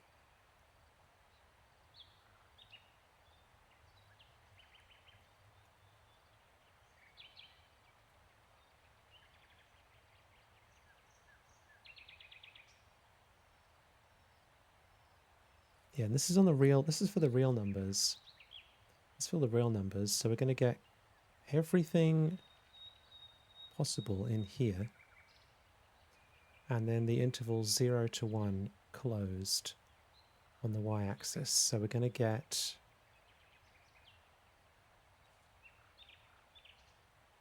this, I think.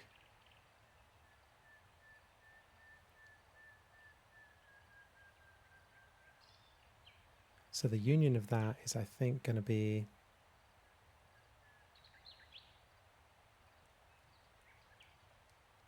wait, but actually the A is going to vary across the X, right? So it's going to be, so it's going to be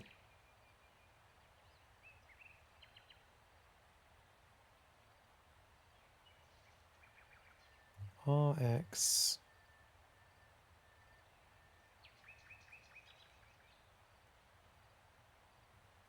isn't that just the same thing? It's just putting it in other words, right?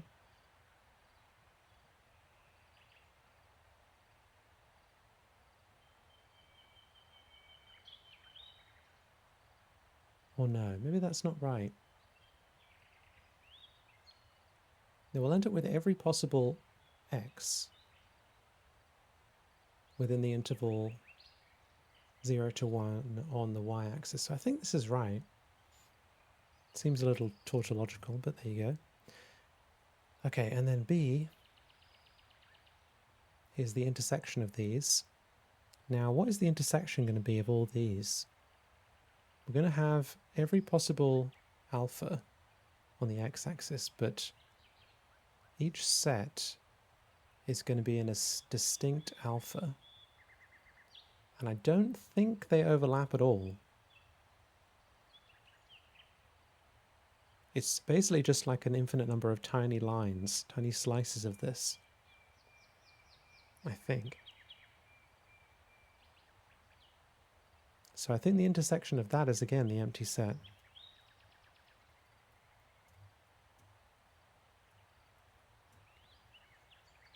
Well, how many more we got to go? All right. How are we doing? Okay, the union. Okay. All right, all right.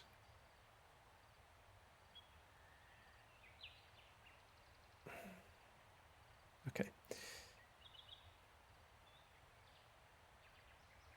The union of x, where x is the power set of the natural numbers. That's all the possible subsets of the natural numbers. So x is an element. X is a subset of all the natural numbers. So we're unioning all of the subsets of the natural numbers. That's just going to be that's going to be n, right? That's just going to be the natural numbers again. Yeah, I think so. Now, the intersection of the same thing is any element in all of the subsets of all of the natural numbers? No, because the empty set is a subset of the natural numbers, and you can't. An intersection against an empty set is going to be an empty set again. So I think that's that. Okay, 10a,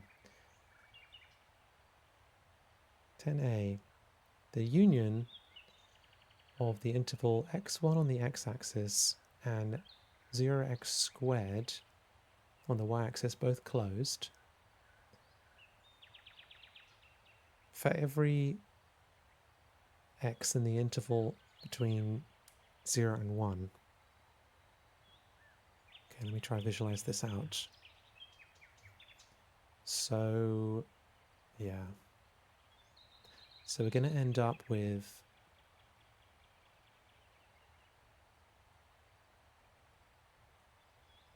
it's definitely going to be in the x's are all going to be in the area between 0 and 1. None of them can go over 1.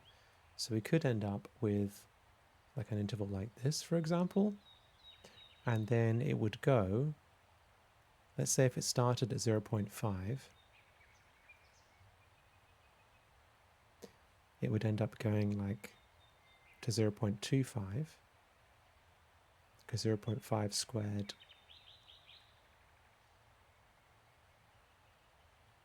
is going to be 0.25. So it might end up going there. If it was 0, it would go between 0 and 1, but it would also go between 0 and 0, so we'd end up with a very thin line there. If it was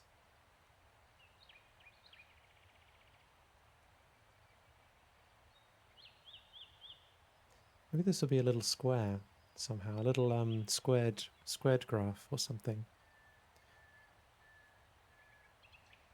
Now, if it was 0.9, we'd go here and we'd have 0.9 squared, which is 0.81. So we end up with a kind of, that's a bit wrong actually. We end up with a type of thing like this. So I think we end up with something which looks a bit like the kind of squares within this particular interval. A bit like that. We end up with something that looks like that. Now, how do you describe that? How do you describe that in notation?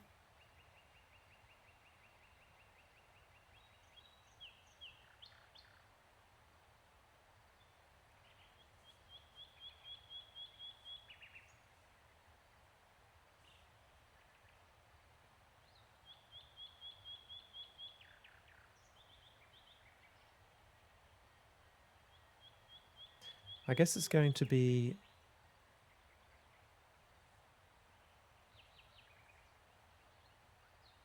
we could use builder notation. We could say it's going to be xy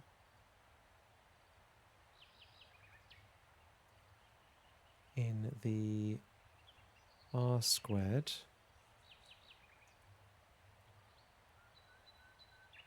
where x is between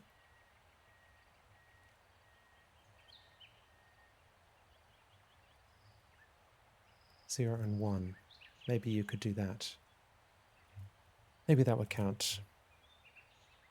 And then for b, the intersection of the same.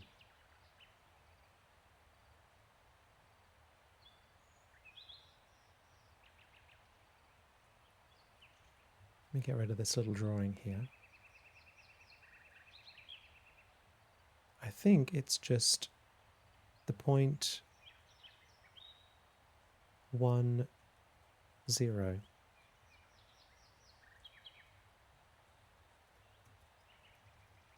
I think. All right, we get to move on to some more interesting questions now. Okay.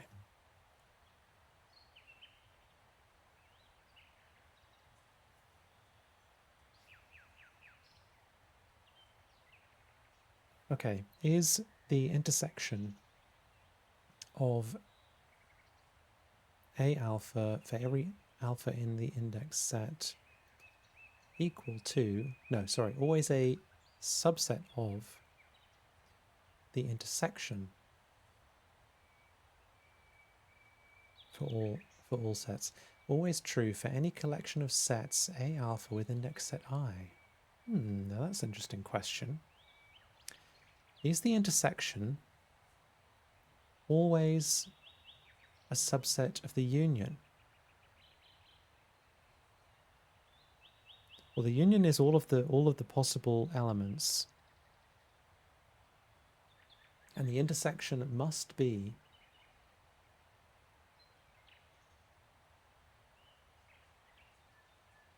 an element in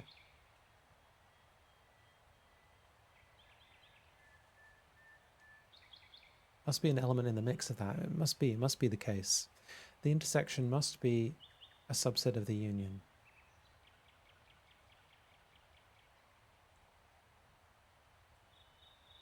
Because the intersection has to exist in the union. I think that's the case.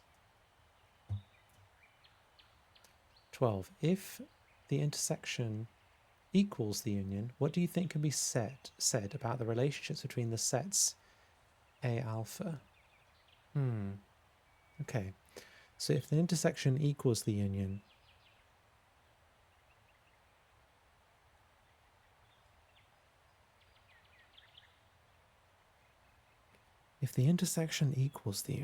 what does that mean? They're all the same, right? They're all the same. I think. Because if anyone was different, that would decrease the cardinality of the intersection. And then the cardinality wouldn't be the same as the union, which would include all of the elements. So yeah, they've got to be all the same. They've got to be all the same set. Okay. If J is not the empty set and J is a subset of I, does it follow that every element, the union of A, all the A's given for all the elements in J, is a subset of the union of all of the elements in I?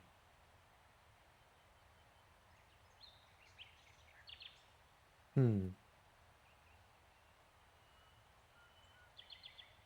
this must be the case, right? So this must be the case.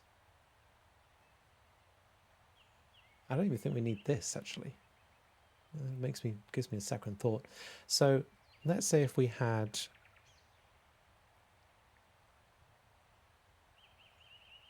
like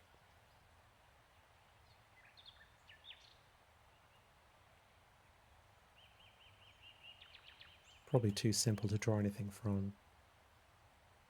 And let's say if we took only some of these, then the union of some of them would have to be a subset of the union of all of them, I think. So I think the answer to that is yes. I would love to be, I mean, we're working towards being able to prove these things. If you don't mind, how much maths do you know already? I know like what in the UK is considered generally high school maths. So I don't know loads. I have a hazy memory of differentiation. I can just about deal with algebraic equations. I'm a reasonably capable programmer, but I've not done loads of like game dev or anything like that. Calculus, probably shaky. I would need to revise to do anything serious with calculus. Single variable, maybe I can do a bit of. Yeah, I've not studied Newton or Leibniz's work in any depth. So relatively rudimentary. Relatively. What about the intersection of A alpha and, yeah. So would the intersection have to be a subset? No, I don't think the intersection would have to be a subset. Because the intersection, let's say if we got only one, the intersection could be quite large. And the intersection of all of them could be very small. So yes, and then no. In my country, like in high school, if you're preparing for competitive exams, you by default study MIT's first year syllabi. Yeah, I wasn't preparing for any, any numerates degree either. And I've not heard of JE Advanced, no. Okay, now let's say if, yeah, J is not the empty set and J is a subset of I, does it follow that the intersection of, these are different in some way. Yeah, does it follow that this is going to be a subset of this? And I think in that case, by the same logic as before, I think the answer to this is yes.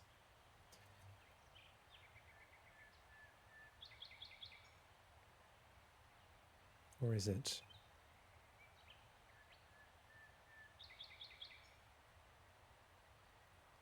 Probably isn't the correct answer to just think about this intuitively, but those are the tools I have right now. So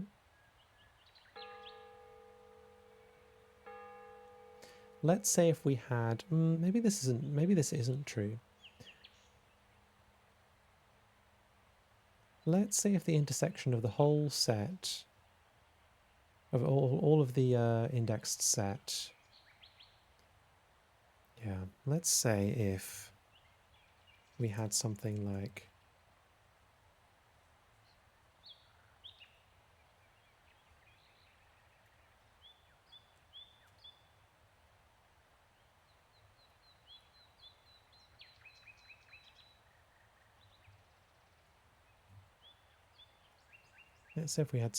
this. Now, what's the intersection of this?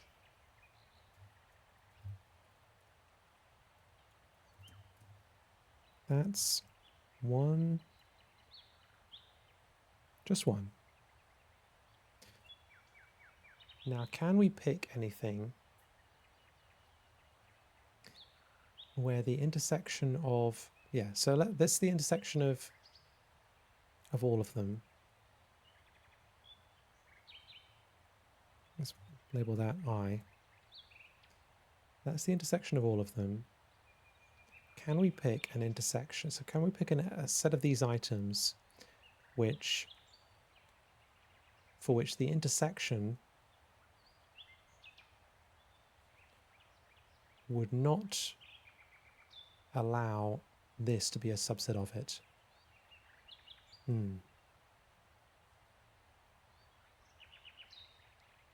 Maybe we couldn't, actually.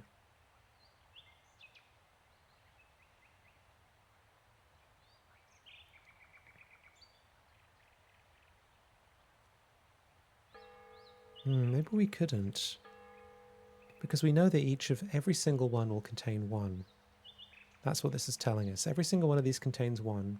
And so no matter what selection we make, J from I, provided it's not the empty set, it's always going to have 1 in the intersection. So I think the answer is yes.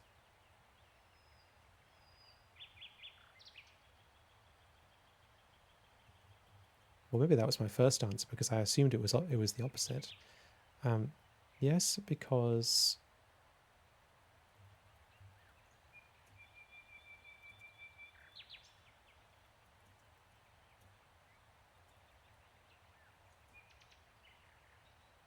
no, wait. Yeah, that subset will have to include elements, the elements in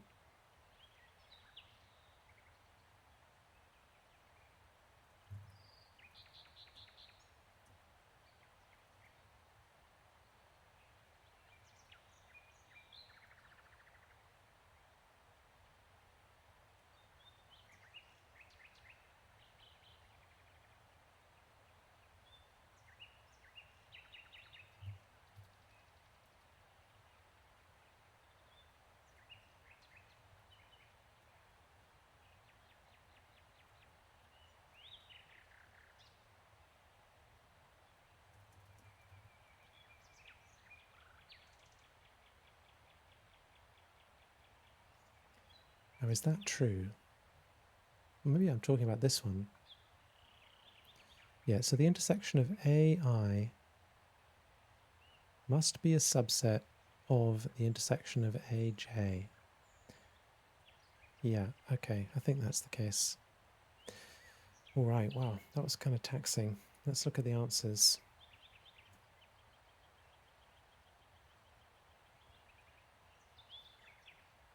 I feel I may have gotten some wrong there. Okay. Yeah, yeah. 3. Yeah. Yeah. Okay. That's right. Wow, I got that one right. And I got that one right. And 7.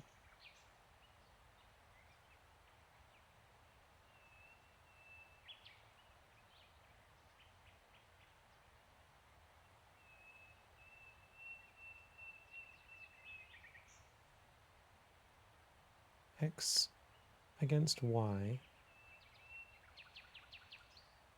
This notation.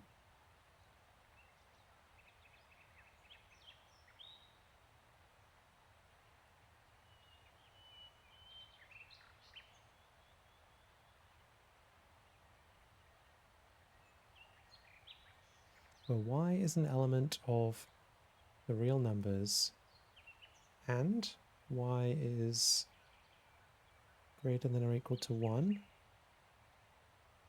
Maybe I think I'm wrong there.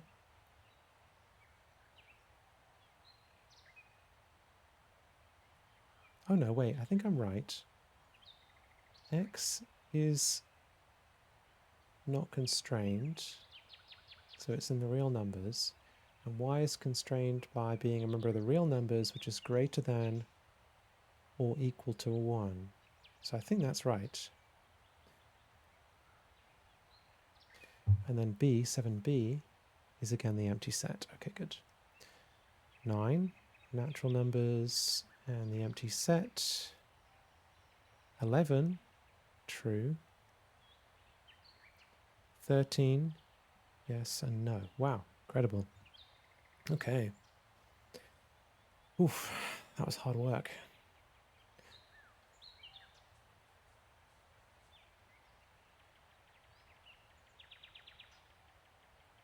18, 1, 8, index sets, great. Thanks, Happy Nora. Thanks. And then we've got this section, and then this section, and there are no exercises for this. So I'm inclined to do them. Actually.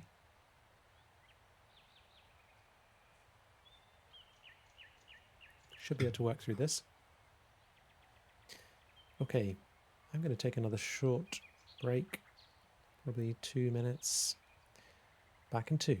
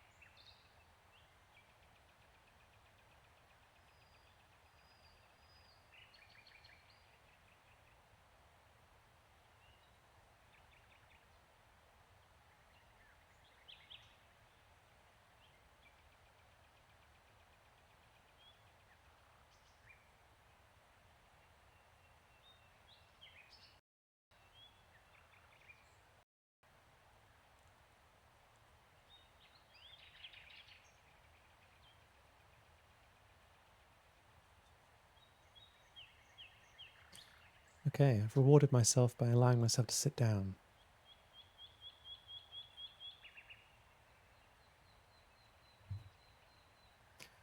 Real luxury in this time. Okay. Right. Okay, so we got 2 more little sections in this first part, and then we get to move on to the next part. So I'm going to move through this, and then next time we'll be able to focus on another topic, numbers. They're saying numbers can be pretty important for all of this math stuff. I'm not so sure. Numbers might be a bit passé now. Passé. 1.9. Sets that are number systems. In practice, the sets that we tend to be interested, the sets we tend to be most interested in often have special properties and structures. For example, the sets Z for integers, Q for, I forget what Q stands for now. The rational numbers, maybe?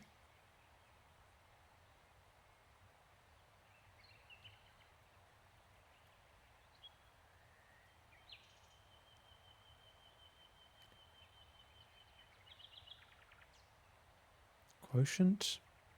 Oh, okay. Quotient. Q for quotient. Just disconnected from my own chat. Very exciting. Q for quotient. And R for real numbers are familiar number systems. Given such a set, any 2 of its elements can be added or multiplied, etc., together to produce another element in the set. These operations obey the familiar commutative, associative, and distributive properties that we have all dealt with for years, or for me, approximately 2 hours. Such properties lead to the standard algebraic techniques for solving equations. Even though we are concerned with the idea of proof, we will not find it necessary to define, prove, or verify such properties and techniques. We will accept them as the ground rules upon which our further deductions are based.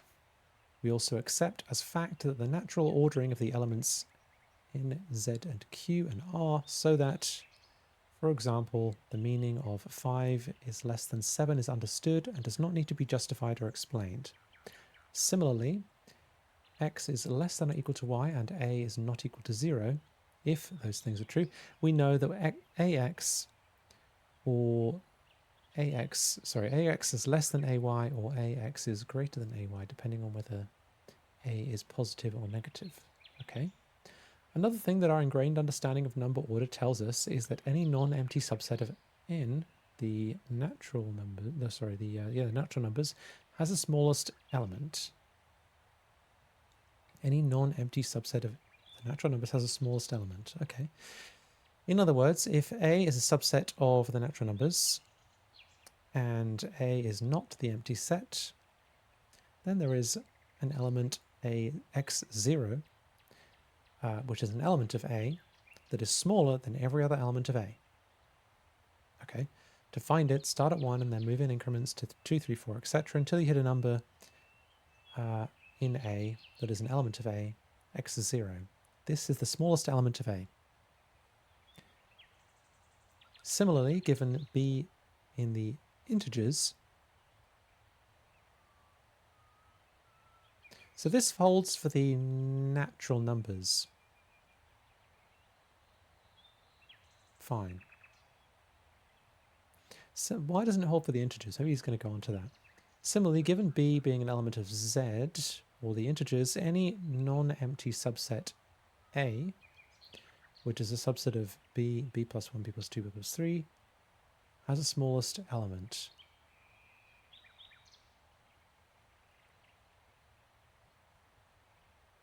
This fact is sometimes called the well-ordering principle. There is no need to remember this term, but do be aware that we will use this simple intuitive idea often in proofs, usually without a second thought. So this is fine. This has a smallest element.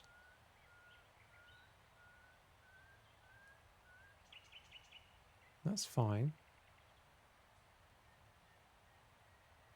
I'm curious as to why this isn't more general. Maybe it feels like it should be more general than that. There's also C, but that's a complex topic. Ah. Complex numbers, I guess?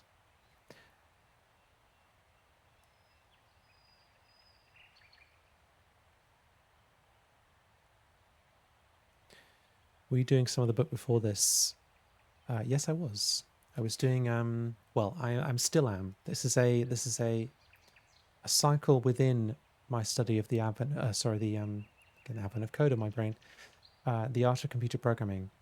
We reached a point in which I needed to understand more about proofs, and so we are spending some time with the book of proof, or book of proof. Okay, the well-ordering principle seems innocent enough, but it actually says something very fundamental and special about the positive integers n, natural numbers. In fact, the corresponding statement for the positive real numbers... Oh no, wait, I get it. I was mistaken about the integers. So the reason that we don't have a smallest number in the integers is that they extend negatively towards infinity. And the reason that this is not more general is because this only has a smallest element if we restrict it to something which is incrementing, in this case, by 1. So it's got to be going upwards, which will allow us to have a smallest element. The integers do not have a smallest element in them because they extend downwards towards negative infinity. So we can't have a smallest element in that set unless we restrict it in this way. Okay. No, it was a good pun. It was a great pun. Happy Nora. Okay. The well-ordering principle seems innocent enough, but it actually says something very fundamental and special about the positive integers. In fact, the corresponding statement for the positive real numbers is false. The subset A for 1 over n, where n is an element of the natural numbers of the positive reals, has no smallest element, because for any x0, 1 over n in A, we might pick, there is a smaller element, n plus 1, so 1 over n plus 1, within A.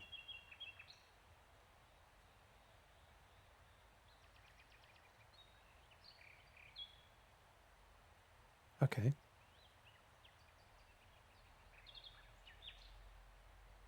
Yes. So, so if we were to say,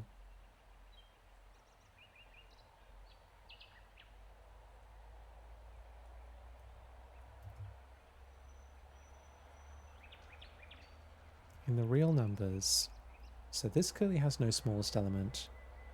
What about if we said x is greater than 2?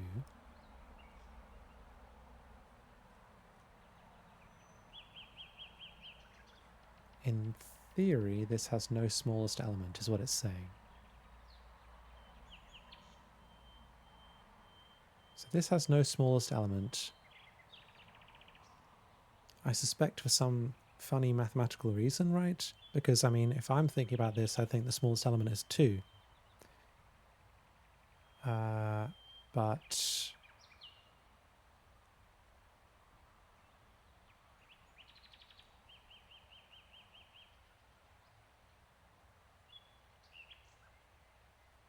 clearly not.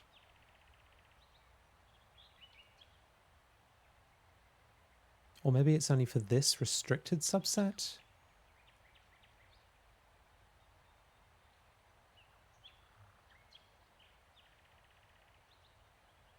Okay, to be confirmed. I'm not quite sure if that's true. Not quite sure.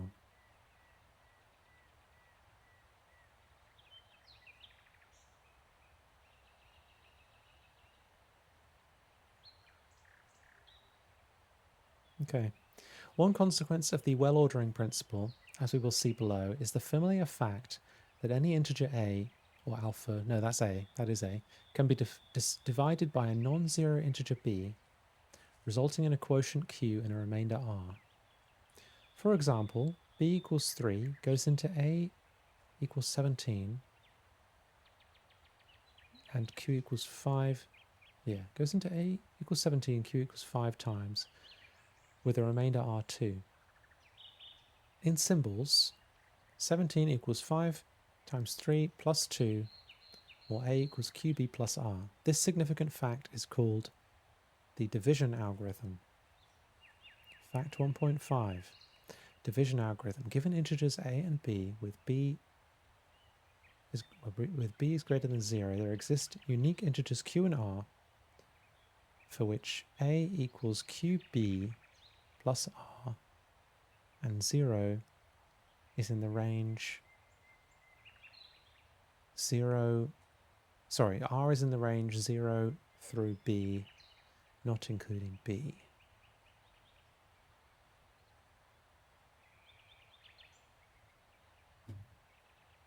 Well, that is not exactly an algorithm, is it? That's more of a fact. I wouldn't say that was an algorithm. Maybe it's a funny definition of the term algorithm. Certainly not Knuth's definition of an algorithm.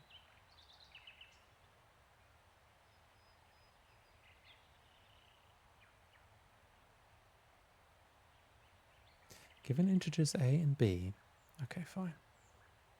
Given integers a and b, so let's pick 3 and b equals 64. There exists unique integers q and r for which, oh, fine. Yeah, that's obvious, actually, now I think of it. I mentally I was trying to think of it as like, well, is it saying that all integers can be divided by something else with whole results? But that's not true, because it's using division with remainder. That makes sense. Okay.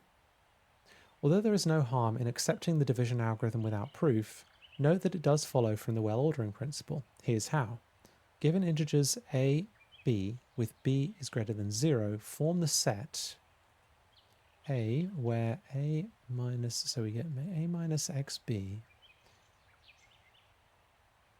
where x is in the integers and 0 is less than or equal to a minus xb.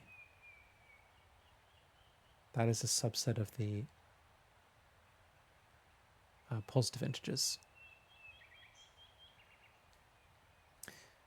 This is the set of non-negative integers got by subtracting multiples of b from a. Okay, fine.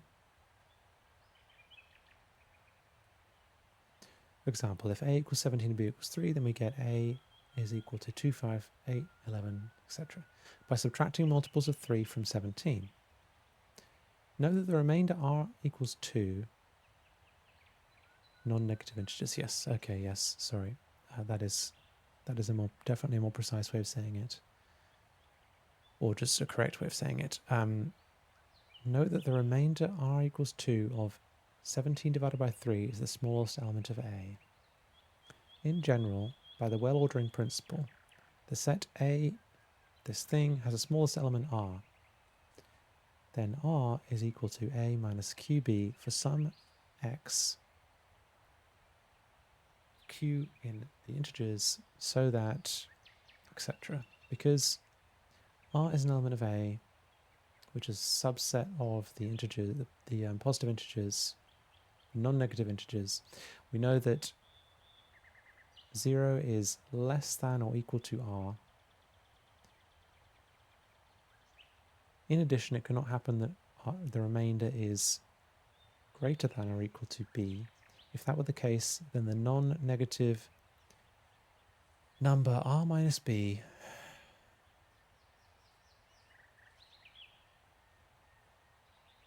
having a form a minus xb would be a smaller element of a than r, and r was explicitly chosen as the smallest element of a. Since it is not true that r is greater than or equal to b, it must be that r is less than b. Therefore, r is in the range 0 inclusive through to b exclusive. We've now produced a q and an r for which a equals qb plus r and 0 is in the r is in the range, etc. Wow, okay, that was a lot of explanation there.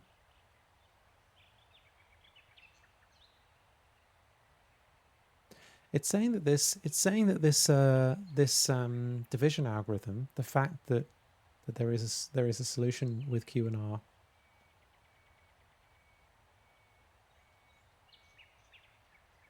follows from the well ordering principle. That's what it's saying. And the well ordering principle is that there is a smallest element in any incrementing sequence of any incrementing subset of the integers. And it's doing this by talking about this set. And this set is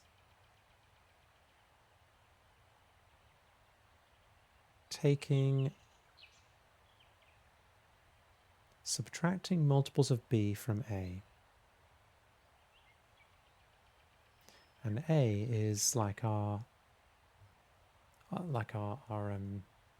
dividend, and B is our divisor.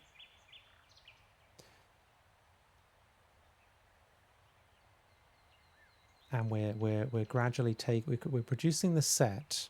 This is what it's trying to say. It's worth, while I'm a bit tired, this is worth working through. So let's say we've got A over B, and let's say A is 23 and B is, I don't know, 2, let's say. In this case, we can create a set of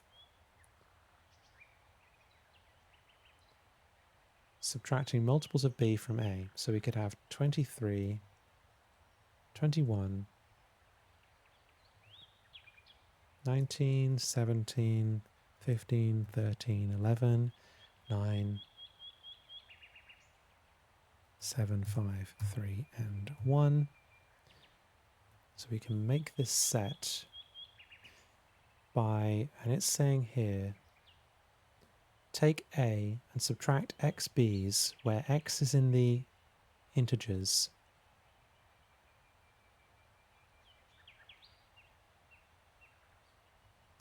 where 0, where A minus xb is, so that's this expression, where this is greater than or equal to 0. So we're stopping at 0 is what it's saying here. So we end up with this set, which is being put in a different order here. It's incrementing them here, but we can imagine them going downwards if we're subtracting. Let's ignore this example. And because we know that any incrementing set has the smallest element, yeah, we can have them going up as well. Indeed. Yeah, we can have them going up as well. That's true. Because we know that any incrementing sequence, and I would expect this to be true with a subset of this as well, has a smallest element, then we know there must be a solution. That's what it's saying. We know there must be unique integers, Q and R. I don't know what it means by unique there. Don't know why it cares about uniqueness. I guess it means that they are... Why does it care about uniqueness? That's an interesting question.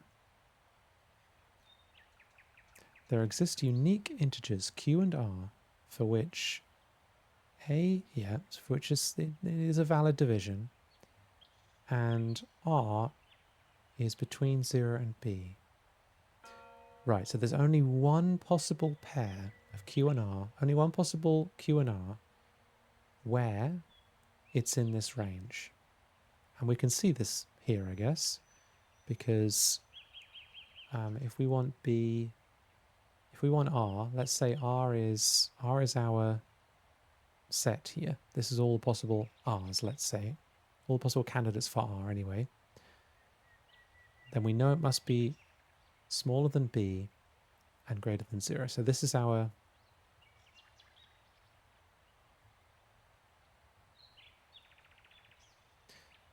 This is our correct R, and then we can use this to solve to get Q easily. So we're taking this as given, but like what it's saying in this paragraph is, what it's trying to say in this paragraph is, we know this because, so we can see this in this case.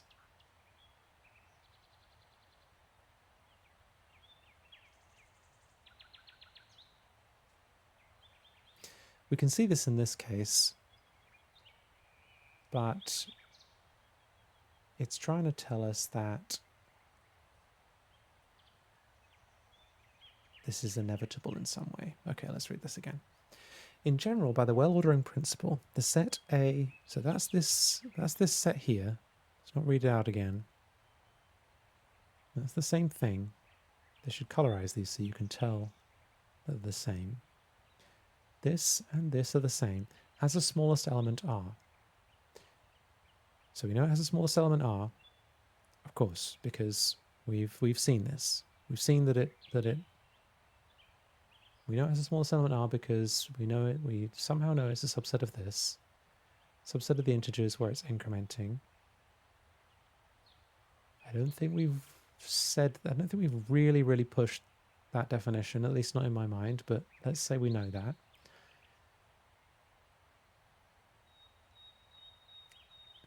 Probably we could know that from this point if I was better at this. Then we know this. Follower goal met 1,800. Alvaro, you are the magic 1,800th follower. Thank you. R equals A minus QB. Then by this, we know for some x that Q is in the integers. So A equals QB plus R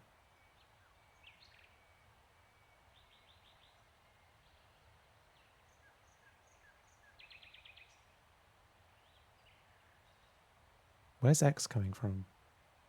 X is our multiplier. Okay, x is the thing we're multiplying b by to subtract. So A equals QB plus R, and R is fixed here, so we get to know what Q is. Because R is in this set of... Is this well ordered as well? I think so. Yes. Because R is in this set, is a subset, is R is in a subset of this set, we know that 0 is less than or equal to R. Okay, makes sense. In addition, it cannot happen that R is greater than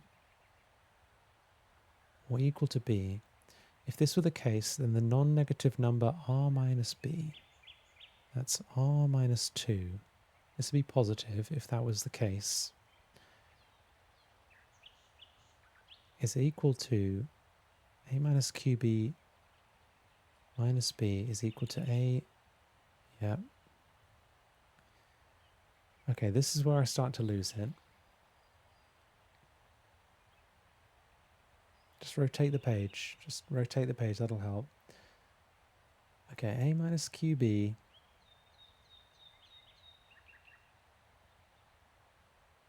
What is this coming from? We know that R is, okay, so we're saying that R is, we're getting this. We've got this. We rearrange it to substitute in R. So, okay, all right. So if we have A equals QB plus R,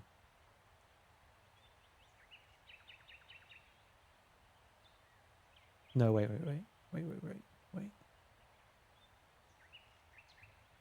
R minus B is going to be so R, since we know R is a member of this set, we know that R can be put in these terms. Now that's an interesting idea. So if we can describe R as a member of a set, we can also substitute in its little expression thing here.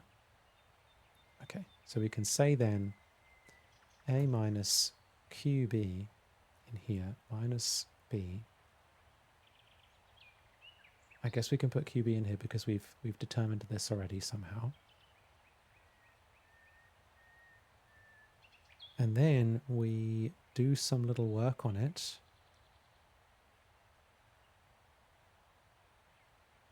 We change it to A minus Q plus 1 B. And we do this somehow.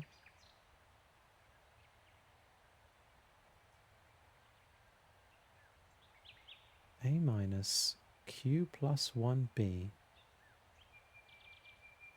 Somehow we get this.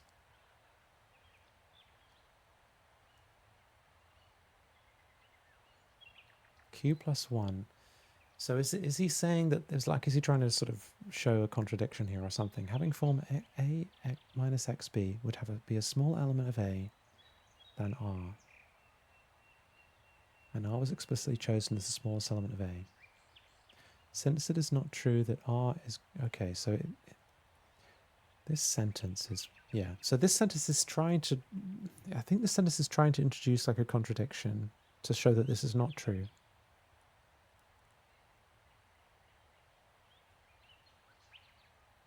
R minus B. So we're taking away the B, which is the 2.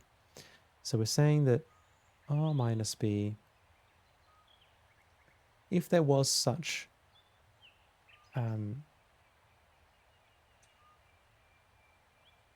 if there was such an R that we could take a B away from and still have it be above 0, something. I think that's as far as I'm going to get on that.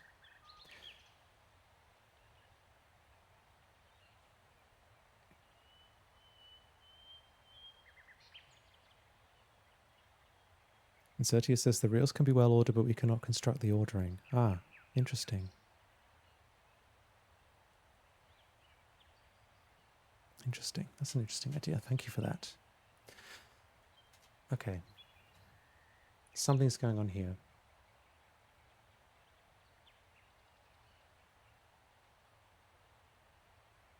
I can probably spend a whole stream with just this paragraph, but I'm not going to right now. Moving on. Thank you. Moving on, it is time to clarify a small issue. It's time to clarify a small issue. This chapter asserted that all of mathematics can be described with sets, but at the same time we maintained that some mathematical entities are not sets. For example, our approach was to say that an individual number, such as 5, is not in itself a set, although it may be an element of a set. We have made this distinction because we need a place to stand as we explore sets. After all, it would appear suspiciously circular to declare that every mathematical entity is a set, and then go on to define a set as a collection whose members are sets. But to most mathematicians, saying the number 5 is not a set is like saying the number 5 is not a number. The truth is that any number can itself be understood as a set. One way to do this is to begin with the identification 0 is an empty set. Is the empty set? Then 1 is... No. This isn't happening. A set containing an element which is the empty set equals the set of 0. No, I don't think so. I don't think so.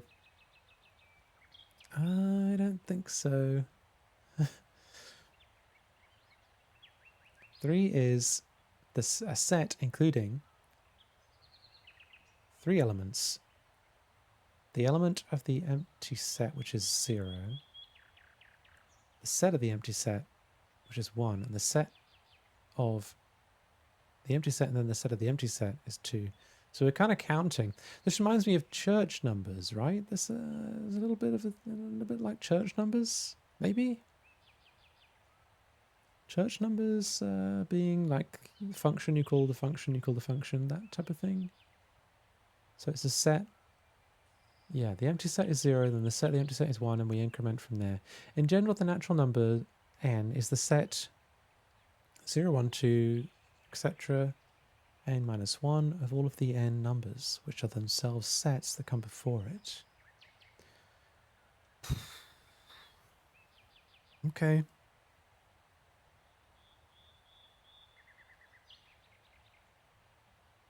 Okay. Okay.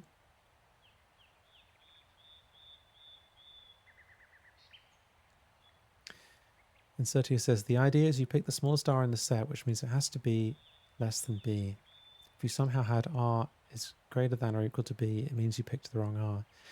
Yeah, see, it makes intuitive sense to me. I'm struggling to follow the logic that he's got, but I think I'd probably just need to come back to it and spend some more time with it, maybe like later on. Might just mark that to come back to.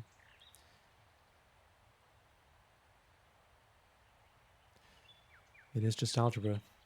That's true. Okay, we will not undertake such a study here, but the elements of the number system's integers, no, what are they? Quotient, that's the rational numbers. And the real numbers can all be defined in terms of sets. Even the operations of additions, multiplications, etc. can be defined in set theoretic terms. In fact, mathematics itself can be regarded as the study of things that can be described as sets. Any mathematical entity is a set, whether or not we choose to think of it that way. One of the things that I have learned about all fields of human study is that every field of human study seems to have within it this statement about itself and everything. Deeper you go into any topic, it seems to describe everything as that, as like an element of that particular field of study, if you choose to think about it that way. Not that I don't, but no, I'm not questioning it. I'm sure it is, like I believe it's true. But every field of human study seems to, in the end, have a way of looking at everything through its own lens, which actually makes sense when you think about it. Okay. 1.10, Russell's paradox. This section contains some background information that may be interesting, but is not used in the remainder of this book. Good. The philosopher and mathematician Bertrand Russell, 1872 to 1970, that is also a life. I can do that one in my head. That is 98, right? He was 98 when he died. And he lived through a long period of history, right? Just died too soon to experience the joy of the personal computer. Probably never got to use VisiCalc. Probably never got to use spreadsheets in his life. Very sad. Very sad. Should have held on for that. Did groundbreaking work on the theory of sets and the foundations of mathematics. He was probably among the first to understand how the misuse of sets can lead to bizarre and paradoxical situations. He is famous for an idea that has come to be known as Russell's paradox. Russell's paradox involves the following set of sets. A is x's, where x is a set and x is not a member of x. So it's a set of all sets that don't contain themselves, right? That's what we're looking at. In words, A is the set of all sets that do not include themselves as elements. Most sets we can think of are in A. The set of integers is not an integer, and therefore Z is in this particular set. Also, the empty set is in A because the empty set is a set and the empty set is not within the empty set. Is there a set that is not in A? Consider B with this kind of nested structure. Think of B as a box containing a box containing a box containing a box and so on forever. Or a set of identical Russian dolls, nested one inside the other endlessly. The curious thing about B is that it has just one element, namely B itself. Makes sense. Okay. Thus, B is in B. As B does not satisfy B is not in B, equation 1.1 says B is not an element of A. Russell's paradox arises from the question, is A an element of A? What's A again? Oh, this. Is A an element of A? Fine. So does the set of all sets that do not include themselves include itself? For a set X, equation 1.1 says that X is an element of A, means the same thing as X is not an element of X.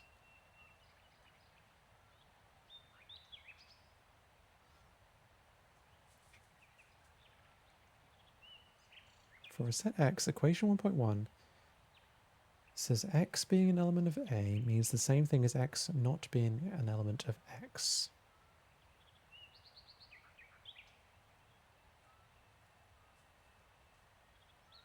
Okay.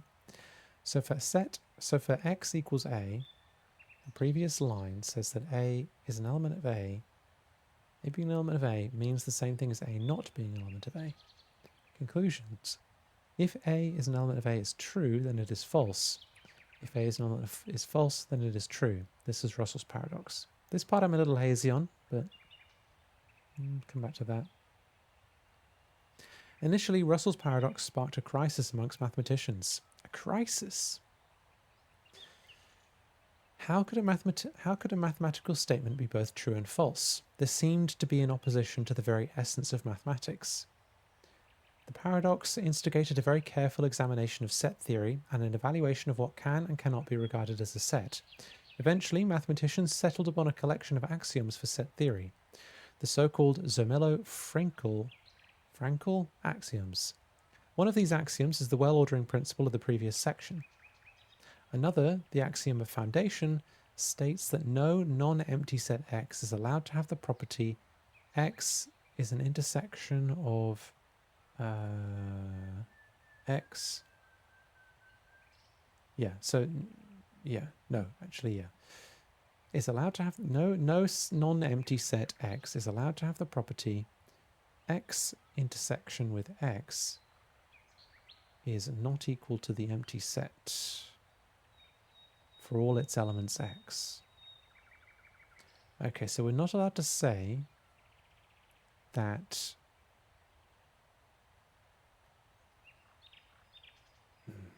okay.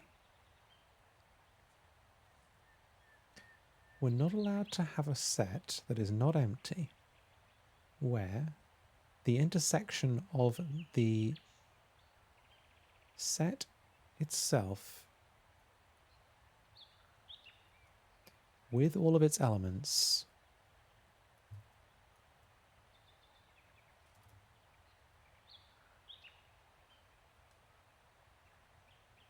cannot be the empty set. All right, there's a double negative in there as well.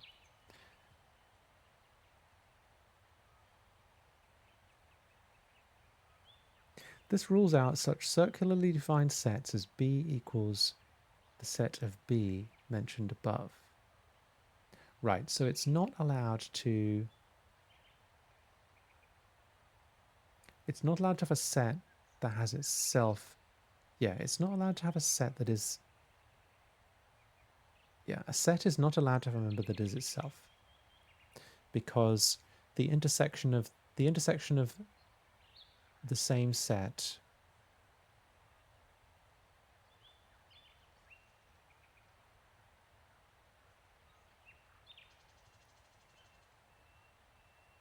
yeah, let's say if we had two of the same set and we took their intersection, that would be the same set after all. And we're not allowed to have this is real tightly bound. We're not allowed to have yeah, okay, fine. If we adhere to these axioms, then situations like Russell's paradox disappear. Most mathematicians accept all of this on faith and happily ignore the Zermelo-Fraenkel axioms. Paradoxes like Russell's do not tend to come up in everyday mathematics.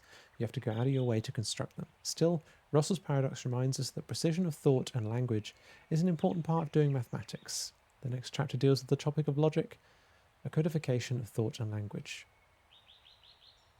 Additional reading on sets. For a lively account of Bertrand Russell's life and work, including his paradox, see the graphic novel Logicomics, An Epic Search for the Truth by Apostolos Doxadis and Christos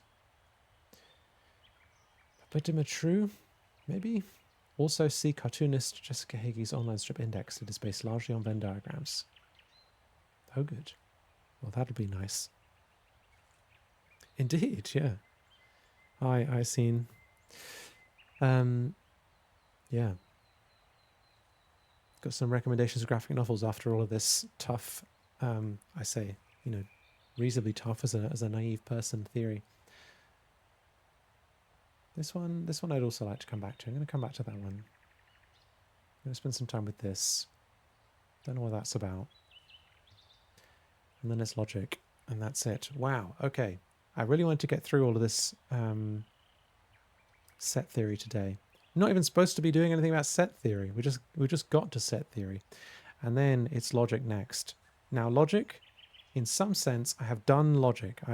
Logic exists in my brain somewhere. I mean, obviously it does. I've dealt with logic before, so I'm hoping this will be somewhat work throughable without too much new stuff. Probably new notation anyway. Next we have Gödel's incompleteness theorems. Yes, seems kind of related. Yeah. Then we've got counting. Then we get to think about proof. Okay, great. Oof. All right. Okay, that is me for today, I think. Let's see who we're rating.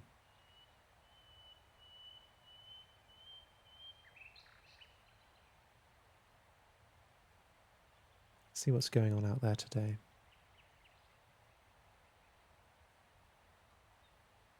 I think I saw Stian was streaming. He is. Spend some time with him. Well, let's do that. That'd be make my choice very easy for me. Have a good time, everyone. Thank you for hanging out.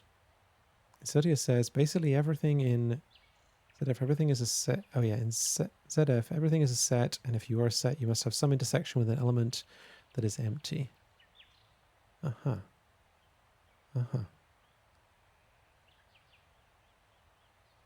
Got it. Okay. Thank you.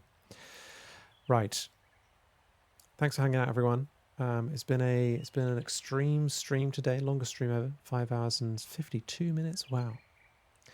I will see you again next week, if not before, where we'll be talking about logic. And now we're going to go visit Stian. Everyone be well behaved and have a good rest of your days, everyone. Not brackets, non-threatening. Okay, we got the awkward 30-second delay. 10-second delay. All right, we're doing it.